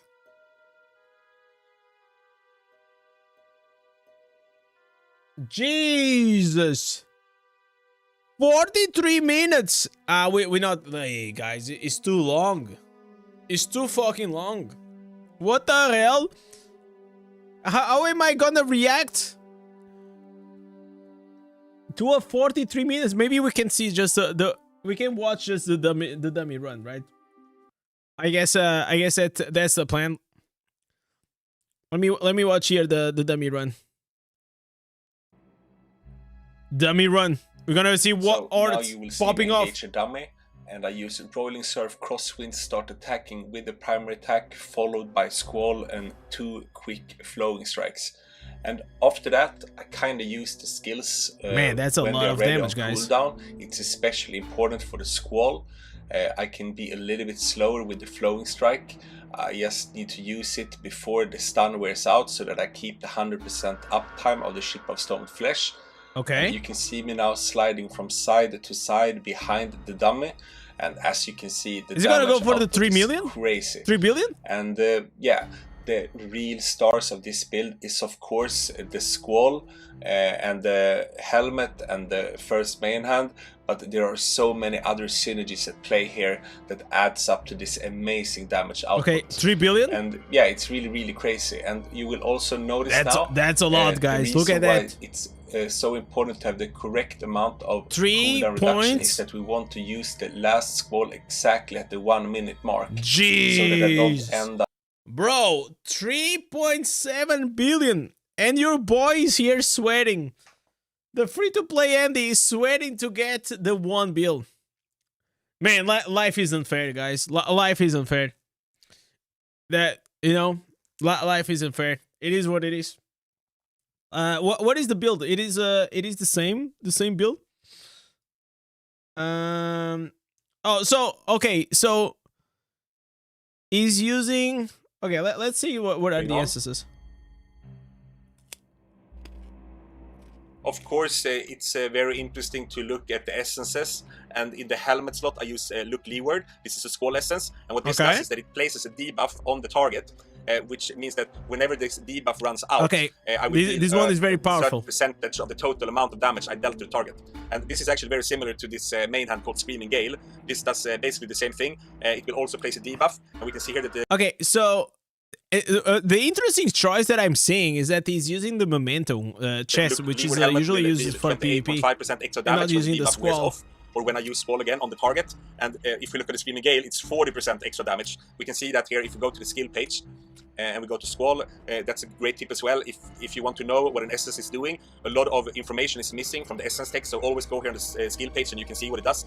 And here we can see that I get 40% damage after the debuff wears off thanks to the main hand. So in total, that's 68.5% burst damage whenever the debuff wears off. So let me show you this now. If I go to the training dummy here and I use squall, does it double? It double stacks, right? And the duration of these. Oh, it's here. So it pops twice? Are the same for both the helmet effect and the main head effect. And what's important here is that we actually want 0 downtime of this debuff, so that all of the damage we are dealing to the target will add extra damage thanks to the squall. And that's why it's so important to use the Baron set, because it will prolong. Is it Tempest back, guys? Yeah, very, very important for this build. Because if I don't use the Baron set, there will be portions of time where the squall debuff is not active on the target, and all the damage I deal in between during that downtime will not get buffed from the squall. So that's why it's so important. I got it. And there are also other ways. So basically, you want to have like the debuffs 100% uptime. I wonder how he does that, like with the Tempest. Is he using like a misery? Make sure that this is it's not using misery. But maybe 2 pieces better. Magical attributes on my legendary items. If you move on here, take a look at the chest piece. I use Memento Onus, and what this. So these green set items, I see the 2 pieces Barons. I see 2 pieces Vitus, 2 pieces Ed Winters, and these bracelets. I don't know what is this. I don't know what those bracelets are. I will stun the target, and I will also, if I deal a critical hit, summon 2 Zephyrs. And this is very important, because I will have 100% uptime on this stun when I attack dummy, or most enemies, anything that I can stun really. And this will also activate the Ship of Stone Flesh here, which means that the damage effect from Ship of Stone Flesh will be up 100% of the time. It's also important to have a lot of Zephyrs, because the this is actually an interesting, choice of legendary gems. I also use other essences that synergize with this, so I'm going to go through them one by one here. If we move on, we can see in the shoulder slot I use United Defiance, and what this does is basically that whenever I use Flowing Strike, this I will one is also conjure 1 additional Zephyr. So this means that you can have a maximum of 3 Zephyrs always, and thanks to the shoulder and to the chest, whenever I use Flowing Strike, I will summon 3 Zephyrs as long as I critical hit, and I will do that almost all the time. And also the cooldown of the Flowing Strike is quite low, which means that I will always have 3 Zephyrs up, which is really, really important for this setup to deal as much damage as possible.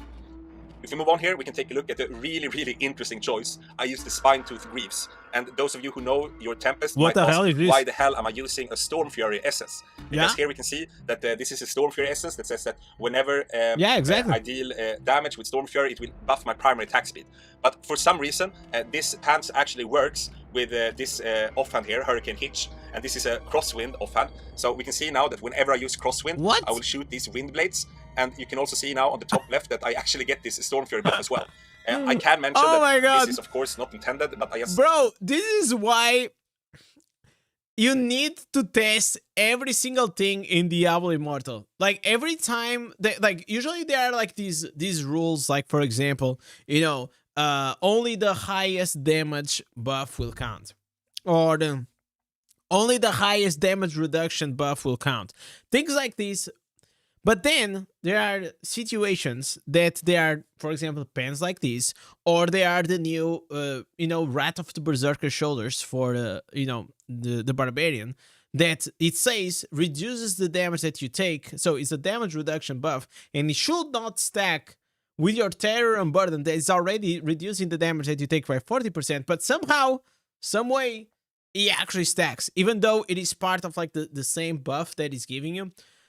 So in many ways, like Diablo Immortal is broken in this sense, and it's like every time that you try to find out like a rule that applies to everything, a lot of times there are these exceptions that break the rule, and it becomes like very annoying, especially whenever you're trying to make a build or theory craft or these things. And I'm sure like Aura goes through the same thing. You have to really test everything, otherwise like you don't know if there's gonna be this one answer that's gonna be the exception. Maybe you actually are using the wrong build just because of that. I wanted to put it here because it's cool. You can switch this essence out and use this one called Windswept Promise. This will work equally well. The difference is just maybe 5% less damage. Yeah, this is the one that most people use. Yeah, if they fix this Spinetooth Reef so it doesn't work with the crosswinds, then you can just switch to that other pant instead. We've already looked at almost all the essences, but let's take a look at the last ones here as well. In the second main slot, I use Skein Powder, and of course, this is a staple for Tempest if you want to do a lot of damage. This means that whenever I use Flowing Strike, you can see this. I don't know whenever we're gonna get rid of these answers. Also be attacked from the Zephyrs, so this is a very it's big too good source of damage output. And finally, if we look in the second offense slot, we can see Sip of the Breath, and what it says is whenever I pick up one of those mist-touched orbs, I will gain increased attack and movement speed. And here we can see one of these orbs. When I pick it up, yeah, I will just attack faster. Okay, this one is like mainly for bosses or dummies. Setup, which is really good. And yeah, it's also important to mention that this off fan will stack with these pants, and they will also stack with the other pants that I showed you earlier. So you can feel free to use all of them in combination. It's not going to be an issue. Later on, I'm going to show you how this build works. We're going to do some dummy runs. I'm going to explain to you some. Okay, let me just check here the legendary gems. What is he using? Wow, he's going all in. Max Rezo 9.7. Wow, dude. Well, rest in peace. 1 and 2 stars, guys. Rest in peace. This is the. I mean, like, this makes sense, right? Like, Bloodsoaked Jade, bottle, like, this all makes, like, these 5 gems are pretty standard. Then because you're using the Tempest, like, Gloom Cask is super good.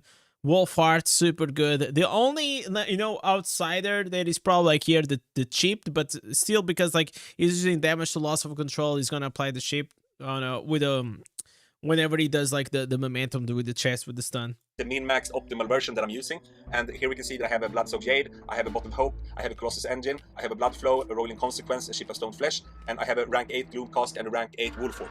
And of course, here I have to mention that some people, if they watch this video and see my damage output, they will think that, okay, of course I deal a lot of damage when I have these type of gems equipped, but if you pay close attention, I'm going to break down every single detail of this build, and you will understand how perfected almost everything is. And then you will understand that damage output has a lot to do with every single detail of your setup, and that's what I'm trying to teach you. Yeah, also like even though this is like a maxed out like max resonance, you know, setup, you can still replace with many gems, right? Like right now inside Diablo Immortal, we have so many options. You have like Fervent's Fang, you have now the Spectral Glass, you have even like the Berserker Eye, you have like Mother's Lament, you have like what, like Pain Clasp. There's like so many options that you can still use. For example, the Avox Barrier, right? Whenever you gonna dash, you're gonna get this attack speed and the damage.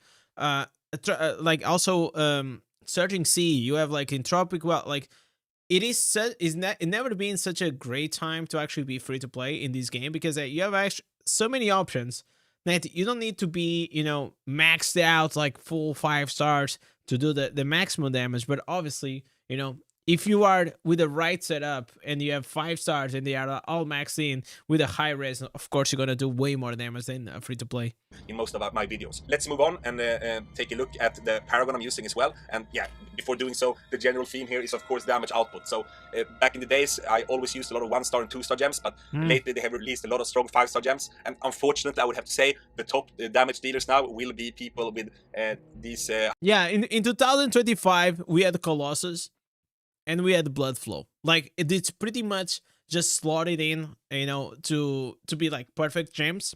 Then you have also the Wolf Heart, extra damage, attack speed, crazy. High rank 5-star gems.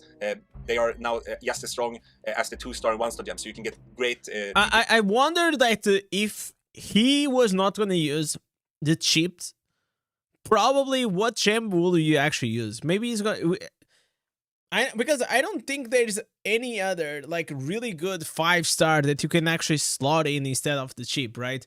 Probably you will have to go with something like maybe Fervent's Fang or something like that. Alder's Call? No fucking way. Like, that's dog shit. Yeah, probably maybe a Fervent's Fang will actually work really well. Yes, effects from the 5-star gems, and this was not the case if you Okay, on the Paragon, okay, this is like pretty standard. He's using the overloaded for the attack speed. On the familiars, he already has a crazy pet. Anything else? I kind of wanted to see the set items. That was the thing that I was kind of curious about. The reforges, yeah, these are also pretty standard. On the cursed properties, 2 pieces of trophy and probably the Vex, because of the Zephyrs. What is he using? Is he in the tested or vexed? I can't see. And what this does is that every 30 seconds. Oh yeah, this is the one. This is the Vex one. That whenever you go into your attack, you're actually gonna have an increase of attack speed on your Zephyrs, which is like also pretty good. Then you have the runes. Obviously, is going with the godly ones. And where are the? Oh man. Okay, I guess I cannot find the. I mean, well, but I'm pretty sure like this is this what are the set items? I just cannot find. Oh, it's here! Finally, it's here. Change it for something else, but I will have 100% up. Okay, it's using the 2 pieces. Okay, 4 pieces Barons. Oh, I know what is he doing. So is going like all in on the damage loss of control for the dummy to boost his damage. This was like, you guys remember that whenever I actually use it on a wizard, was it on a wizard? Yeah, I think it was on the wizard, right? Was on the wizard or was it on something else? I don't know. It was like one of these classes that we were actually using, like the 4 pieces Baron with the 4 pieces Vitus, if I'm not mistaken. And it worked quite nicely, man. Quite nicely.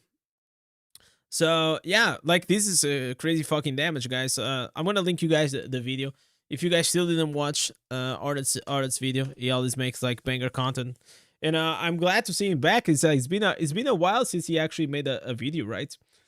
Yeah, it's been like 3 weeks. I coming to steal your build for Shadow Wars? I'll go for it. Enjoy it, Alexis. All right, what else we have? What else we have here, guys? Okay, we already watched these. Obviously, we're not gonna watch like the full 45 minutes. That's a lot. If you guys want to watch like the full version, you guys have the link there.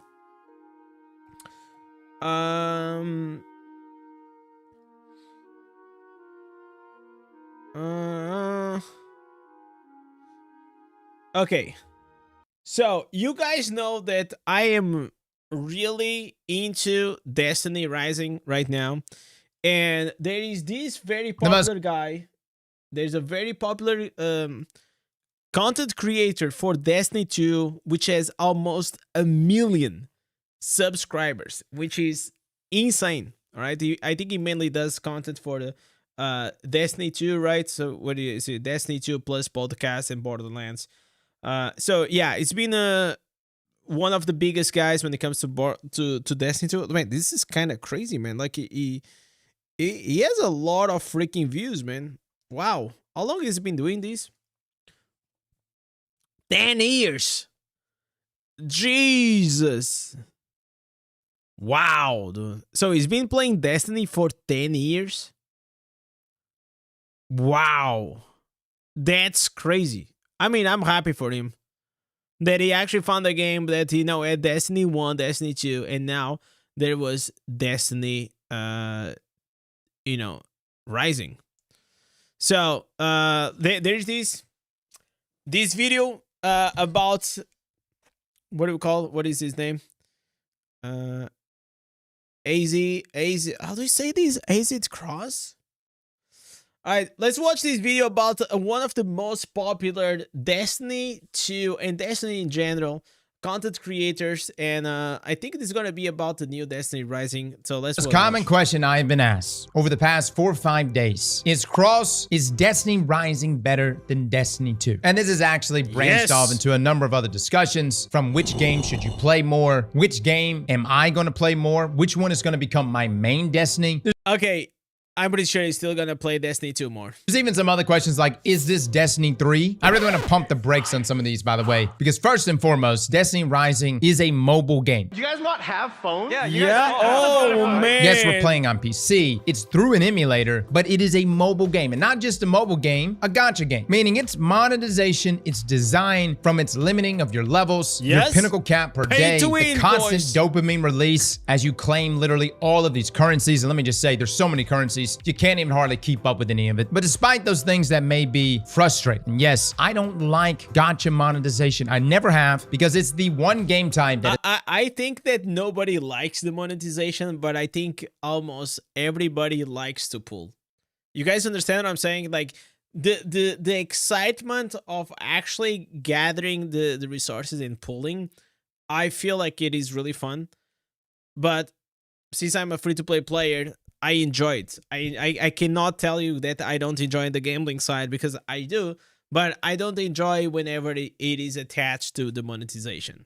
Has found a way to extract so much money from me. I had my time in Genshin, but as you know, we had to move on. Games like that are just too dangerous. Now, whether or not the monetization is better or worse inside Destiny Rising in comparison to other gacha games, I still want to preface this by saying that it is still a gacha game. There's banners, there's limited banners, and yes, FOMO is going to be very much a real... So this feels like Destiny Rising meets, you know, Honkai Star Rail or Genshin Impact plus Diablo Immortal. It's like a weird mix, because it's made by the NetEase, which is the company that also made Diablo Immortal with the Blizzard. Thing for this game, and since it's going to be operating on 6-month cycles, that's a long time to wait if you miss out on Goth Mommy. And let me just say, some of the comments from you guys about this character, my lord fellas, we need to calm down. I saw one the other day, it was like, I wish she was real. I don't mean real in a game, I mean real in real life. I need her. And the only reason why I bring this up is because, like, that's the thing, and that's what is like, why do you guys think that Honkai Star Rail and Genshin Impact made billions of dollars? It's not because only the gameplay. It's not. It's literally, guys, the waifus, man. The waifus that, oh man, like, there is something very ninja. People just go wild, man. And then they put like their profile picture, that the character that they love the most. Like, unfortunately, like, the gacha community is like literally one of the most like degenerate communities that I ever seen. They just got too obsessed. That type of emotion is what results in your credit card finding its way into this game. Yeah. Swipe, swipe. There you go. Love at last. I'm gonna throw it out there though right now. She's a bit overrated. Just my thoughts. Just saying. Yoda, in my opinion, is way better. With that being said though, despite how I feel about gacha, I have to acknowledge just the scope of this game. Just how large this mobile game actually is. And not just how large it's kind of interesting that he literally had to add these 2 minutes about the monetization, like, right at the start, because if you say that a mobile game that has monetization is quite a good game, the first thing, oh, well, what about the monetization? What about the pay to win? Like, it's 2025, bro. Just fucking relax. But also acknowledging where it is absolutely slapping the piss out of Bungie. This mobile game has more MMO features than Destiny 2. Now, let me just say, when it comes to Destiny 2, and you guys know where they got them from? From 3 or 5 years of development of Diablo Immortal. Still prefer its raid designs, its sandbox, the customization for your guardian. But keep in mind, we're dealing with a Destiny that's been made now for the past 10 years, with many evolutions year after year. This is week 1 of Destiny Rising, and I hope you know I don't want to glaze this game one bit, because in my soul, with it being gacha, I want to hate it. But today I'm going to jump over all the activities that are inside of Destiny Rising that blow my mind. And the question I have to ask, Bungie, where is this in Destiny 2? Like, seriously, why don't we have... This is the same thing that Diablo 4 players keep saying, looking at Diablo Immortal, and they are like, hey, what the hell, Blizzard? Why can't we also have like cool events like Diablo Immortal? Why can't we have like a PvP? Why can't we have like, you know, cool content? They keep saying that.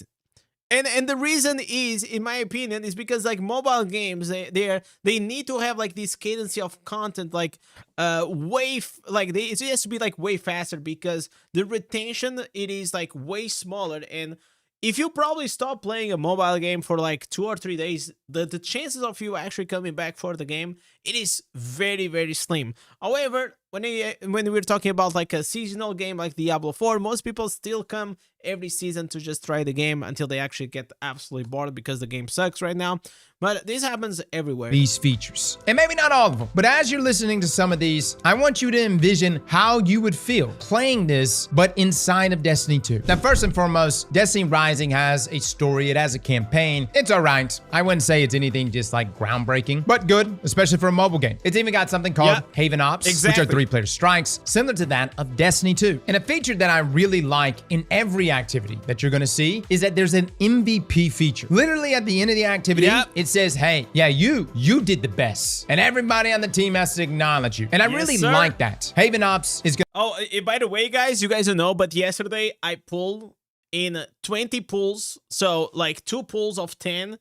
I got, guys, 2 legendaries. I got that shield guy, shield girl, and I got like another gonna continue guy, to like, scale like as with we get into illusions. in-game. And yes, it's even gonna have leaderboards. But this little MVP feature at the end of every one of these activities this looks is kinda incredible. cool. It gives you Looks this kinda sick. entire breakdown of your damage versus combatants, or damage versus bosses. deeps. It also shows how much you heal and how much damage you've taken. And somehow, some way, this all equates to who it is that becomes MVP. Regardless, though, it's a way to flex, and it's also a way to just measure yourself against your peers. And I think this is really important. I've seen games really lean away from this with crazy reasoning, like, hey, we don't want you to feel like you didn't contribute by not being MVP. The hell? It's a video game for— Yeah, that's also one of the reasons why people in World of Warcraft, they wanted to remove like damage meters, like crying out loud. I'm not looking for participation medals. I'm looking to flex. I want to say, hey, Les, I am substantially better. If you're And good don't take at it from me. something, Right here on this flex. readout says, AskScroll69 is MVP. MVP again. You're rocking a broken character. That is, Yeah, oh, this is the Look, guy I it's a got. small, subtle thing, guys, but I think it goes a long way. The next activity that absolutely blows my mind is a rogue-like did these mode yesterday. called Realm of the Nine. This is literally in the Nine's realm right here Really with Xur, fun. and it's such a fun activity. You've got around 10 stages with RNG upgrades in between each round, and this is like the Coil in some ways, but even crazier, because all of these upgrades get insane. If you stack these right upgrades correctly with— Wait, he has almost 70,000 subs on Twitch? Wow, dude. one another, Wow. this will scale your damage substantially. He has like more, bro, he has more subs, paid subs on Twitch than I have like actually subscribers on the YouTube. That's insane. And as you get into the higher levels of Realm of the Nine, you're going to need to scale these upgrades because it becomes incredibly challenging. Now, there's actually 3 variants of Realm of the Nine. There's Singularity Order, which is your standard difficulty with 10 stages to complete. There's also 6 different levels you can go through. You've got Singularity Chaos, which lets you pick between 2 abilities, which are really powerful, but they come with a drawback. And you can choose between normal or heroic difficulty. You'll have to complete a 3-wave encounter, and then you can loot the chests. The point is, guys, is that this is a major PvE draw. The ability to not just go in there with your favorite character, but to also have all of these upgrades in between rounds that can make every run feel fresh. And it is the activity if you're a solo player. But then on the other side of the spectrum, we have Gauntlet Ops. This is 6-player activities, and they're simple mechanics, but think of these as like pre-raid activities. And some of these actually have mechanics that are tied to the raid. So it's a way for you and a bunch of other random people, because yes, everything in this game has matchmaking. You could just team up and get a glimpse of the mechanic.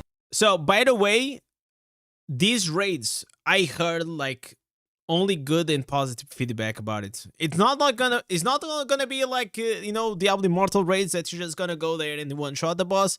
No, you these may actually see have, like, in a raid. proper Now, let me just mechanics. say, 6-player activities is something that Bungie has done in the past, but they've really pulled back on it. I'd argue and say the most popular 6-player activity that Bungie's ever given us is Menagerie. And yes, it was fantastic. It had a lot of depth. It had the ability to choose your loot at the end. The activities were fun and challenging, but Bungie's been really pulling back on 6-player activities and leaning more toward 3-player activities. To me, though, it's just such a big brain move to have something like Gauntlet Ops with open matchmaking to just kind of give players a taste of what they'll eventually encounter in an actual raid. Now, this brings us to Gauntlet Onslaughts. These are the raid encounters. And yes, they are broken up by encounters. You can literally just load into any of the encounters you want. Now, under leveled, they are very challenging. We actually have Like, let me guess where they got the name Gauntlets.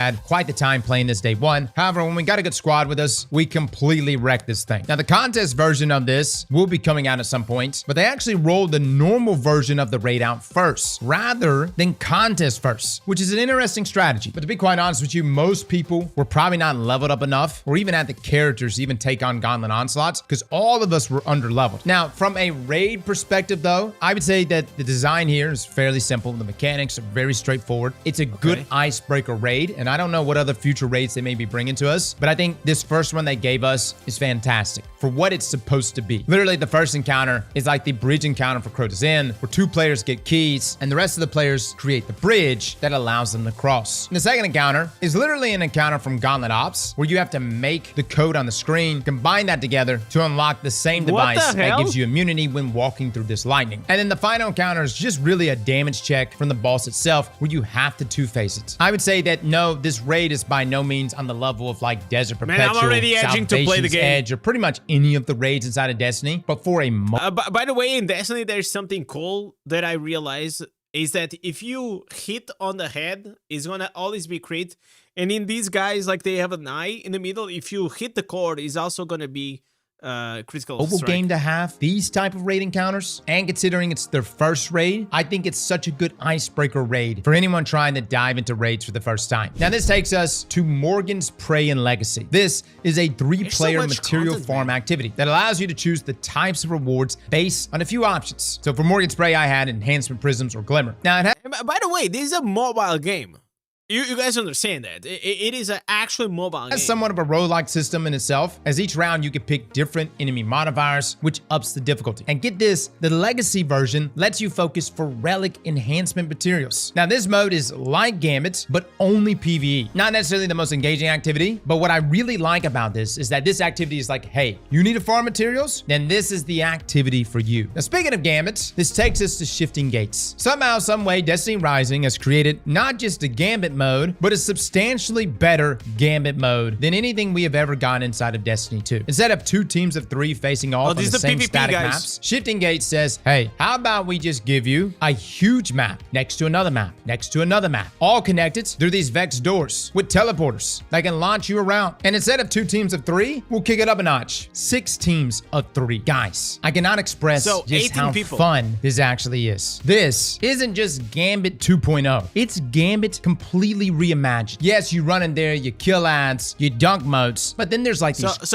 there are mobs and there are also players. Cards that you can load out, which can allow enemies that you kill to drop even more moats. There's even these other cards that give you enhancements. You'll have these bosses that spawn up on the map, which will ping all the teams up. And so there's like this moment of chaos and consolidation where you and all these teams are trying to kill these bosses while also trying to kill each other. It's madness, but at the same time, so much fun. This is the version of Gambit that we need inside of Destiny. And we know that Gambit is getting some sort of rework coming Renegades. But let me just say, guys, if it's not a rework on this level, if Bungie just comes out and says, hey, here's a map, or here's some tiered loot associated with the same game mode you've been playing since Forsaken, fellas, it's not gonna hit, man. This Shifting Gate mode is arguably the best game mode inside of Destiny Rising. They have went a completely different direction here with Gambit, and hot damn is it popped off for them. Now, if you're just wanting to play PvP, yes, there is a PvP mode called Iron Bar. It's only present over the weekend. But let me just say, guys, I'm not a big fan of PvP inside of Destiny Rising. It's chaotic. It's mayhem. Where Shifting Gates is also chaotic, it's strategic because you've got the PvE element alongside it. Iron Bar is literally just, hey, what hero can I use that can spam their abilities the most? And that's essentially it. Gunplay is there.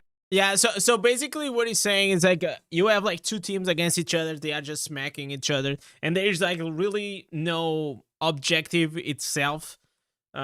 I mean, I can understand. I mean, I still didn't try both of them, but probably the same way as that we have the battlegrounds in Diablo Immortal, where you have like to push the idol or something. I feel like there's always need to be like some objective around it, than just be like a dead match. Because whenever we're talking about it, like if you imagine like Diablo Immortal or even Destiny, if it's just like a dead match, probably the guy that spent the biggest amount of money will win, and I think that's not fun, you know. But it's very much just an ability spam inside of Iron Bar. Now, this brings us into the MMO features that really set Destiny Rising apart from Destiny 2. And let's start with dueling. And no, I'm not talking about actually dueling other people in a 1v1, although that would be pretty cool. I'm talking about card dueling. Jermaine, aka Drifter, will introduce you to Gwent, or in this case, Destiny's version of Gwent. You see, as you're doing all the different activities inside of Destiny Rising, there are chances that cards can drop for you. Most notably, the raid yesterday, Gauntlet Onslaught, dropped me this exotic card. And then you can take that card and add it to your deck. And then you can take that deck and challenge NPCs around the town. But get this, there's an entire matchmaking mode where you can play other players, taking your deck that you've earned and facing off against theirs. And to top it all off, you can even get mythic drops from this activity. Now, I'm not sure if you can get exotics. And again, the way the tiers work in this game is you got your legendary weapons, and then above them, you have your mythic weapons, which are like legendaries, but with like better tiered perks. And then above that is your exotics. Mythic weapons, though, are very good, and in some cases can probably even be better than certain exotics. But the point is that you can get this from playing this card game. And fellas, the card game is good. That's what blows my mind with this. It's actually a good card game. I find myself...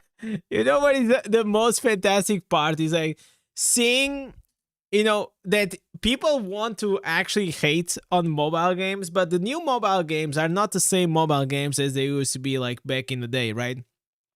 These mobile games are closer to, the graphics of a console game or a PC game, but now they are actually getting like all these like new features and new events and new things. Like the only thing that literally just, in my opinion, makes them bad, it is the monetization, like the pay to win factor. But if they ever make like games that you can remove like this pay to win aspect out of it, and they just make pay to look cool or pay for the convenience or something like that, it's the same way as, for example, Path of Exile does very well and is very successful at it. I feel like then you most likely will have like what I would think would be the perfect game, but it will not be NetEase, okay? It will definitely not be match NetEase. after match of it. And it's a little like RPG features like this, with the music playing in the background, the kind of chill strategic elements of it. It's just something else to do alongside all the different activities we could do. Speaking of other activities, fishing. Yes, you can fish in this game. And let me just say, you can get a lot of items from fishing. There's actually an entire reward track tied to fishing. And the fish have rarities. You can get crazy Tier 4 and Tier 5 fish, which can net you a ton of resources. What I really like about the fishing here is that while you're chilling in Haven, this being the social area, and you're just doing your own thing, if someone catches a high tier fish, it literally will say right there, so-and-so caught whatever fish. Look, it's an MMO thing. I mean, am I gonna call out Bob Cross 69 and say, wow, what an incredible fish you just got? Maybe, maybe not, but I guess it depends on the fish. The point is that there's an entire reward track and tier... Oh, no, come on, man. This is the fishing from Diablo Immortal. This is absolutely the fishing mechanic from Diablo Immortal. System when it comes to your fishing rods, your baits, and what you can catch. Ain't This no is way, yet man. another MMO element. But this brings us to a feature that we knew was going to be in this game, and I don't really know how much people are going to play it, but Sparrow Racing is in Destiny Rising. Now, if you remember way back in Destiny 1, we had something called Sparrow Racing League. But you did it, everybody had a pretty good time, they got the rewards. Sparrow Racing in Destiny Rising is a limited time event, but it's got a really cool track. You've got boosts, you've got shoots that you can go through, you can net yourself great rewards from this as well. I think what hurts about Sparrow Racing is that we've had this before, and it's been something that's been requested multiple times over the years that just seems to never happen. But yeah, it exists here in Destiny Rising. Which brings us to the feature that I love the most, the Wolf Den. This is a feature I have been asking for inside of Destiny 2 since 2014. Actual clan housing. I get so many people in the stream too that will say things like, what is the point of this? Why would... Oh my god, they got a house. They actually also have a house. Wow, dude. I ever need a house for my clan? And all I can say is, guys, you must have never played a true MMORPG. Most big MMOs have some sort of clan housing feature. And Destiny Rising has taken their clan housing feature and went beyond what I thought they were originally going to do. You see, originally I thought they were going to give us this area, this plot of land. We had this hangar. You could upgrade it. And that was essentially it. But it goes way beyond that. So you have your own clan currency that you can acquire within the activities of the clan itself. And that currency can be used to unlock different zones. You can even use it to buy materials. And what I really love about this entire tile set that you see in front of you is that it's so interactive. For instance, there's these bosses in this area that you can go challenge either by yourself, or you can hit this button that will assemble your pack and you guys can go do damage to this boss. And upon beating this boss and doing the full 100% damage, you'll further upgrade and unlock this tile set even further. I've heard time and time again that clan. So that's like a, you know, a cursed tower system, but on crack, right? Features don't have like a major return on investment. And I just gotta ask, who the hell is quantifying this? Social features keeps players engaged and it keeps them social. It keeps them working together. That engagement is good, especially in a world where Bungie's really trying to drive engagement inside of Destiny 2. Farming Caldera, in my opinion, is a poor form of engagement farming, but features like Wolf Den, clan housing, the ability to upgrade this space even further. Imagine if we had a system like this inside of Destiny 2, where maybe we unlock an entire tower that us and our clan could build, customize, and even farm materials around Destiny to further improve. These are the things, in my opinion, that truly drive engagement. And not just engagement, but it also allows people to create a connection here, which, as you know, my time in RuneScape was really important. This is the DI killer? No, it will never be the DI killer because it's like a different genre, but I can tell you from, I've been playing for what, like 8 hours now? It is fun, man. It is really fun, and I'm still like only like level 20. I would have quit RuneScape way before Evolution of Combat, but it was my clan that kept me around. And that was because we had something called the Citadel in RuneScape, and dude, we were farming that thing like mad because we wanted to have the sexiest Citadel in the game. Destiny 2 players that have only played Destiny 2, you may think that this is a feature that shouldn't be in the game, but I can promise you it is a feature you would love, and we desperately need it. Now, a couple of other features inside of Destiny Rising that really surprised me, that kind of aid in this. There's like this bonfire where you and your teammates can go chill out and relax. Tell me, imagine if we had a Only Legends guild. How cool that would be in this game. You're like, Cross, it's a video game. It's I will absolutely, guys. If you guys wanna play with me, I'll absolutely do a clan. Whatever, bro. It's real enough for me. Another feature that's really cool that ties into your Wolf Den and your pack. If you're going into an activity and you happen to have one of your clanmates also going into that activity, it will automatically pair you together, which is really cool. I don't know how they made this feature work, but if you happen to be loading, say, into a strike and your clanmate happens... Bro, this is so OP. Nah, bro, they need to bring this to Diablo Immortal. Whenever you are going to the matchmaking, your clan mates, if they are doing the exactly same activity, they will get paired with you.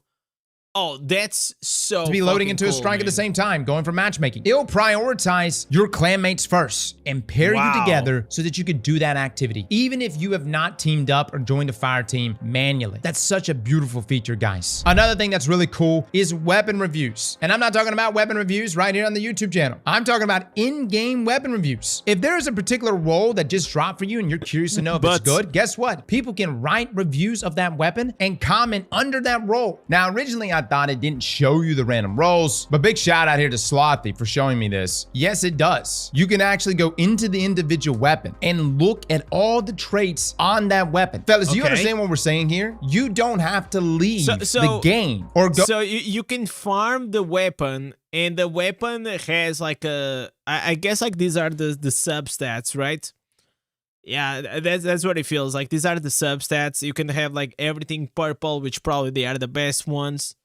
Go to a third-party website to check weapons. So first perk, and maybe these are the second perks. I don't know. And listen, I'm not saying that I don't like Light GG or I don't like D2 Foundry. I think those are great resources, but it's a resource outside of the game. And the fact that you have the ability to see not only all the traits of a weapon. Guys, I think after this, I may actually gonna go and and play Destiny happen, Rising. but even individual peer reviews of certain traits, and they can even upvote certain perks, so you know whether or not this is a really good perk, at least based on the reviews of the so you community. can This upvote is an the perks. amazing feature. And the final feature I want to mention is based on... So here, these upvotes that they are showing, they are actually not like really where are the upvotes? These upvotes are from the players, from the community, to say to you, hey, this is really good.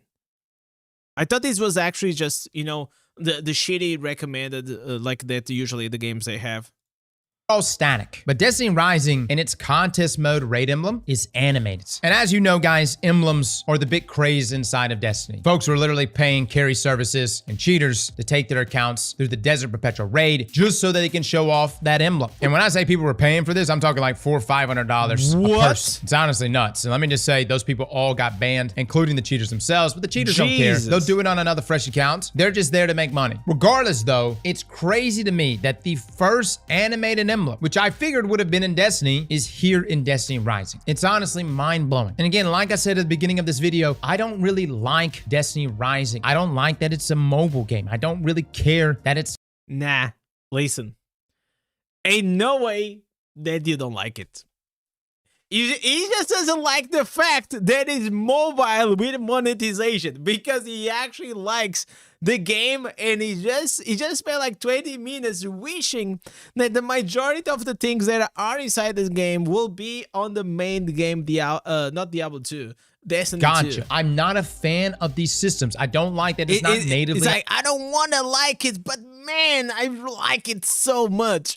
on PC or natively on consoles. But at the same time, I have to acknowledge where Destiny Rising is absolutely dominating Destiny 2. It seems like NetEase has a better understanding of MMO features than Bungie themselves. Of course, because they have like 5 years of developing Diablo Immortal. And I've said this in the past about Bungie for so long. They make too many activities that are short-term. They add features in the game that are only there for a little bit, and then they take them out. Hence fishing at one time. They completely ignore game modes like Gambit for years and years, and they also completely ignore social features. With the most we have gotten here recently was a commendation system which no one cares about. Now, am I gonna play Destiny Rising over Destiny 2? Probably not. I'm not a fan of gacha. I know the long-term commitments that entails, and I'm also a gameplay junkie. I like the build crafting too much inside of Destiny 2. But hot damn does it frustrate me that all of these features, which is staring us right in the face, and we've been talking about things like this for years, is having to be implemented by an entirely different development studio. Bungie, I urge you to take notes. Put the ego aside, put the talk aside of whether or not this or that has enough return on investment, and look at these MMO features that are present in the mobile version of your game, and start picking from the top which ones you should add. I said this the other day on the podcast, and I'll say it again. The greatest return on investment you can get is a happy player base. That right there has exponential growth. Bungie, you gotta start leaning into that more. Well, guys, that's it. That's all I have to say. Let me know in the comments below what you think. Fellas and ladies, thank you all for coming and watching. Video, and as always, slap that like button like your mama told you right.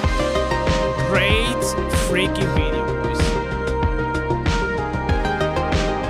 I mean, like, it's like we've seen this before, guys. The honest truth, like, we actually seen this before. I'm gonna drop here a like and a sub. Maybe I'm still gonna go, not only gonna play like Diablo Rising, maybe in the future I'm gonna try Destiny 2 as well. Yeah. Obviously, guys, you know, like Destiny Rising, it is here to stay, and I feel like for me as a player that never played Destiny 1 or 2, but I always thought that the games, they look cool, but you know, they've been, you know, in the market for such a long time that I feel like it's like, why would I go and play a game that has like 5 years or something like that, you know? So having the opportunity of playing Destiny Rise, which is a fresh new game, and I know that I can be like one of the first to actually start in playing it, it is what they actually made me actually leading into installing it and trying it, and maybe I can then later on go from Destiny Rising to try the other Destiny games if I'm really enjoying it, which I actually am. So yeah, great video, man. I really enjoyed it.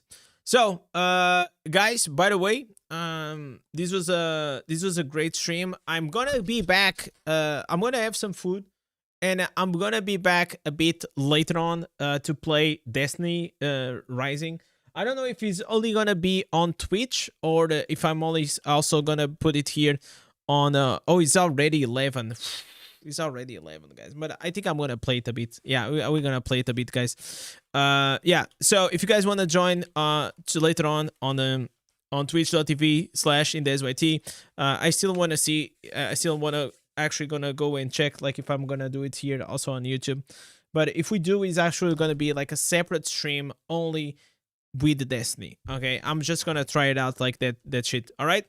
So boys, most likely I see you guys in a bit, and I'll catch you guys soon. Peace.